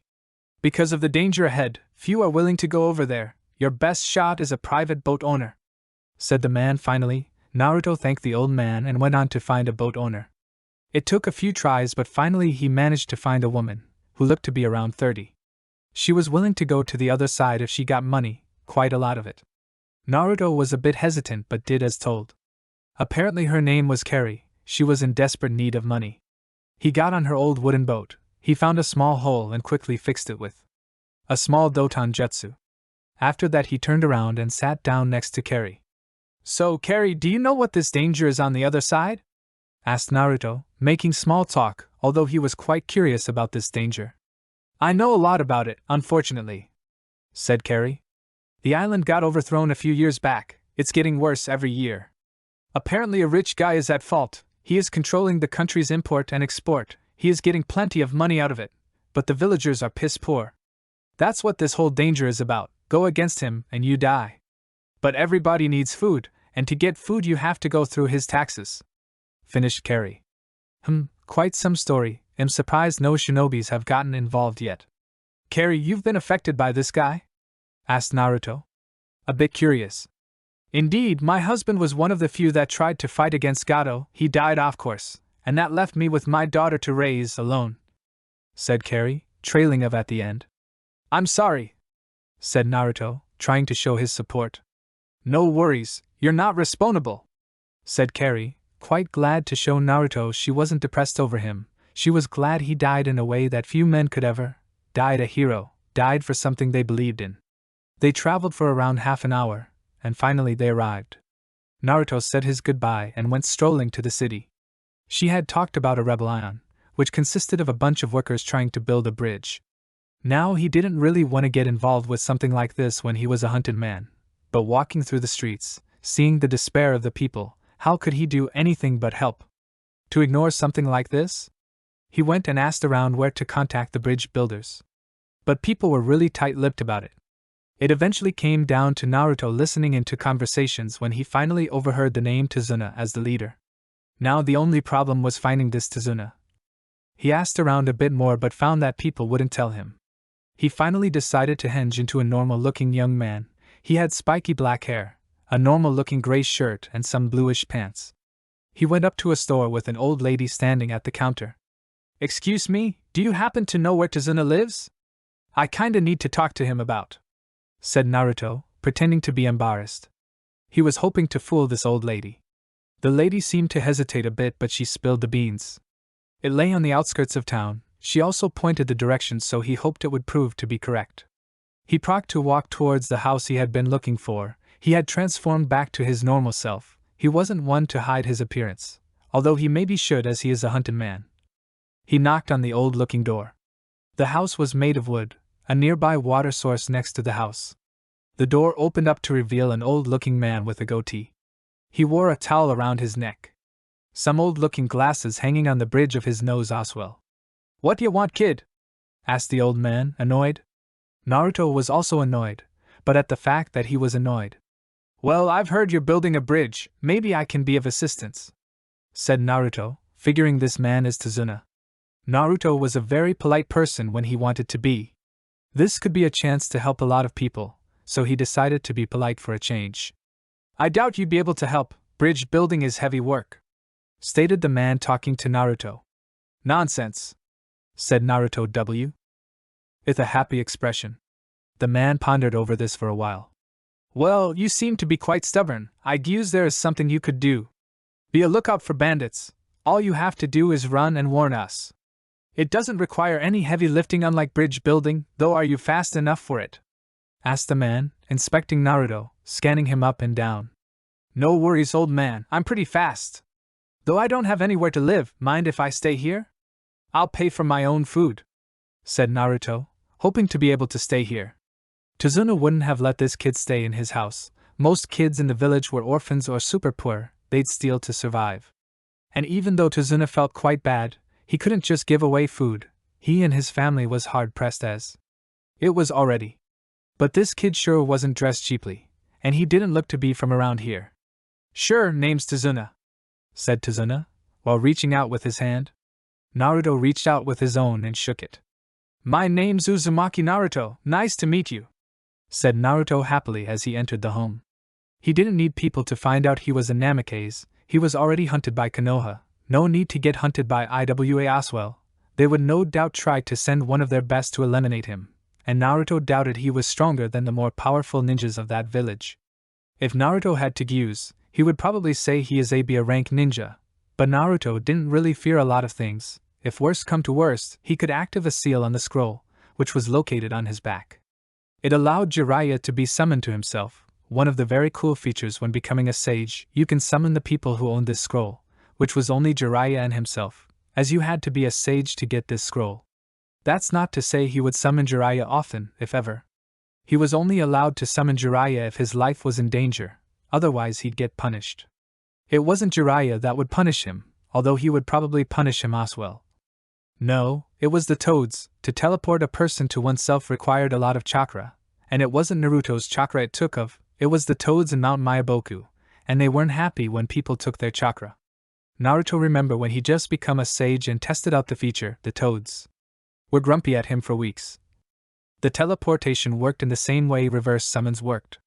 Basically, you activated the seal, Jiraiya gets summoned to Mount Myaboku, then Naruto summons Jiraiya from Mount Myaboku to himself. It took around 5 seconds for the person to be summoned. The home was very Japanese-fashioned. There was a kitchen, a living room and a bathroom. There were also a path that probably led to more rooms that Naruto couldn't see from where he had just entered, probably the bedrooms, thought Naruto. Tazuna walked past Naruto and motioned for him to follow him. They went to the kitchen. There was an older woman in there as well, who looked around 25 to 35 years old. She didn't look too shabby. Tazuna scored well, thought Naruto with a hint of perversion. Naruto sat down on a chair, opposite to Tazuna. The table was like any other table, rectangle-shaped, made of wood. "Hi there," said Naruto towards the woman, who got startled and a spoon she was currently washing got dropped. She turned around and looked towards a young boy with blown hair. She looked over to Tazuna with a glare that just said explain. He laughed nervously. "Tsunami-chan, this young boy is Naruto Uzumaki. He'll be living here for a while," explained Tazuna. "You can't just let young kids into our house, they steal, you know how they are," said Tsunami, accusing Tazuna of foolishness. Although he had been having similar thoughts, he mentally groaned, "Woman. I can assure you, Tsunami-san, I am pretty well off already. I got no reason to steal," said Naruto, hoping to diffuse any more arguments that he would steal from them. However, Tsunami was unfazed. She scoffed quite loudly. "Isn't that what they all say?" asked Tsunami as she glared at Naruto. I'm a shinobi. If I wanted to steal I would have done so already," explained Naruto. Tazuna's eyes widened a bit in surprise. But Tsunami just frowned. A kid like him being a shinobi? "I don't believe you," stated Tsunami coldly, while looking at Naruto. Would you believe me if I did this?" asked Naruto happily as he bit his thumb and did the summoning hand signs and slammed them into the ground, and whoops came Kichi. The toad happily jumped on top of Naruto's right shoulder before saying his familiar, "Yo Blondie, it's been a long time, what's happened?" Tazuna and Tsunami eyes got widened. A talking toad? They had heard stories of ninjas with talking animals. "Hey Kichi, just needed to prove that I'm a shinobi, but why don't you stay? Anyway, I'll introduce you, this is Gamakichi, he's been a loyal friend for many years," said Naruto pointing to the toad on his shoulder, but with more thought it might have been pointless. Oh well. "And Kichi, this is Tsunami-san," said Naruto pointing to the female in the room. "And this over here is old man Tazuna." Tazuna got quite annoyed, they hadn't even known each other for more than a minute, and he already calls him Old Man Tazuna. He sighed. "Nice to meet you, Keikichi," said Tsunami, a bit uneasy at addressing a toad. "I'm sorry I distrusted you, Uzumaki-san," said Tsunami hastily after, making a slight bow to Naruto. She was usually a kind woman, but she had seen too many kids stealing these days, she got suspicious too easily. Such formalities," said Naruto while smiling fondly. "You can just call me Naruto," instructed Naruto with a smile on his face. Naruto, why don't we get to know each other a little?" asked Tazuna. Naruto thought it was a great idea, although he was unsure. If he should reveal that he is a Nuke-nin, they may have trouble trusting him if he did. "Sounds great," declared Naruto, and Kichi agreed, although he was quite confused as to where he was. Naruto would have to explain. Also, why was his skin feeling itchy? And cut. Oui, this is around the length a normal chapter will be. Why? Because I won't get stressed or depressed when writing chapters in this kind of length. This won't be too hard to write each week, it's only 4 or 5k words, I think. Anyway, this is Wave Arc. And you guys might have noticed I don't explain details as much as other people do on this site. It is not because I'm incompetent, I find it annoying both to write and read. You don't need to explain every single detail on the house he enters, either a girl he talks to briefly. Although I explain briefly, it's kind of fun to experience and build up the images yourself. My personal opinion, I get disappointed when I read a book and then look at the movie. And will Naruto call himself Naruto Namikaze? Meh, I don't really mind either way, it's up to you guys. I do dislike harems, which might be weird coming from me, thinking about the twins and Amici. But I will definitely pair him up with a girl to be with. Suggestions, feel free to PM me or leave a review. Yogo introduced. "Feel free to join us, I was just about to share a story from me and my godfather," said Naruto with a smile towards the newcomer. Inari had just walked down to see why his mother and grandpa were talking so much. He, however, had not expected to find a kid talking with them, but after hearing a little he decided to show himself. The kid seemed friendly enough, and he might as well ask what he was doing here. However, he got invited to sit, and he didn't mind listening. "Anyway, so we finally arrived at the daimyo's capital. We were showed the mansion, and I see this girl, around my age, with a bunch of guards, and if you knew me you'd know it was trouble. So being the man I am, I took out a bunch of water balloons filled with paint, don't ask why I was equipped with it. I threw a balloon at her and with my legendary prowess and speed, I moved to the other side to avoid suspicion of me. She screamed and the guards were all like, who threw that? But it didn't stop there as I summoned my friend Tatsu, he quickly hopped to the other side of the big room. I took another ball on, filled with orange paint, and threw it straight at her face. Directly after I did that Tatsu fired of a stream of water, washing her whole body in water. Anyway, I got a bit of scolding, but the daimyo was quite fond of my godfather, so I didn't get any hard punishments. We spent some time there and I eventually got to know the girl with the guards. Apparently her name was Nami and was the granddaughter of the daimyo. We actually become friends after some time. She was still pretty angry but she opened up to me because I didn't respect her like everybody else." Finished Naruto, and the family was pretty odd at how Naruto knew so many powerful people. He also threw paint at the daimyo's granddaughter. It would be certain death for anybody else to do that. "So why don't the old man tell some stories? I'm sure you got some pretty good ones, thinking about your age," said Naruto with a wink, as he loved teasing people over their age. And Tazuna got pretty annoyed with it, that only motivated Naruto. Inari laughed at Naruto's lack of respect, both from the previous story and insulting his grandpa's age. This made both Tsunami and Tazuna surprised, borderline shocked. He never laughed, never, not since that incident. Naruto, however, was oblivious to this and grinned at Inari. "So what's your name, little guy?" asked Naruto to Inari, who had yet to reveal his name. "Inari," introduced Inari with a smile.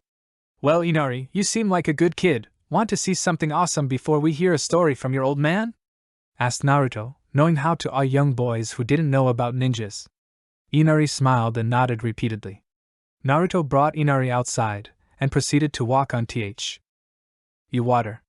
Now, this wouldn't be very surprising to most people. Even most civilians knew about ninjas' ability to walk on water. However, this was a young boy living in an isolated area, and it showed as Inari got shocked and awed at the same time. "Haha, pretty cool, huh?" asked Naruto with a huge grin, not thinking about the twins or Amici at all right now. "That's so cool," said Inari enthusiastically. "Can't spell X. It's cool because I'm a cool person," said Naruto with a cocky grin, a bit of pride swelling up in his chest. They finally went inside to listen to a story from the old man. It wasn't nearly as interesting as Naruto's story, but it was decent for a civilian. Apparently it was a pretty well-known thief who had bought an axe to cut some trees outside his house. He messed up somehow, and his house got split in half. Inari and Naruto laughed while Tsunami smiled and chuckled. After getting acquainted, Inari got out at Naruto and looked up to him. They finally got to sleep, Naruto sleeping on the couch. Naruto woke up to the annoying sound of someone eating on a plate. Though it shouldn't be very annoying, it was when you woke up by it. He groaned and finally sat up, reflecting on several thoughts. What's up with that sound? Where should I get food? Who is in the kitchen? Deciding to find out, he walked to the kitchen, where he found both Tazuna and Tsunami, Tazuna eating breakfast while Tsunami were making some kind of food. "Good morning, you're up early, a bit too early," said Naruto as he plopped himself down on a chair next to Tazuna. "Good morning, sleep well?" asked Tsunami. "I did, but I woke up badly," whined Naruto. Though Tazuna knew it was probably him that woke Naruto up, he wouldn't give out a sorry. Naruto called him old, and Tazuna was only 56. Not old, just experienced. Though it was only a little friendly teasing. "Ready for work today?" asked Tazuna as he bit into a bit of breakfast, eggs and some kind of vegetable. Naruto only shrugged to the question. He didn't really think of this as work, only helping out. "Well, you gotta be on alert, most of our lives are in your hands," said Tazuna seriously as he only got a shrug of Naruto before. Naruto didn't think he would gonna have to work that hard. Bandits were easy to deal with, no matter how many. A fire jutsu would deal with most, and if there were any good enough to dodge that, then he would personally deal with them. Fine, a shinobi is always on alert," said Naruto flawlessly as he had been taught that by Jiraiya, a lot of times. "Good, and let's hope you're skilled for your age. We have actually been thinking about hiring shinobi from either Konoha, Kumo or Kiri, but Kiri seems to be off limits due to the civil war," said Tazuna as he got up from his seat and wandered to put on his hat, which he apparently wears whenever he goes outside. "Well, I am pretty decent. You shouldn't be in need of more ninjas just to battle bandits," declared Naruto as he followed Tazuna. "Well, we already have one shinobi hired, and from what he tells us, Gato is hiring stronger and stronger bandits. Last time he actually had to battle a ninja," explained Tazuna as they finally said their goodbyes to Tsunami and went on their way to the bridge. When they arrived, Naruto saw many workers. Appearances were totally random. Some were young, some old, some even women. Though they all had something in common, being poor. They all wanted to get through these troubling times, to stop this Gato from reigning the country. Tazuna pointed the direction where the other ninja was calmly patrolling. Naruto said goodbye and went to find this ninja. Wonder how good he is, thought Naruto while he walked. Naruto finally found this ninja. He was ranked Chunin, coming from Konoha. He had black straight hair, hanging down to his back. He looked to be around 15-ish. Normal shinobi outfit were being used as well. "Hello, I am your partner as of today," said Naruto as he greeted the boy. The boy was startled as he hadn't sensed Naruto's presence. The boy looked at Naruto, down and up. Though he wouldn't work with civilians, he doubted this kid was a civilian, as he had managed to get too close for comfort without being noticed, and he was even looking to find a chakra signal. "Hello?" said the boy, a bit awkwardly, not really knowing what to say. "Well, why don't we introduce ourselves? My name's Naruto, yours?" asked Naruto, not really wanting to reveal his last name, as this guy might have a problem with the demon boy. Greetings Naruto-san, I am called Yogo, no last name either, said Yogo, who must have thought Naruto was also an orphan without a last name. Why don't we take a walk while we talk? Oh, and no need for san. Just call me Naruto, said Naruto gladly.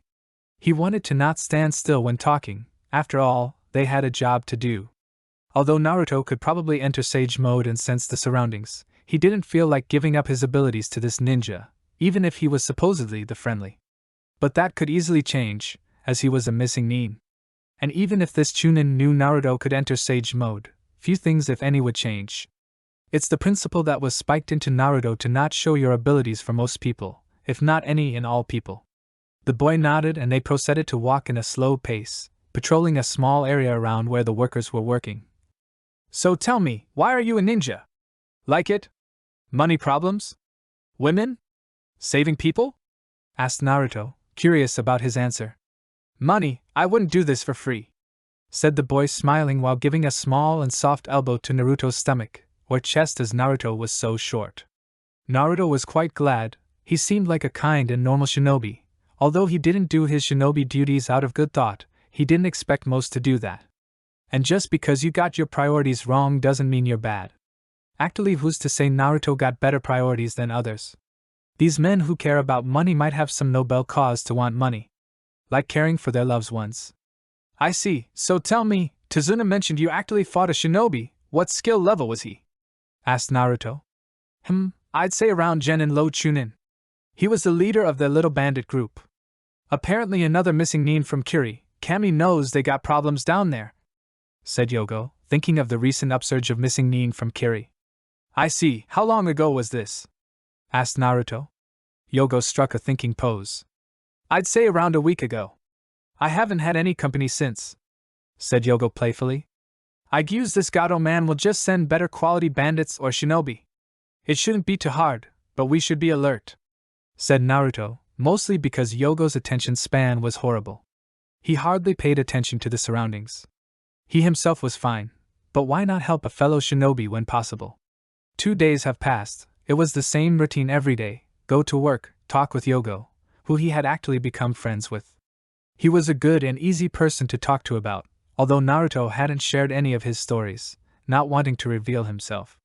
And after work was done, go hang out with Inari, who really got attached to Naruto. So when Naruto was on the job, walking besides Yogo, and he suddenly sensed a chakra signal, he was very surprised. Yogo, get ready, whispered Naruto. Yogo nodded and his hands got a little closer to his kunai holder. He also got a little tense. Real ninja fights were nothing like spars, they were deadly, and rank doesn't matter, you get nervous over real ninja fights. A Chunin could take down a Jounin with the element of surprise. Being nervous was a survival instinct. It makes you aware, it makes you pay attention to the things that would go unnoticed. Although too much, and it can cloud your judgment. The duo continued to walk through the woods. Naruto was by no means a sensor nin, but he could sense 2 low chakra sources heading their way. There now came running 2 nins towards them. One was clad in a cape. The other nin had 2 horns connected to his headband, a missing nin from Kiri. You'd also see both had a big chain connected to each other, via a big gauntlet both wore on their hands. Cape guy had it connected to his left fist, 2 horns had it on his right. The nins simultaneously fired out a chain, aiming to capture both Naruto and Yogo. Naruto of course not only saw them, but heard the chains wrestling. Yogo also seemed to pick up on this as they both quickly dived out of the way. Luckily, they jumped in the same direction. Otherwise Yogo might have gotten hurt. He was a Chunin, but they had no idea on the other skill level. They could very well be Jounin skilled. Naruto and Yogo is hiding behind a tree. Naruto quickly took a second to note where the ninjas was. After the task was done, he did 5 hand signs in rapid succession. He then uncovered from the tree to shoot the jutsu. Futon de Tapa, yelled Naruto as took aim towards the nin running towards him and Yogo. He hit both as they was blown away. They flew away a quite far, alongside the trees that got blown over. Whoa, the hell, man? You just blew away several trees as well, said the man awed as he patted Naruto on the back. Naruto only smiled as he and Yogo walked towards where the assaulters were lying. Unfortunately, they wouldn't stay down for long as they rushed to both Naruto and Yogo to fight in taijutsu. Fortunately, they weren't Jounin skilled as both Naruto and Yogo managed to come out on top. Naruto killed the cape-wearing nin. Yogo managed to pierce the two-horned ninja in the throat by a kunai. At the end, Yogo was breathing, exhausted. These nin were good, almost as good as Yogo. Though he came out on top, he got several cuts and bruises from his opponent. Naruto, though, came out unscathed. It wasn't really all that impressive, as he had spent 5 years with tutelage from one of the best nins in the world. Whoa man, you're probably stronger than most of the jounins back in my village. Maybe you'd like to come to Konoha after this mission is completed? Asked Yogo, excited. It was quite rare, if not extremely rare, to find this skill in nin without an affiliation to a village. And a boy of 11 no less. Though he had already asked the kid, he was good at pestering people. If one could make this kid join Konoha, it was gonna be him. Naruto, however, just snorted. No, answered Naruto simplistically. He didn't want to deal with Yogo's pestering. When the thought of Konoha crossed his mind, he began thinking about those hunter nins that were supposed to come after him. They sure are taking their sweet time, mused Naruto. Maybe they didn't know where he went? Hiruzen said they were rookies, but they should have been able to follow the trails a big toad left. Goro made huge imprints into the earth. But maybe they weren't fast enough? They should come today or tomorrow. Let's just hope Yogo doesn't see them, then he's gonna probably try to arrest me or do something impulsive. So Yogo, another successful fight for you, huh? Asked Naruto, smiling towards the now sitting Yogo. Naruto also plopped himself down. Yeah. Although I'm not sure I will be able to handle the next wave of enemies. They're just getting stronger and stronger. These guys were probably chunin, said Yogo while doing hand gestures to show how good they were, which resulted in him just waving his hands around. You're right, but if we work together, no enemy will be able to stand a chance, declared Naruto. Unless they're better than us, finished Naruto. Altoag, maybe he shouldn't have said that. Now Yogo got a bit more depressed. Cheer up, Yogo, I'm sure we'll be able to handle the enemies. You aren't chunin for nothing, said Naruto, hoping to make Yogo a bit happier. Yogo was a normal happy guy, which was rare in ninjas, so of course Naruto wanted to preserve that happy attitude. But he occasionally got depressed, not that Naruto could blame him, as he also got depressed occasionally. But Yogo was born to be a happy guy. He can't just go and be unhappy, it doesn't suit him. It seems Naruto's attempt was at least partially successful, as Yogo managed to chuckle a little. Naruto, always so happy.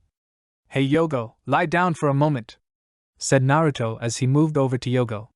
Yogo did as told. Naruto put his hands over Yogo's wounds. He closed his eyes and seemed to be concentrating. Yogo was baffled. His wounds were healing. You could see the wounds closing slowly but surely. I didn't know you were such a good ninja. You know almost everything, exclaimed Yogo happily. Who knew such a kid would know medical ninjutsu? Naruto, not wanting to reveal his sage mode, just nodded towards his words with a smile. Though he liked getting praised, he actually didn't like Yogo praising him. It could change Yogo. He was such a chill guy right now. If he starts praising Naruto, it could or maybe would change.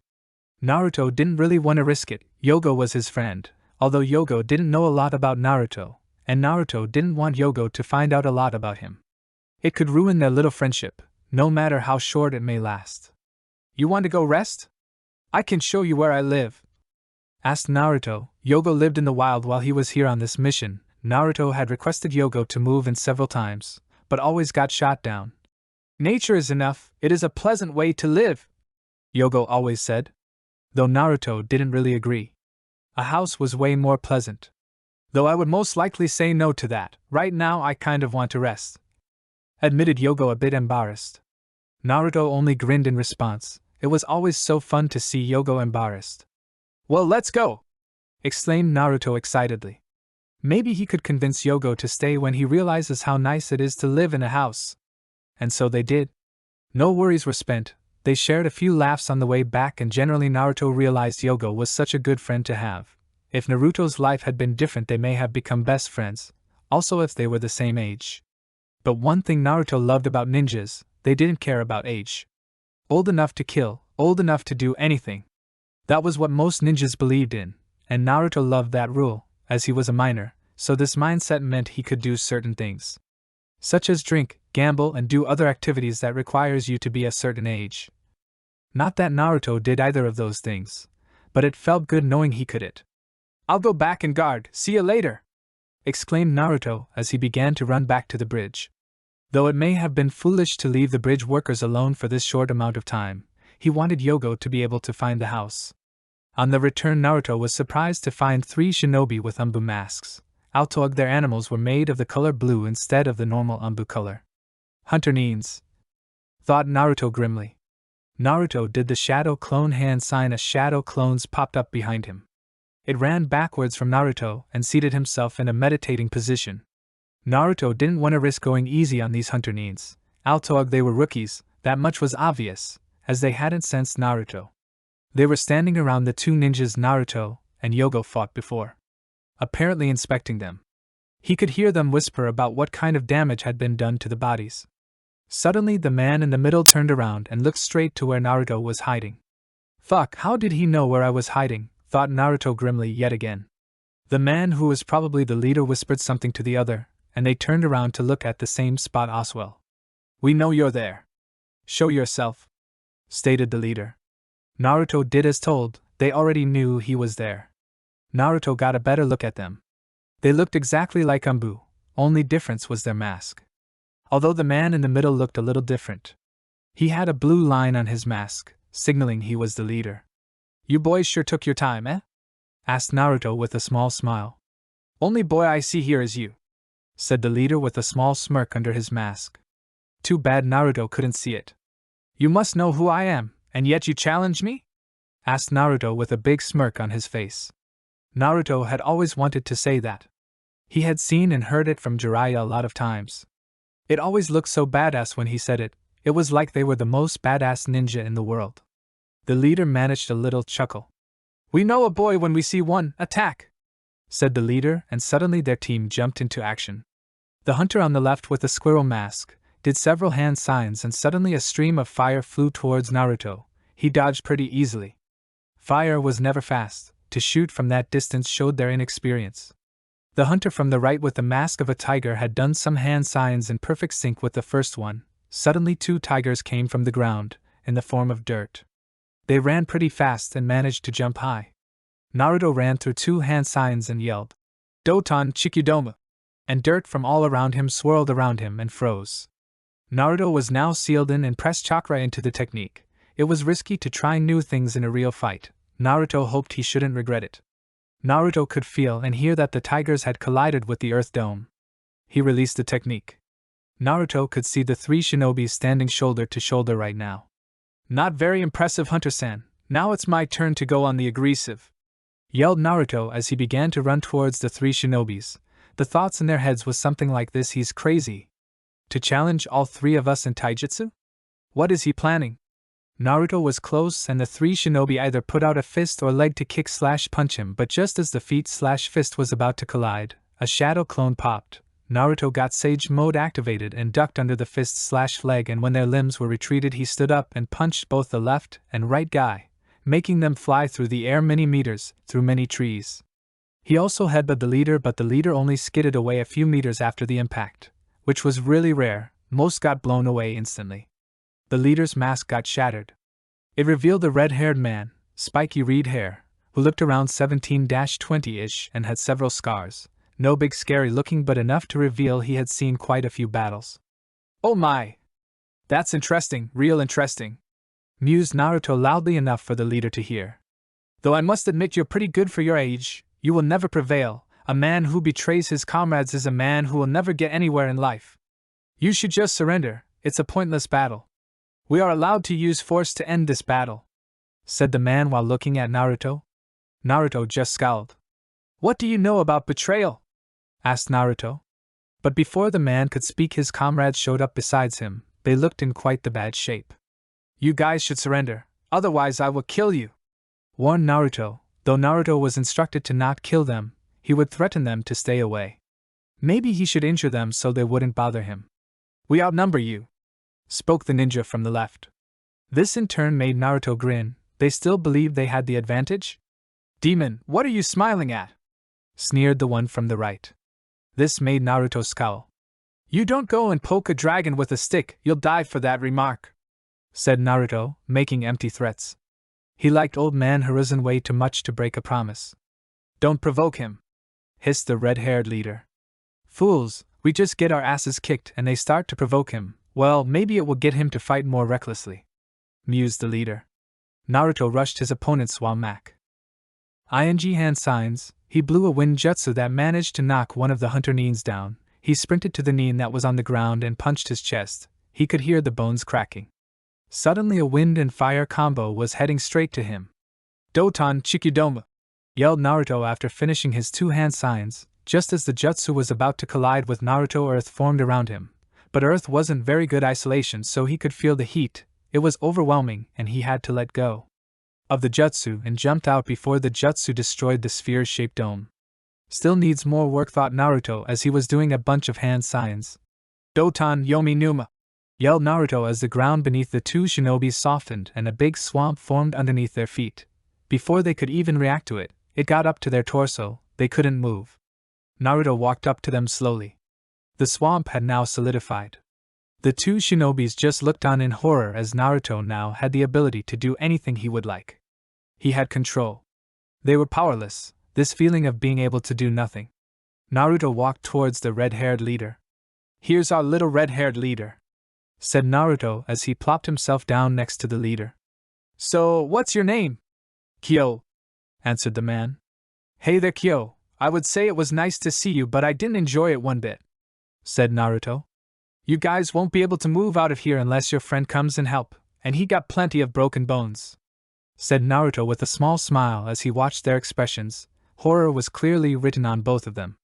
Normally Naruto wouldn't be happy he kicked their asses, as they were just doing their job, but they were not nice about it.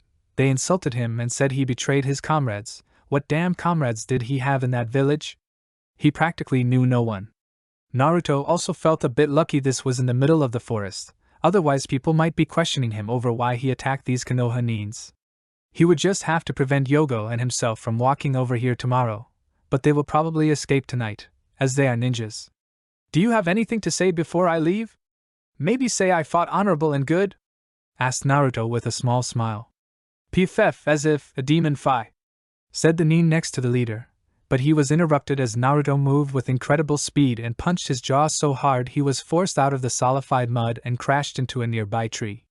Now Kyo, you should have more discipline towards your men. Other men would torture you guys for this, said Naruto, and Kyo looked a little embarrassed. It was true, they would probably be tortured or killed if this was anyone else. Well Kyo, I guess it's my turn to leave. Goodbye and let's hope we never see each other again, said Naruto and offered a smile as he finally went back to where the bridge builders were. A cabin in the woods. They should be done already, muttered a certain male playing with an oversized broadsword. Maybe they are taking it slowly, said another voice, who appeared to be quite young. No, they've failed. We'll head out tomorrow. Thayanari-chan, where are you? Called out Naruto. Not a second later Inari came running to the door to greet both Tazuna and Naruto. Naruto ruffled Inari's hair and motioned for him to follow. Naruto walked over to the couch, where he found Yogo lying. You've gotten introduced? Asked Naruto pointing to Inari. Nope, but the little guy won't stop trying to ask me questions when I wanna sleep, whined Yogo. Inari muttered a low sorry. Well, this here is Inari, said Naruto. And this lazy ass is called Yogo, he's a shinobi. Nice to meet you, now let me sleep, said Yogo annoyed as he slammed a pillow into his face. Naruto had just come back from rabbit hunting, he had to eat something. Tsunami insisted on cooking it. It was enough meat to last for Yogo Oswell, so here we are, eating dinner at the table. Since Yogo-san here seems quite tired, I guess you had some trouble today? Asked Tsunami while putting up some food on Inari's plate. We did. Nothing too serious, but they are getting stronger. Next time will probably be difficult, spoke Naruto. Yogo agreed. Yeah, I actually got pretty hurt. Naruto here saved me, said Yogo while patting Naruto on the back, maybe a bit too hard for Naruto's taste. What happened? Asked Inari. We had a ninja fight, exclaimed Naruto excited. Yeah, Naruto used the wind technique. He blew everything away, even the trees. And then we both got into a fist fight, spoke Yogo, gesturing the emotions and retelling everything that happened. The group laughed at how eccentric he was being.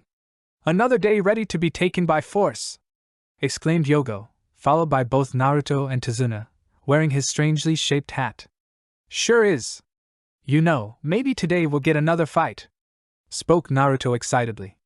Maybe it was a little weird coming from Naruto that he wanted another fight, but it was a great way to learn.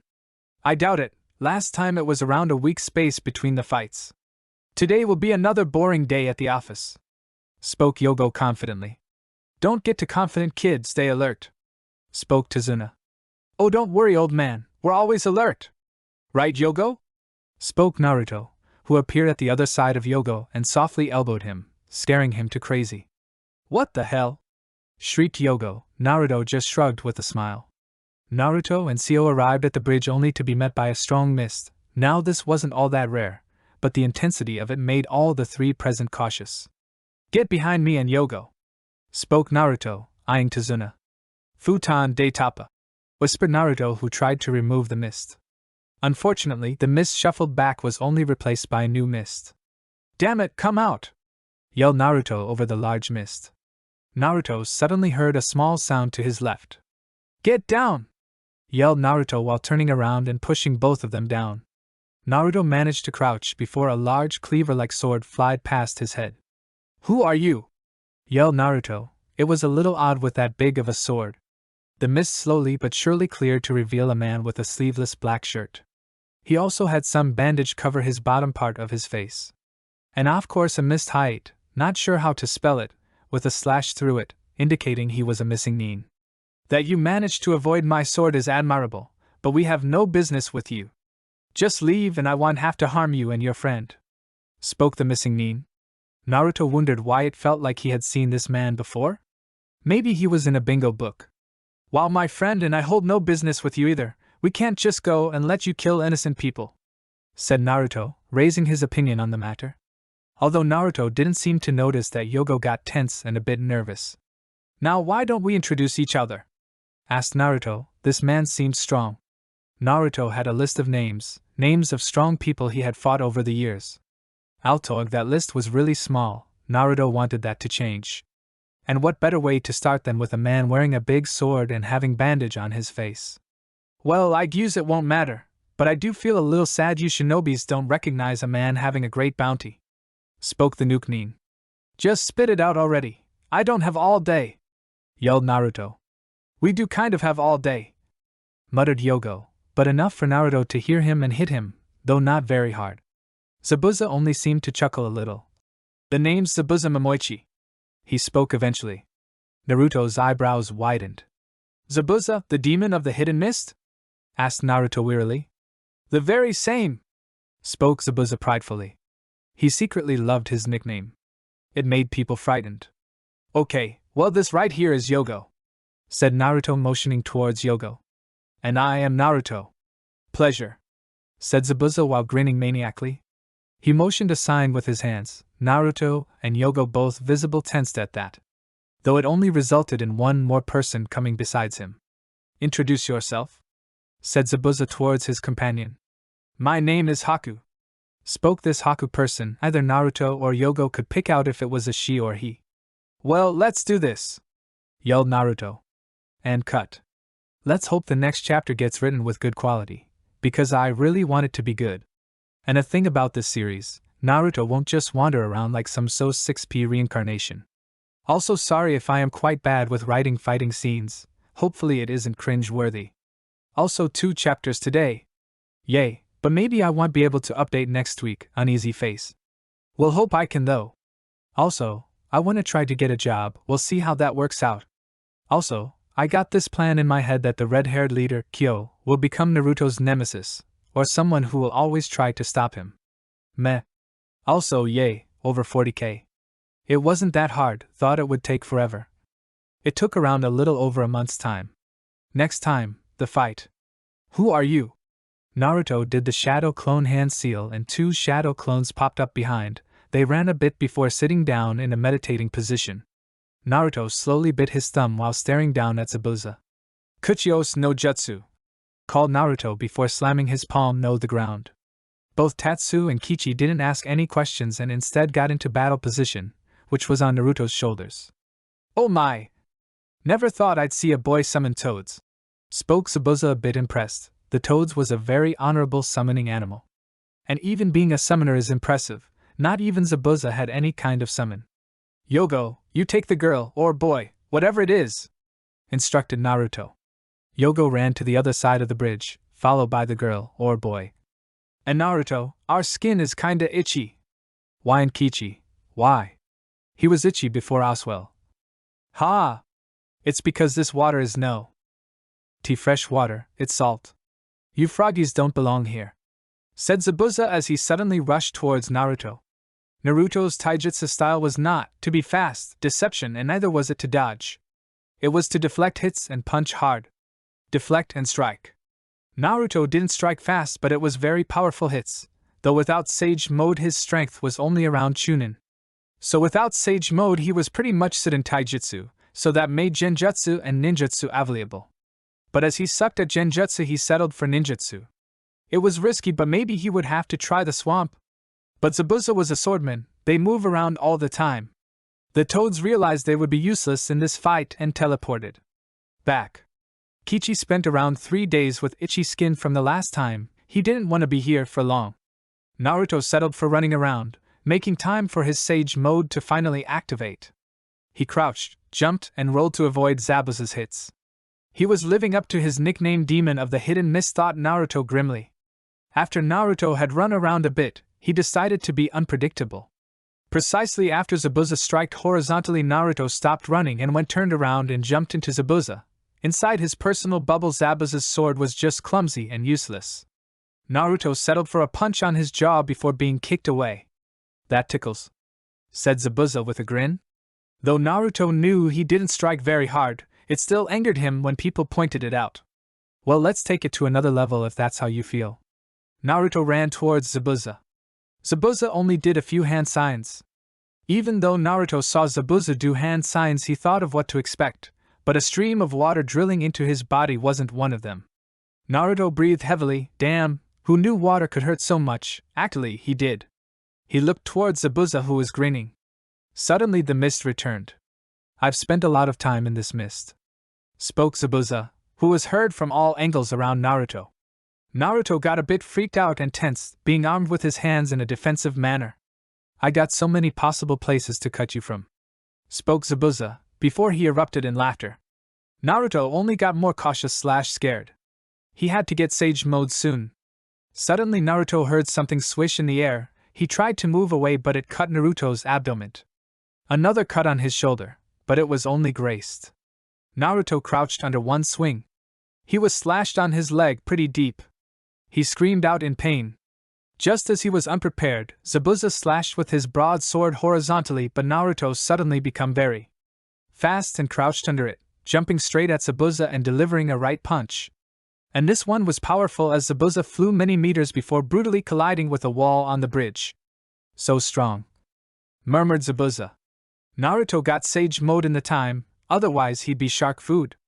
Naruto now had a pretty good idea as to where Zabuza made his way over to him.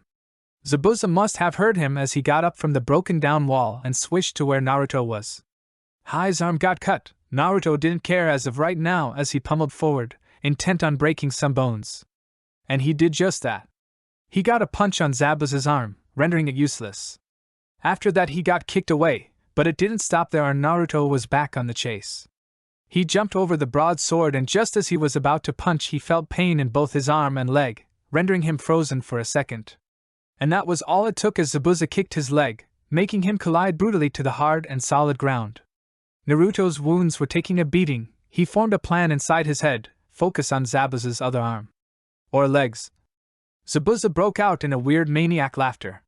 You're a pretty good kid, but I'll finish this right now, called Zabuza as he began to pace slowly at first but eventually running towards Naruto. Naruto quickly formed a Rasengan in the mist, but Zabuza must have probably felt the chakra being used. Naruto ran towards Zabuza. Everything felt like slow motion right now. Naruto crouched down on the floor, intent on avoiding the blade. No such luck, as Zabuza aimed lower and lower the further the swing went. Naruto got cut, a long cut from shoulder to shoulder, but he managed to penetrate Zabuza's inner circle and swiped his Rasengan into Zabuza's chest. Zabuza exploded back as soon as it hit. He collided with a wall, brutally hard, as he coughed out mass amounts of blood. This kid brings me to this? The mist began to sparse. Zabuza thought it was useless. The kid seemed to know where he was anyway. Naruto ran towards Zabuza intent on finishing him. Zabuza just sat there, a small smile on his face. He was so hurt. Naruto created a Rasengan in his right hand. Just as he was about to penetrate Zabuza with the mass chakra, the other figure appeared, apparently a female. They locked eyes, then came the blow. She flew in a weird angle, thought Naruto grimly. That girl would probably be dead after that. Zabuza now had a small frown on his face, though nothing the kid would see. Naruto was unsure what to do now. Zabuza seemed to be no harm, but maybe he was faking? Nah, he would have really died if that girl didn't take the blow. Do you not care that she just died? Asked Naruto, curious. Naruto dropped a kunai at his feet. Zabuza would die sooner or later. Naruto dropped it if he wanted it to go over faster. Although he didn't get an answer, he settled for running over to Yogo. Yogo was a big mess, a big bloody mess. He coughed out blood every time he coughed. His limbs hurting was such a pain he hadn't felt before. His chest trying to pump blood, doing it at such a fast pace. Yogo actually hurt every time it moved upwards. This was the scene Naruto saw. He weirdly moved over to Yogo. He put his hands over him to try to heal him. Yogo painfully pushed them away. Naruto was confused. Let me go to my parents, please. And yet another bloody cough. Naruto grimly nodded. They sat in silence for a while, until Yogo asked a question Naruto hadn't been expecting. You're Naruto Uzumaki, right? Naruto just nodded sadly. Yogo chuckled for a bit before it turned around, and he coughed up a lot of blood. Who knew that the boy I hated would become M? Said Yogo before another aggressive set of coughs interrupted him. Would become? Asked Naruto. Yogo shut his eyes, intent on sleeping. My best friend. Spoke Yogo slowly and quietly before his pulse stopped. But he still had a small smile on his face. Yogo was no more. Naruto started actually crying a bit. He heard some ruckus from behind. It was a bunch of bandits. Naruto was fucking exhausted. Zabuza seemed to move. He picked the kunai up with his mouth. No doubt his hands were in a terrible state right now. He slowly picked himself up, moving towards the little man, Gato standing there mocking him. His pace going faster and faster until he was running, kunai in his mouth.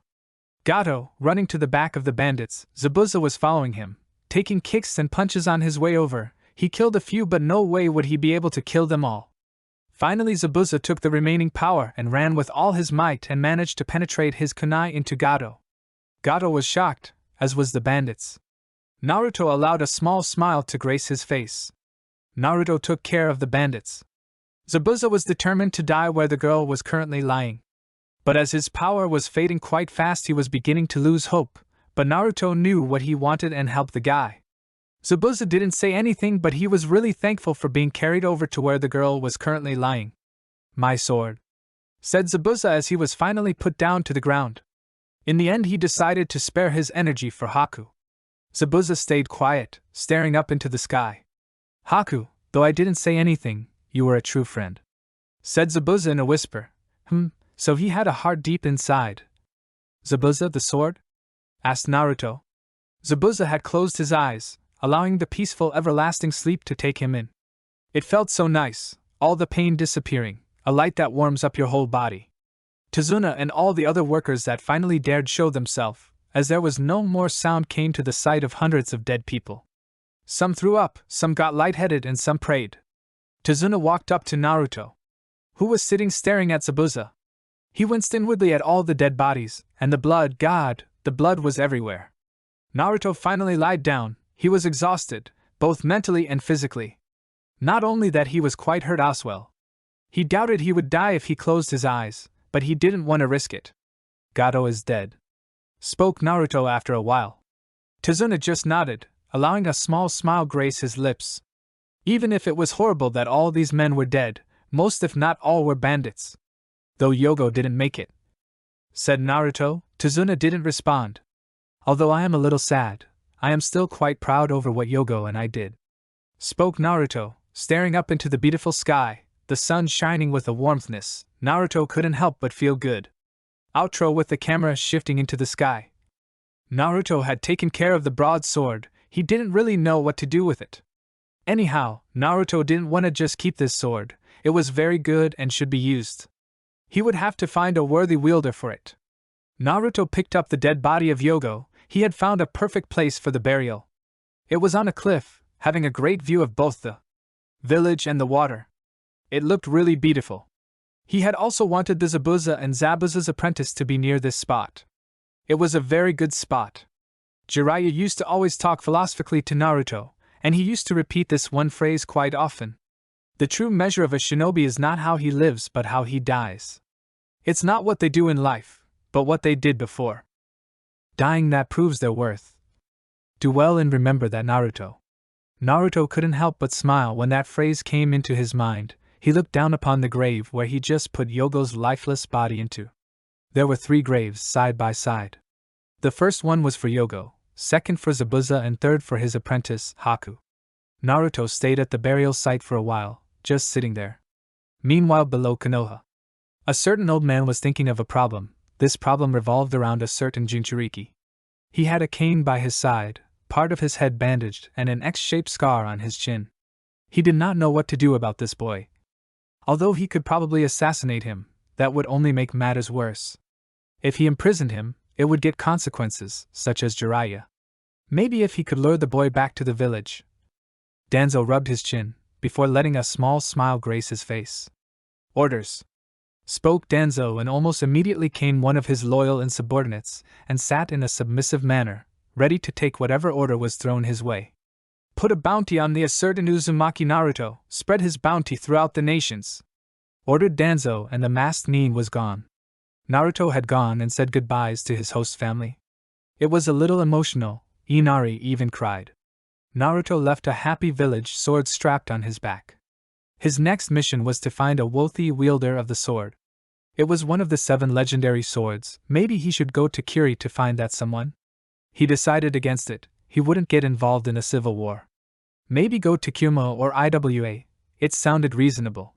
He could at least go to Earth Country to try and gather some Earth Jutsus. Well, Earth or Lightning it is. The journey would take anywhere between a month or 2, depending on his pace. Naruto, though, had no worries about time, and therefore walked. It was really peaceful. When thinking back, he could really tell how much the climate changed. First forests, then the grassy meadows. Naruto didn't really take the normal paths. He didn't really want to be seen as a threat with his big sword strapped on his back. This, however, resulted in him getting lost. A lot. The only thing Naruto managed to figure out was where he was, which seemed to be grass country, thinking about all the grass. After many days of walking and sleeping, and some occasional training, he seemed to arrive at some sort of village. It was nothing too shabby. Even at this time in the evening it was a lot of life. It seems there was a celebration. Naruto entered the village. Most people didn't notice him. He just wanted to find an inn to spend the night. He wanted to sleep in a nice and comfortable bed for once. He smiled at the celebrations while he walked past. Some people got a bit scared of his sword, but Naruto only put his hand up. That managed to calm them down. Naruto grunted in satisfaction as he finally arrived at an bar, but it rented out rooms. He entered and saw it seemed to be quite a lot of thugs. They looked around to see who had the balls to enter this inn. Naruto, however, had a big sword strapped on his back, so he looked a bit intimidating. He walked up to a guy serving drinks. "I'd like a room," said Naruto. The guy turned around and took a key of the wall. 100 Ryu, said the man, making no small talk. Not that Naruto minded, he seemed a bit thuggish as well. Naruto took up his favorite toad, who he could always trust, Gamachan. He paid the bartender for the key and went upstairs. He walked a long corridor, noticing a lot of people with a scimitar or sword. Though they didn't look like they would hurt anybody right now, he tried to be careful. All he wanted was to just sleep until morning and get out of this town. It was weird, there was celebrations outside, but inside this inn there was none of that, just bandits and thugs drinking. Oh well, as long as they don't hurt anybody he was fine with it. Just as he pushed the key into the lock on his door, he noticed something behind him. It was a man with both a mustache and a beard. He had a IWA plate on some weird kind of hat/headband. They locked eyes for a second before Naruto twisted the key. "Wait up," said the man as Naruto was just about to enter. Naruto looked over his shoulder to see what the man wanted. "What?" asked Naruto. I said wait up, said the man, walking towards Naruto. Naruto didn't think it would be a good idea to stand too close to a IWA shinobi. He took a step back into his room. The man followed Naruto inside and closed the door. He motioned towards the bed. Naruto reluctantly did as told. This time the man stayed a few meters away. What is a Konoha Jinchuriki doing out here? Asked the man while inspecting both Naruto and the big broad sword. Though Naruto didn't really fear this man from the beginning. But now, how could he have known that? Who said him Konoha's Jinchuriki? Asked Naruto. The man merely chuckled. Feisty one, huh? Well, in number 4. Stated the man. Naruto looked confused. You're a Jinchuriki? Asked Naruto. I am, said the man. Why are you telling me this? Asked Naruto skeptically. It is not often you get to meet one another, replied the man easily. Naruto was quiet for a while. What's your name? Asked Naruto after a while of silence. My name's Rashi. I see, my name's Uzumaki Naruto, introduced Naruto. The man smiled broadly. Well, Naruto, what is a young boy such as yourself doing out here, long away from home? Asked Rashi. Naruto scowled a bit. I'm a missing nin. I didn't want to be stuck in Konoha. Rashi laughed. This made Naruto's scowl turn into a frown. Finally Rashi managed to calm down a bit. That's oddly foolish. A Jinchuriki is not gonna be left to be a missing nin. How you managed to come all the way here is a miracle, said the man. What are you doing all the way in grass country? Asked Naruto. Well, I have permission to walk freely all over Earth country. But I wanted to explore in grass as well, so I went here unnoticed, explained the man. It was silent for a while. That sword, it's almost as long as you. Why would you have that? Asked Rashi. Naruto was not sure what to tell him. It's a good sword. I wanted to give it to somebody who deserves it. The man blinked in surprise. And you don't? Naruto grinned sheepishly while scratching the back of his head. I don't even know how to use a sword, never mind a broad sword like this. Maybe when you're older, said the man with a small smile gracing his face. I doubt it.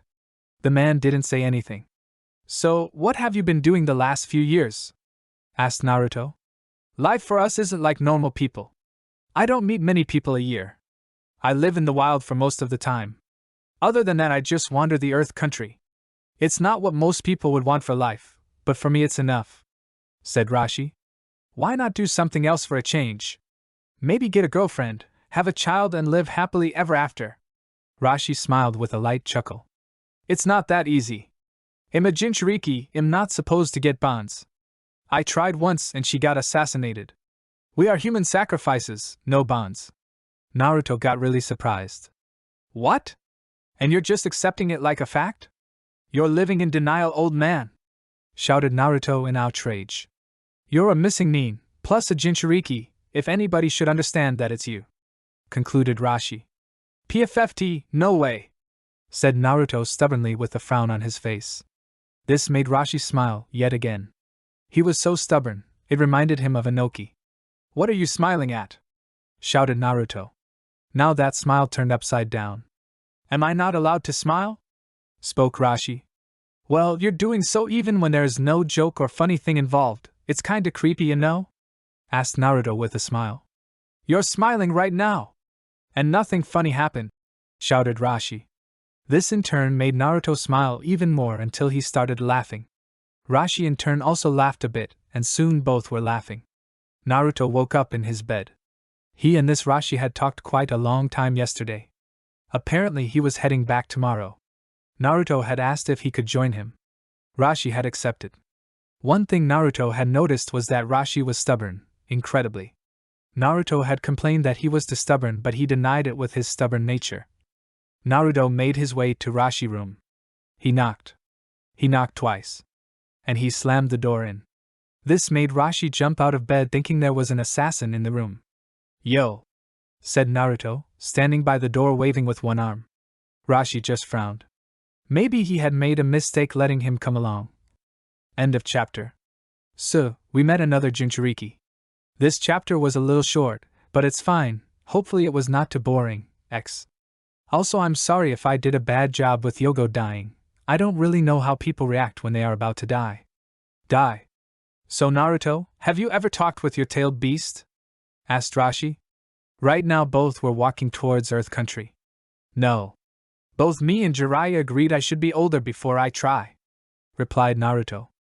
Rashi eyebrows raised a bit. Jiraiya of the Sannin? The very same. I guess you could say he was my father figure growing up, said Naruto. It wasn't a secret in the ninja world that he was trained by Jiraiya, as he followed him around for 5 years. But Rashi probably isn't up to speed with the news. I see. Well, it's up to you when you should talk to it. Though I can give you some tips if you'd like, said Rashi, turning to look at Naruto with a smile. Yeah, that sounds great, replied Naruto. It would probably be quite the scary encounter he would have to prepare. Though you might not know, they have consciousness themselves, therefore they can think and have feelings. You should treat them with respect. If they have demands or offers you a deal, you probably shouldn't accept if it sounds unreasonable. What more? If you plan on taking their power by force, don't take a lot. Their feelings are inside their chakra. If they are mad at you for taking their chakra, they'll make you lose control to make you stop taking their chakra, get it? It's not that hard, just treat them with respect and you will be fine at worst, at best you'll become partners or friends. I think I'd like that, spoke Naruto with a smile. It sounded pretty nice, sorta like his relationship with the toads.